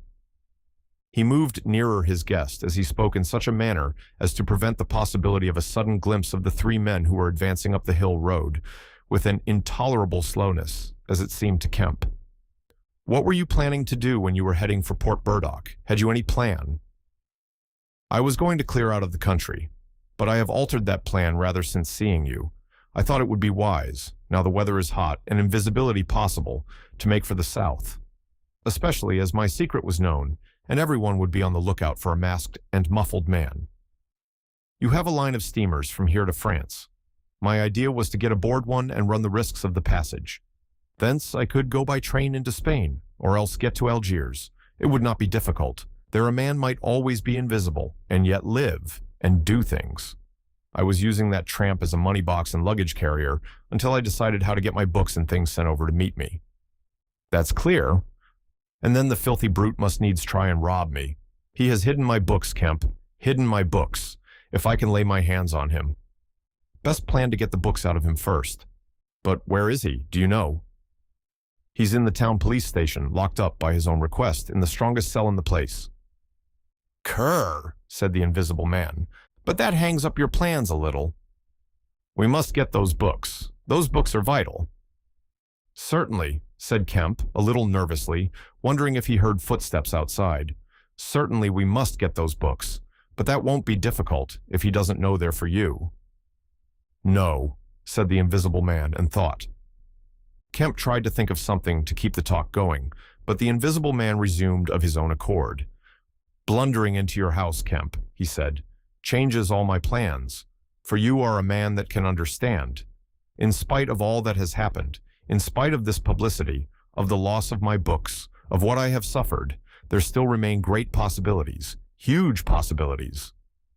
"You have told no one I am here?" he asked abruptly. Kemp hesitated. "That was implied," he said. "No one?" insisted Griffin. "Not a soul." "Ah, now—" The Invisible Man stood up, and sticking his arms akimbo began to pace the study. "I made a mistake, Kemp, a huge mistake, in carrying this thing through alone. I have wasted strength, time, opportunities. Alone. It is wonderful how little a man can do alone. To rob a little, to hurt a little, and there is the end. What I want, Kemp, is a goalkeeper, a helper, and a hiding place, an arrangement whereby I can sleep and eat and rest in peace and unsuspected. I must have a confederate. With a confederate, with food and rest, 1,000 things are possible. Hitherto, I have gone on vague lines. We have to consider all that invisibility means, all that it doesn't mean. It means little advantage for eavesdropping and so forth. One makes sounds. It's of little help, a little help perhaps, in housebreaking and so forth. Once you've caught me, you could easily imprison me. But on the other hand, I am hard to catch. This invisibility, in fact, is only good in 2 cases. It's useful in getting away, it's useful in approaching. It's particularly useful, therefore, in killing. I can walk round a man, whatever weapon he has, choose my point, strike as I like, dodge as I like, escape as I like. Kemp's hand went to his mustache. Was that a movement downstairs? And it is killing we must do, Kemp. It is killing we must do, repeated Kemp. I'm listening to your plan, Griffin, but I'm not agreeing, mind. Why killing? Not wanton killing, but a judicious slaying. The point is, they know there is an invisible man, as well as we know there is an invisible man. And that invisible man, Kemp, must now establish a reign of terror. Yes, no doubt it's startling, but I mean it, a reign of terror. He must take some town like your Burdock and terrify and dominate it. He must issue his orders. He can do that in 1,000 ways. Scraps of paper thrust under doors would suffice. And all who disobey his orders he must kill, and kill all who would defend them. Humph, said Kemp, no longer listening to Griffin, but to the sound of his front door opening and closing. It seems to me, Griffin, he said to cover his wandering attention, that your Confederate would be in a difficult position. No one would know he was a Confederate, said the Invisible Man eagerly, and then suddenly, Hush! What's that downstairs? Nothing, said Kemp, and suddenly began to speak loud and fast. I don't agree to this, Griffin, he said. Understand me, I don't agree to this. Why dream of playing a game against the race? How can you hope to gain happiness? Don't be a lone wolf. Publish your results. Take the world, take the nation at least, into your confidence. Think what you might do with 1,000,000 helpers? The Invisible Man interrupted, arm extended. There are footsteps coming upstairs, he said in a low voice. Nonsense, said Kemp. Let me see, said the Invisible Man, and advanced, arm extended, to the door. And then things happened, very swiftly. Kemp hesitated for a second, and then moved to intercept him. The Invisible Man started and stood still. Traitor, cried the voice, and suddenly the dressing gown opened, and sitting down, the unseen began to disrobe. Kemp made 3 swift steps to the door, and forthwith the Invisible Man, his legs had vanished, sprang to his feet with a shout. Kemp flung the door open. As it opened, there came a sound of hurrying feet downstairs and voices. With a quick movement, Kemp thrust the Invisible Man back, sprang aside, and slammed the door. The key was outside and ready. In another moment, Griffin would have been alone in the Belvedere study, a prisoner, save for one little thing. The key had been slipped in hastily that morning. As Kemp slammed the door, it fell noisily upon the carpet. Kemp's face became white. He tried to grip the door handle with both hands. For a moment he stood lugging. Then the door gave 6 inches, but he got it closed again. The second time it was jerked a foot wide, and the dressing gown came wedging itself into the opening. His throat was gripped by invisible fingers, and he left his hold on the handle to defend himself. He was forced back, tripped, and pitched heavily into the corner of the landing. The empty dressing gown was flung on the top of him. Halfway up the staircase was Colonel Adai, the recipient of Kemp's letter, the chief of the Burdock police.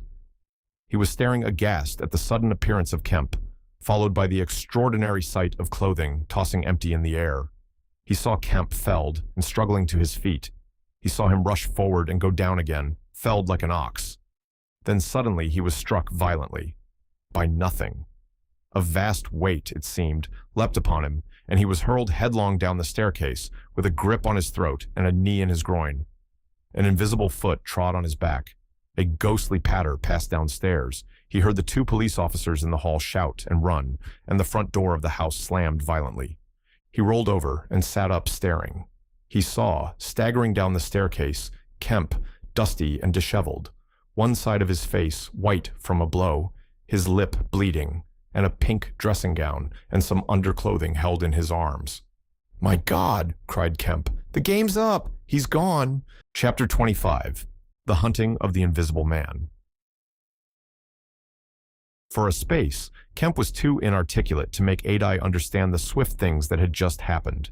They stood on the landing, Kemp speaking swiftly, the grotesque swathings of Griffin still on his arm.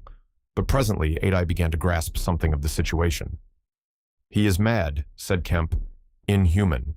He is pure selfishness. He thinks of nothing but his own advantage, his own safety. I have listened to such a story this morning of brutal self-seeking. He has wounded men. He will kill them unless we can prevent him. He will create a panic. Nothing can stop him. He is going out now, furious."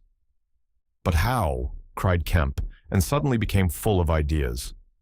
"You must begin at once. You must set every available man to work. You must prevent his leaving this district.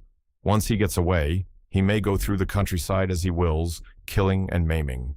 He dreams of a reign of terror. A reign of terror, I tell you. You must set a watch on trains and roads and shipping. The garrison must help. You must wire for help. The only thing that may keep him here is the thought of recovering some books of notes he counts of value. I will tell you of that. There is a man in your police station, Marvel. Says he hasn't them, but he thinks the tramp has, and you must prevent him from eating or sleeping. Day and night the country must be astir for him. Food must be locked up and secured, all food, so that he will have to break his way to it. The houses everywhere must be barred against him. Heaven send us cold nights and rain. The whole countryside must begin hunting, and keep hunting. I tell you, Adi, he is a danger, a disaster. Unless he is pinned and secured, it is frightful to think of the things that may happen." "What else can we do?" said Adai. "I must go down at once and begin organizing. But why not come?" "Yes, you come too. Come, and we must hold a sort of council of war. Get Hops to help, and the railway managers. By Jove, it's urgent. Come along. Tell me as we go. What else is there we can do? Put that stuff down." In another moment, Adai was leading the way downstairs. They found the front door open, and the policeman standing outside, staring at empty air. "He's got away, sir," said one. "We must go to the central station at once," said Adai. "One of you go on down and get a cab to come up and meet us. Quickly. And now, Kemp, what else?" "Dogs," said Kemp. "Get dogs. They don't see him, but they wind him. Get dogs." "Good," said Adai. "It's not generally known, but the prison officials over at Halstead know a man with bloodhounds. Dogs. What else?" "Bear in mind," said Kemp, "his food shows. After eating, his food shows until it is assimilated, so that he has to hide after eating.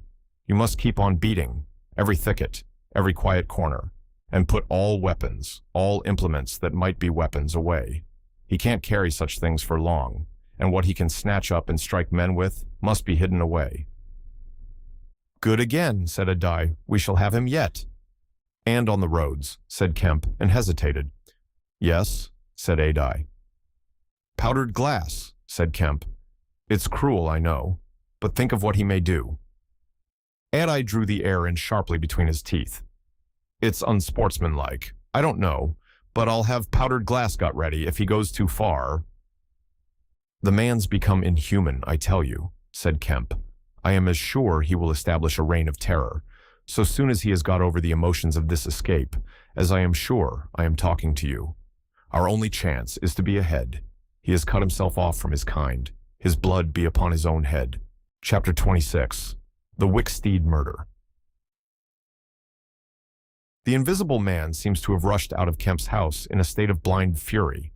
A little child playing near Kemp's gateway was violently caught up and thrown aside so that its ankle was broken, and thereafter, for some hours, the Invisible Man passed out of human perceptions. No one knows where he went nor what he did, but one can imagine him hurrying through the hot June forenoon, up the hill, and onto the open downland behind Port Burdock, raging and despairing at his intolerable fate, and sheltering at last, heated and weary, amid the thickets of Hinton Dean, to piece together again his shattered schemes against his species. That seems the most probable refuge for him, for there it was. He reasserted himself in a grimly tragical manner about 2 in the afternoon.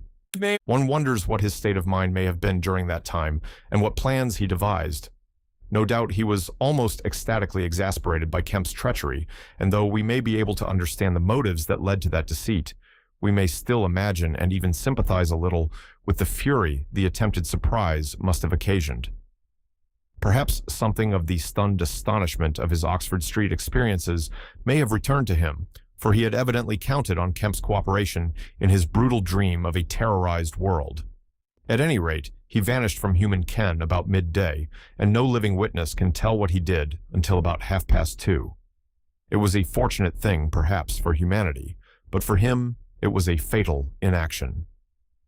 During that time, a growing multitude of men scattered over the countryside were busy. In the morning, he had still been simply a legend, a terror. In the afternoon, by virtue chiefly of Kemp's dryly worded proclamation, he was presented as a tangible antagonist to be wounded, captured, or overcome, and the countryside began organizing itself with inconceivable rapidity. By 2 o'clock, even he might still have removed himself out of the district by getting aboard a train, but after 2 that became impossible. Every passenger train along the lines on a great parallelogram between Southampton, Manchester, Brighton, and Horsham traveled with locked doors, and the goods traffic was almost entirely suspended. And in a great circle of 20 miles round Port Burdock, men armed with guns and bludgeons were presently setting out in groups of 3 and 4, with dogs, to beat the roads and fields. Mounted policemen rode along the country lanes, stopping at every cottage and warning the people to lock up their houses and keep indoors unless they were armed, and all the elementary schools had broken up by 3 o'clock, and the children, scared and keeping together in groups, were hurrying home. Kemp's proclamation, signed indeed by Adai, was posted over almost the whole district by 4 or 5 o'clock in the afternoon. It gave, briefly but clearly, all the conditions of the struggle: the necessity of keeping the Invisible Man from food and sleep, the necessity for incessant watchfulness, and for a prompt attention to any evidence of his movements. And so swift and decided was the action of the authorities, so prompt and universal was the belief in this strange being, that before nightfall, an area of several hundred square miles was in a stringent state of siege. And before nightfall, too, a thrill of horror went through the whole watching nervous countryside. Going from whispering mouth to mouth, swift and certain over the length and breadth of the country, passed the story of the murder of Wicksteed. If our supposition that the Invisible Man's refuge was the Hinton Dean thickets, then we must suppose that in the early afternoon he sallied out again, bent upon some project that involved the use of a weapon. We cannot know what the project was, but the evidence that he had the iron rod in hand before he met Wicksteed is, to me at least, overwhelming. Of course, we can know nothing of the details of that encounter. It occurred on the edge of a gravel pit, not 200 yards from Lord Burdock's lodge gate. Everything points to a desperate struggle: the trampled ground, the numerous wounds Wicksteed received, his splintered walking stick. but why the attack was made, save in a murderous frenzy, it is impossible to imagine. Indeed, the theory of madness is almost unavoidable. Wicksteed was a man of 45 or 46, steward to Lord Burdock, of inoffensive habits and appearance, the very last person in the world to provoke such a terrible antagonist. Against him, it would seem the invisible man used an iron rod dragged from a broken piece of fence. He stopped this quiet man, going quietly home to his midday meal, attacked him, beat down his feeble defenses, broke his arm, felled him, and smashed his head to a jelly. Of course, he must have dragged this rod out of the fencing before he met his victim. He must have been carrying it ready in his hand. Only two details beyond what has already been stated seem to bear on the matter. One is the circumstance that the gravel pit was not in Wicksteed's direct path home, but nearly a couple of 100 yards out of his way. The other is the assertion of a little girl to the effect that, going to her afternoon school, she saw the murdered man trotting in a peculiar manner across a field towards the gravel pit. Her pantomime of his action suggests a man pursuing something on the ground before him and striking at it ever and again with his walking stick. She was the last person to see him alive. He passed out of her sight to his death, the struggle being hidden from her only by a clump of beech trees and a slight depression in the ground.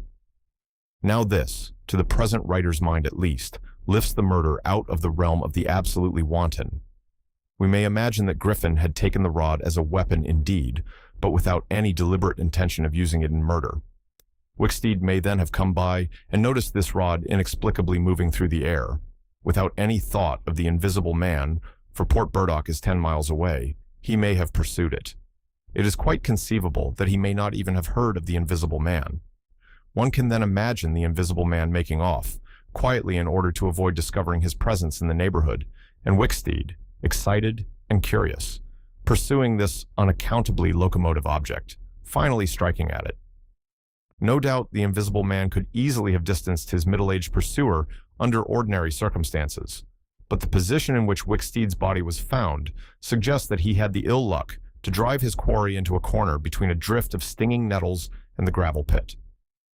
To those who appreciate the extraordinary irascibility of the invisible man, the rest of the encounter will be easy to imagine. But this is pure hypothesis. The only undeniable facts, for stories of children are often unreliable, are the discovery of Wicksteed's body, done to death, and of the blood-stained iron rod, flung among the nettles. The abandonment of the rod by Griffin suggests that in the emotional excitement of the affair, the purpose for which he took it, if he had a purpose, was abandoned. He was certainly an intensely egotistical and unfeeling man, but the sight of his victim, his first victim, bloody and pitiful at his feet, may have released some long, pent fountain of remorse, which for a time may have flooded whatever scheme of action he had contrived. After the murder of Wicksteed, he would seem to have struck across the country towards the downland. There is a story of a voice heard about sunset by a couple of men in a field near Fern Bottom. It was wailing and laughing, sobbing and groaning, and ever and again it shouted. It must have been queer hearing. It drove up across the middle of a clover field and died away towards the hills. That afternoon, the invisible man must have learnt something of the rapid use Kemp had made of his confidences. He must have found houses locked and secured. He may have loitered about railway stations and prowled about inns, and no doubt he read the proclamations and realized something of the nature of the campaign against him. And as the evening advanced, the fields became dotted here and there with groups of 3 or 4 men, and noisy with the yelping of dogs. These men-hunters had particular instructions in the case of an encounter as to the way they should support one another, but he avoided them all. We may understand something of his exasperation, and it could have been none the less because he himself had supplied the information that was being used so remorselessly against him. For that day at least, he lost heart. For nearly 24 hours, save when he turned on Wicksteed, he was a hunted man. In the night, he must have eaten and slept, for in the morning he was himself again, active, powerful, angry, and malignant, prepared for his last great struggle against the world. Chapter 27. The Siege of Kemp's House. Kemp read a strange missive, written in pencil on a greasy sheet of paper. "You have been amazingly energetic and clever," this letter ran, "though what you stand to gain by it I cannot imagine. You are against me. For a whole day you have chased me. You have tried to rob me of a night's rest, but I have had food in spite of you. I have slept in spite of you, and the game is only beginning. The game is only beginning. There is nothing for it but to start the terror. This announces the first day of the terror. Port Burdock is no longer under the Queen, tell your colonel of police, and the rest of them. It is under me, the terror. This is day 1 of year 1 of the new epic, the epic of the Invisible Man. I am Invisible Man the first. To begin with, the rule will be easy. The first day there will be one execution, for the sake of example, a man named Kemp. Death starts for him today. He may lock himself away, hide himself away, get guards about him, put on armor if he likes. Death, the unseen death, is coming. Let him take precautions. It will impress my people. Death starts from the pillar box by midday. The letter will fall in as the postman comes along, then off. The game begins. Death starts. Help him not, my people, lest death fall upon you also. Today Kemp is to die. When Kemp read this letter twice, "It's no hoax," he said. "That's his voice, and he means it." He turned the folded sheet over and saw on the address side of it the postmark Hinton Dean and the prosaic detail, "2 to pay." He got up slowly, leaving his lunch unfinished. The letter had come by the 1 o'clock post, and went into his study. He rang for his housekeeper and told her to go round the house at once, examine all the fastenings of the windows, and close all the shutters. He closed the shutters of his study himself. From a locked drawer in his bedroom, he took a little revolver, examined it carefully, and put it into the pocket of his lounge jacket. He wrote a number of brief notes, one to Colonel Adai, gave them to his servant to take, with explicit instructions as to her way of leaving the house. "There is no danger," he said, and added a mental reservation, "to you." He remained meditative for a space after doing this, and then returned to his cooling lunch. He ate with gaps of thought. Finally, he struck the table sharply. "We will have him," he said, "and I am the bait. He will come too far." He went up to the belvedere, carefully shutting every door after him. "It's a game," he said, "an odd game, but the chances are all for me, Griffin, in spite of your invisibility. Griffin contra mundum, with a vengeance." He stood at the window staring at the hot hillside. He must get food every day, and I don't envy him. Did he really sleep last night? Out in the open somewhere, secure from collisions? I wish we could get some good cold wet weather instead of the heat. He may be watching me now. He went close to the window. Something rapped smartly against the brickwork over the frame and made him start violently back. "I'm getting nervous," said Kemp, but it was 5 minutes before he went to the window again. "It must have been a sparrow," he said. Presently he heard the front doorbell ringing and hurried downstairs. He unbolted and unlocked the door, examined the chain, put it up, and opened cautiously without showing himself. A familiar voice hailed him. It was Adai. "Your servant's been assaulted, Kemp," he said round the door. "What?" exclaimed Kemp. "Had that note of yours taken away from her. He's close about here. Let me in." Kemp released the chain, and Adai entered through as narrow an opening as possible. He stood in the hall, looking with infinite relief at Kemp refastening the door. Note was snatched out of her hand. Scared her horribly. She's down at the station. Hysterics. He's close here. What was it about? Kemp swore. "What a fool I was," said Kemp. "I might have known. It's not an hour's walk from Hinton Dean." "Already?" "What's up?" said Adai. "Look here," said Kemp, and led the way into his study. He handed Adai the Invisible Man's letter. Adai read it and whistled softly. "And you?" said Adai. "Proposed a trap, like a fool," said Kemp, and sent my proposal out by a maidservant, to him. Adai followed Kemp's profanity. "He'll clear out," said Adai. "Not he," said Kemp. A resounding smash of glass came from upstairs. Adai had a silvery glimpse of a little revolver half out of Kemp's pocket. "It's a window upstairs," said Kemp, and led the way up. There came a second smash while they were still on the staircase.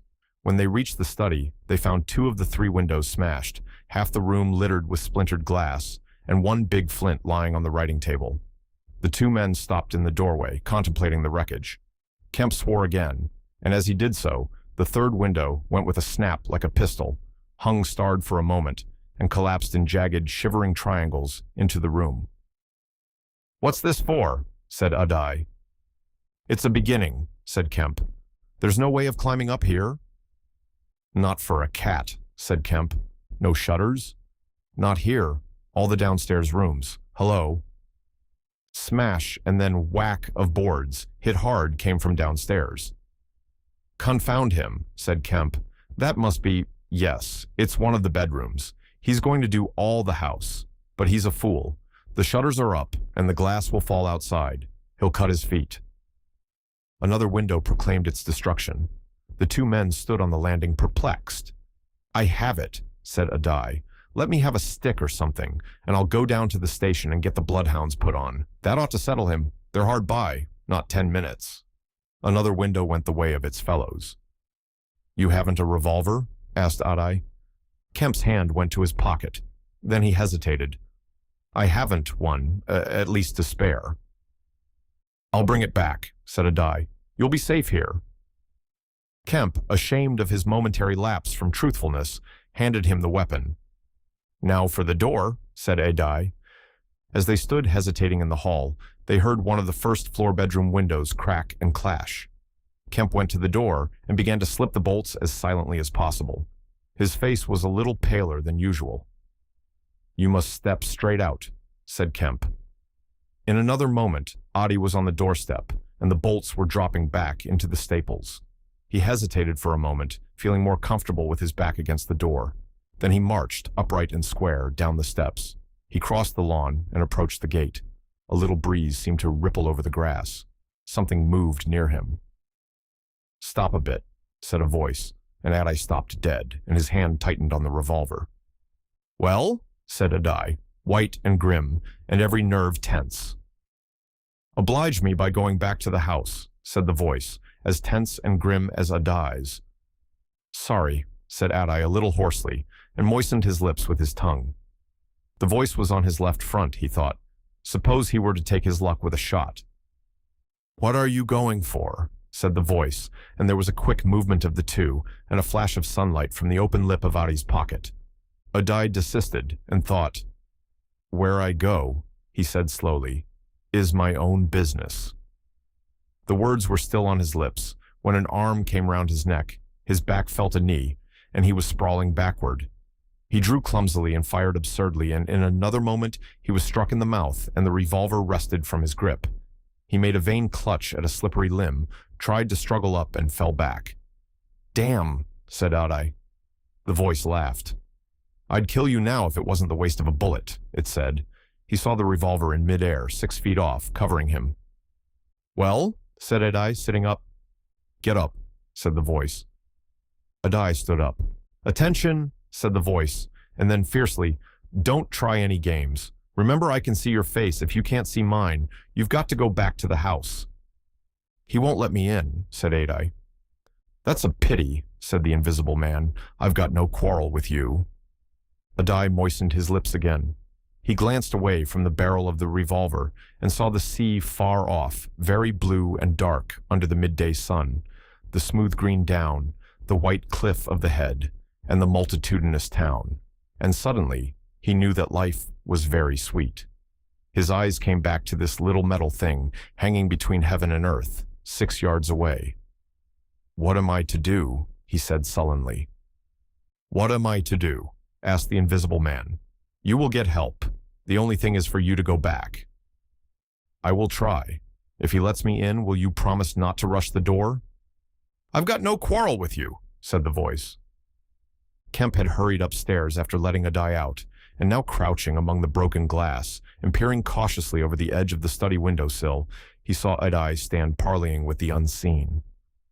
"Why doesn't he fire?" whispered Kemp to himself.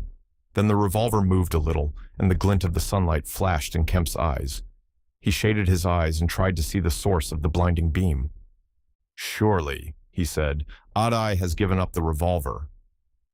"Promise not to rush the door," Adai was saying. "Don't push a winning game too far. Give a man a chance."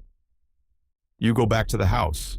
I tell you flatly, I will not promise anything." Adai's decision seemed suddenly made. He turned towards the house, walking slowly with his hands behind him. Kemp watched him, puzzled. The revolver vanished, flashed again into sight, vanished again, and became evident on a closer scrutiny as a little dark object following Adai. Then things happened very quickly. Adai leapt backwards, swung around, clutched at this little object, missed it, threw up his hands, and fell forward on his face, leaving a little puff of blue in the air. Kemp did not hear the sound of the shot. Adai writhed, raised himself on one arm, fell forward, and lay still. For a space, Kemp remained staring at the quiet carelessness of Adai's attitude. The afternoon was very hot and still. Nothing seemed stirring in all the world, save a couple of yellow butterflies chasing each other through the shrubbery between the house and the road gate. Adai lay on the lawn near the gate. The blinds of all the villas down the hill road were drawn, but in one little green summer house was a white figure, apparently an old man asleep. Kemp scrutinized the surroundings of the house for a glimpse of the revolver, but it had vanished. His eyes came back to Adai. The game was opening well. Then came a ringing and knocking at the front door that grew at last tumultuous, but pursuant to Kemp's instructions, the servants had locked themselves into their rooms. This was followed by a silence. Kemp sat listening, and then began peering cautiously out of the 3 windows, one after another. He went to the staircase head and stood listening uneasily. He armed himself with his bedroom poker and went to examine the interior fastenings of the ground floor windows again. Everything was safe and quiet. He returned to the belvedere. Adai lay motionless over the edge of the gravel, just as he had fallen. Coming along the road by the villas were the housemaid and 2 policemen. Everything was deadly still. The 3 people seemed very slow in approaching. He wondered what his antagonist was doing. He started. There was a smash from below. He hesitated and went downstairs again. Suddenly the house resounded with heavy blows and the splintering of wood. He heard a smash and the destructive clang of the iron fastenings of the shutters. He turned the key and opened the kitchen door. As he did so, the shutters, split and splintering, came flying inward. He stood aghast. The window frame, save for one crossbar, was still intact, but only little teeth of glass remained in the frame. The shutters had been driven in with an axe, and now the axe was descending in sweeping blows upon the window frame and the iron bars defending it. Then suddenly, it leapt aside and vanished. He saw the revolver lying on the path outside, and then the little weapon sprang into the air. He dodged back. The revolver cracked just too late, and a splinter from the edge of the closing door flashed over his head. He slammed and locked the door, and as he stood outside, he heard Griffin shouting and laughing. Then the blows of the axe, with its splitting and smashing consequences, were resumed. Kemp stood in the passage trying to think. In a moment, the invisible man would be in the kitchen. This door would not keep him a moment, and then a ringing came at the front door again. It would be the policeman. He ran into the hall, put up the chain, and drew the bolts. He made the girl speak before he dropped the chain, and the 3 people blundered into the house in a heap, and Kemp slammed the door again. "The invisible man," said Kemp. "He has a revolver with 2 shots. Left. He's killed Adai. Shot him anyhow. Didn't you see him on the lawn? He's lying there." "Who?" said one of the policemen. "Adi," said Kemp. "We came in the back way," said the girl. "What's that smashing?" asked one of the policemen. "He's in the kitchen, or will be. He has found an axe." Suddenly the house was full of the invisible man's resounding blows on the kitchen door. The girl stared towards the kitchen, shuddered, and retreated into the dining room. Kemp tried to explain in broken sentences. They heard the kitchen door give. "This way," said Kemp, starting into activity, and bundled the policeman into the dining room doorway. "Poker," said Kemp, and rushed to the fender. He handed the poker he had carried to the policeman and the dining room, one to the other. He suddenly flung himself backward. "Whoop!" said one policeman, ducked, and caught the axe on his poker. The pistol snapped its penultimate shot and ripped a valuable Sidney Cooper. The second policeman brought his poker down on the little weapon, as one might knock down a wasp, and sent it rattling to the floor. At the first clash, the girl screamed, stood screaming for a moment by the fireplace, and then ran to open the shutters, possibly with an idea of escaping by the shattered window. The axe receded into the passage and fell to a position about 2 feet from the ground. They could hear the invisible man breathing. "Stand away, you two," he said. "I want that man Kemp." "We want you," said the first policeman, making a quick step forward and wiping with his poker at the voice. The invisible man must have started back, and he blundered into the umbrella stand. Then, as the policeman staggered with the swing of the blow he had aimed, the invisible man countered with the axe. The helmet crumpled like paper, and the blow sent the man spinning to the floor at the head of the kitchen stairs. But the second policeman, aiming behind the axe with his poker, hit something soft that snapped. There was a sharp exclamation of pain, and then the axe fell to the ground.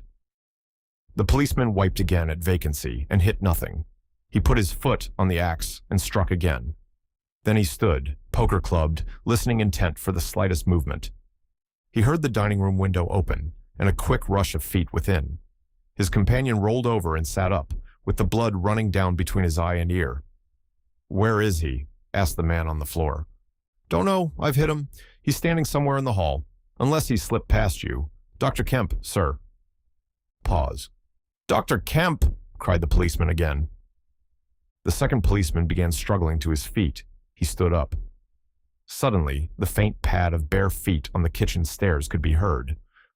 "Yap!" cried the first policeman, and incontinently flung his poker. It smashed a little gas bracket. He made as if he would pursue the invisible man downstairs. Then he thought better of it and stepped into the dining room. "Dr. Kemp?" he began, and stopped short. "Dr. Kemp's a hero," he said, as his companion looked over his shoulder. The dining room window was wide open, and neither housemaid nor Kemp was to be seen. The second policeman's opinion of Kemp was terse and vivid. Chapter 28. The Hunter Hunted. Helis, Kemp's nearest neighbor among the villa holders, was asleep in his summer house when the siege of Kemp's house began. Helis was one of the sturdy minority who refused to believe in all this nonsense about an invisible man. His wife, however, as he was subsequently to be reminded, did. He insisted upon walking about his garden, just as if nothing was the matter, and he went to sleep in the afternoon in accordance with the custom of years. He slept through the smashing of the windows, and then woke up suddenly with a curious persuasion of something wrong. He looked across at Kemp's house, rubbed his eyes, and looked again. Then he put his feet to the ground and sat listening. He said he was damned, but still the strange thing was visible. The house looked as though it had been deserted for weeks, after a violent riot. Every window was broken, and every window, save those of the Belvedere study, was blinded by the internal shutters. "I could have sworn it was all right." He looked at his watch. 20 minutes ago. He became aware of a measured concussion and the clash of glass, far away in the distance. And then, as he sat open-mouthed, came a still more wonderful thing. The shutters of the drawing-room window were flung open violently, and the housemaid in her outdoor hat and garments appeared struggling in a frantic manner to throw up the sash. Suddenly, a man appeared beside her, helping her. "Kemp!" In another moment, the window was open, and the housemaid was struggling out. She pitched forward and vanished among the shrubs. Helis stood up, exclaiming vaguely and vehemently at all these wonderful things. He saw Kemp stand on the sill, spring from the window, and reappear almost instantaneously running along a path in the shrubbery and stooping as he ran, like a man who evades observation. He vanished behind a laburnum and appeared again, clambering over a fence that abutted on the open down. In a second, he had tumbled over and was running at a tremendous pace down the slope towards Helis. "Lord!" cried Helis, struck with an idea. "It's that invisible man brute. It's right, after all." With Helis to think things like that was to act, and his cook watching him from the top window was amazed to see him come pelting towards the house at a good 9 miles an hour. There was a slamming of doors, a ringing of bells, and the voice of Helis bellowing like a bull. "Shut the doors, shut the windows, shut everything. The invisible man is coming." Instantly, the house was full of screams and directions, and scurrying feet. He ran himself to shut the French windows that opened on the veranda. As he did so, Kemp's head and shoulders and knee appeared over the edge of the garden fence. In another moment, Kemp had plowed through the asparagus and was running across the tennis lawn to the house. "You can't come in," said Helis, shutting the bolts. "I'm very sorry if he's after you, but you can't come in."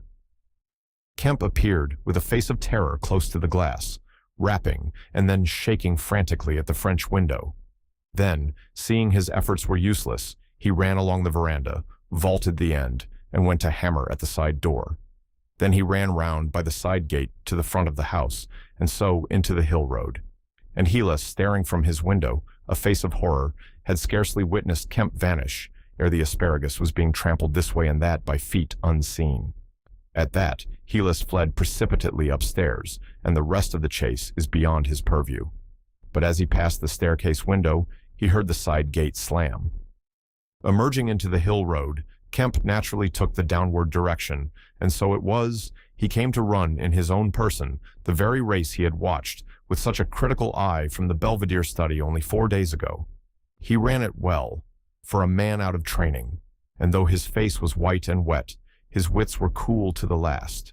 He ran with wide strides, and wherever a patch of rough ground intervened, wherever there came a patch of raw flints or a bit of broken glass shone dazzling, he crossed it and left the bare invisible feet that followed to take what line they would. For the first time in his life, Kemp discovered that the hill road was indescribably vast and desolate, and that the beginnings of the town far below at the hill foot were strangely remote. Never had there been a slower or more painful method of progression than running. All the gaunt villas, sleeping in the afternoon sun, looked locked and barred. No doubt they were locked and barred by his own orders. But at any rate, they might have kept a lookout for an eventuality like this. The town was rising up now. The sea had dropped out of sight behind it, and people down below were stirring. A tram was just arriving at the hill foot. Beyond that was the police station. Was that footsteps he heard behind him? Spurt. The people below were staring at him. 1 or 2 were running, and his breath was beginning to saw in his throat. The tram was quite near now, and the Jolly Cricketers was noisily barring its doors. Beyond the tram were posts and heaps of gravel, the drainage works. He had a transitory idea of jumping into the tram and slamming the doors, and then he resolved to go for the police station. In another moment, he had passed the door of the Jolly Cricketers, and was in the blistering fag end of the street, with human beings about him. The tram driver and his helper, arrested by the sight of his furious haste, stood staring with the tram horses unhitched. Further on, the astonished features of navvies appeared above the mounds of gravel. His pace broke a little, and then he heard the swift pad of his pursuer and leapt forward again. "The invisible man," he cried to the navvies with a vague indicative gesture, and by an inspiration leapt the excavation and placed a burly group between him and the chase. Then, abandoning the idea of the police station, he turned into a little side street, rushed by a greengrocer's cart, hesitated for the 10th of a second at the door of a sweetstuff shop, and then made for the mouth of an alley that ran back into the main hill street again. 2 or 3 little children were playing here, and shrieked and scattered at his apparition, and forthwith doors and windows opened and excited mothers revealed their hearts. Out he shot into Hill Street again, 300 yards from the tramline end, and immediately he became aware of a tumultuous vociferation and running people. He glanced up the street towards the hill. Hardly a dozen yards off ran a huge navvy, cursing in fragments and slashing viciously with a spade, and hard behind him came the tram conductor with his fists clenched. Up the street, others followed these two, striking and shouting. Down towards the town, men and women were running, and he noticed clearly one man coming out of a shop door with a stick in his hand. "Spread out! Spread out!" cried someone. Kemp suddenly grasped the altered condition of the chase. He stopped and looked round, panting. "He's close here," he cried. "Form a line across." He was hit hard under the ear and went reeling, trying to face round towards his unseen antagonist. He just managed to keep his feet, and he struck a vain counter in the air. Then he was hit again under the jaw and sprawled headlong on the ground. In another moment, a knee compressed his diaphragm, and a couple of eager hands gripped his throat, but the grip of one was weaker than the other. He grasped the wrists, heard a cry of pain from his assailant, and then the spade of the navvy came whirling through the air above him and struck something with a dull thud. He felt a drop of moisture on his face. The grip at his throat suddenly relaxed, and with a convulsive effort, Kemp loosed himself, grasped a limp shoulder, and rolled uppermost. He gripped the unseen elbows near the ground. "I've got him!" screamed Kemp, Help! Help! Hold! He's down! Hold his feet! In another second, there was a simultaneous rush upon the struggle, and a stranger coming into the road suddenly might have thought an exceptionally savage game of rugby football was in progress. And there was no shouting after Kemp's cry, only a sound of blows and feet and heavy breathing. Then came a mighty effort, and the invisible man threw off a couple of his antagonists and rose to his knees. Kemp clung to him in front like a hound to a stag, and a dozen hands gripped, clutched, and tore at the unseen. The tram conductor suddenly got the neck and shoulders and lugged him back. Down went the heap of struggling men again and rolled over. There was, I am afraid, some savage kicking. Then suddenly a wild scream of, "Mercy! Mercy!" that died down swiftly to a sound like choking. "Get back, you fools!" cried the muffled voice of Kemp, and there was a vigorous shoving back of stalwart forms. "He's hurt, I tell you. Stand back." There was a brief struggle to clear a space, and then the circle of eager faces saw the doctor kneeling, as it seemed, 15 inches in the air, and holding invisible arms to the ground. Behind him, a constable gripped invisible ankles. "Don't you leave go of en!" cried the big navvy, holding a blood-stained spade. "He's shamming." "He's not shamming," said the doctor, cautiously raising his knee, "and I'll hold him." His face was bruised and already going red. He spoke thickly because of a bleeding lip. He released one hand and seemed to be feeling at the face. "The mouth's all wet," he said, and then, "Good God." He stood up abruptly and then knelt down on the ground by the side of the thing unseen. There was a pushing and shuffling, a sound of heavy feet as fresh people turned up to increase the pressure of the crowd. People now were coming out of the houses. The doors of the Jolly Cricketers stood suddenly wide open. Very little was said. Kemp felt about, his hand seeming to pass through empty air. "He's not breathing," he said, and then, "I can't feel his heart, his side, ugh."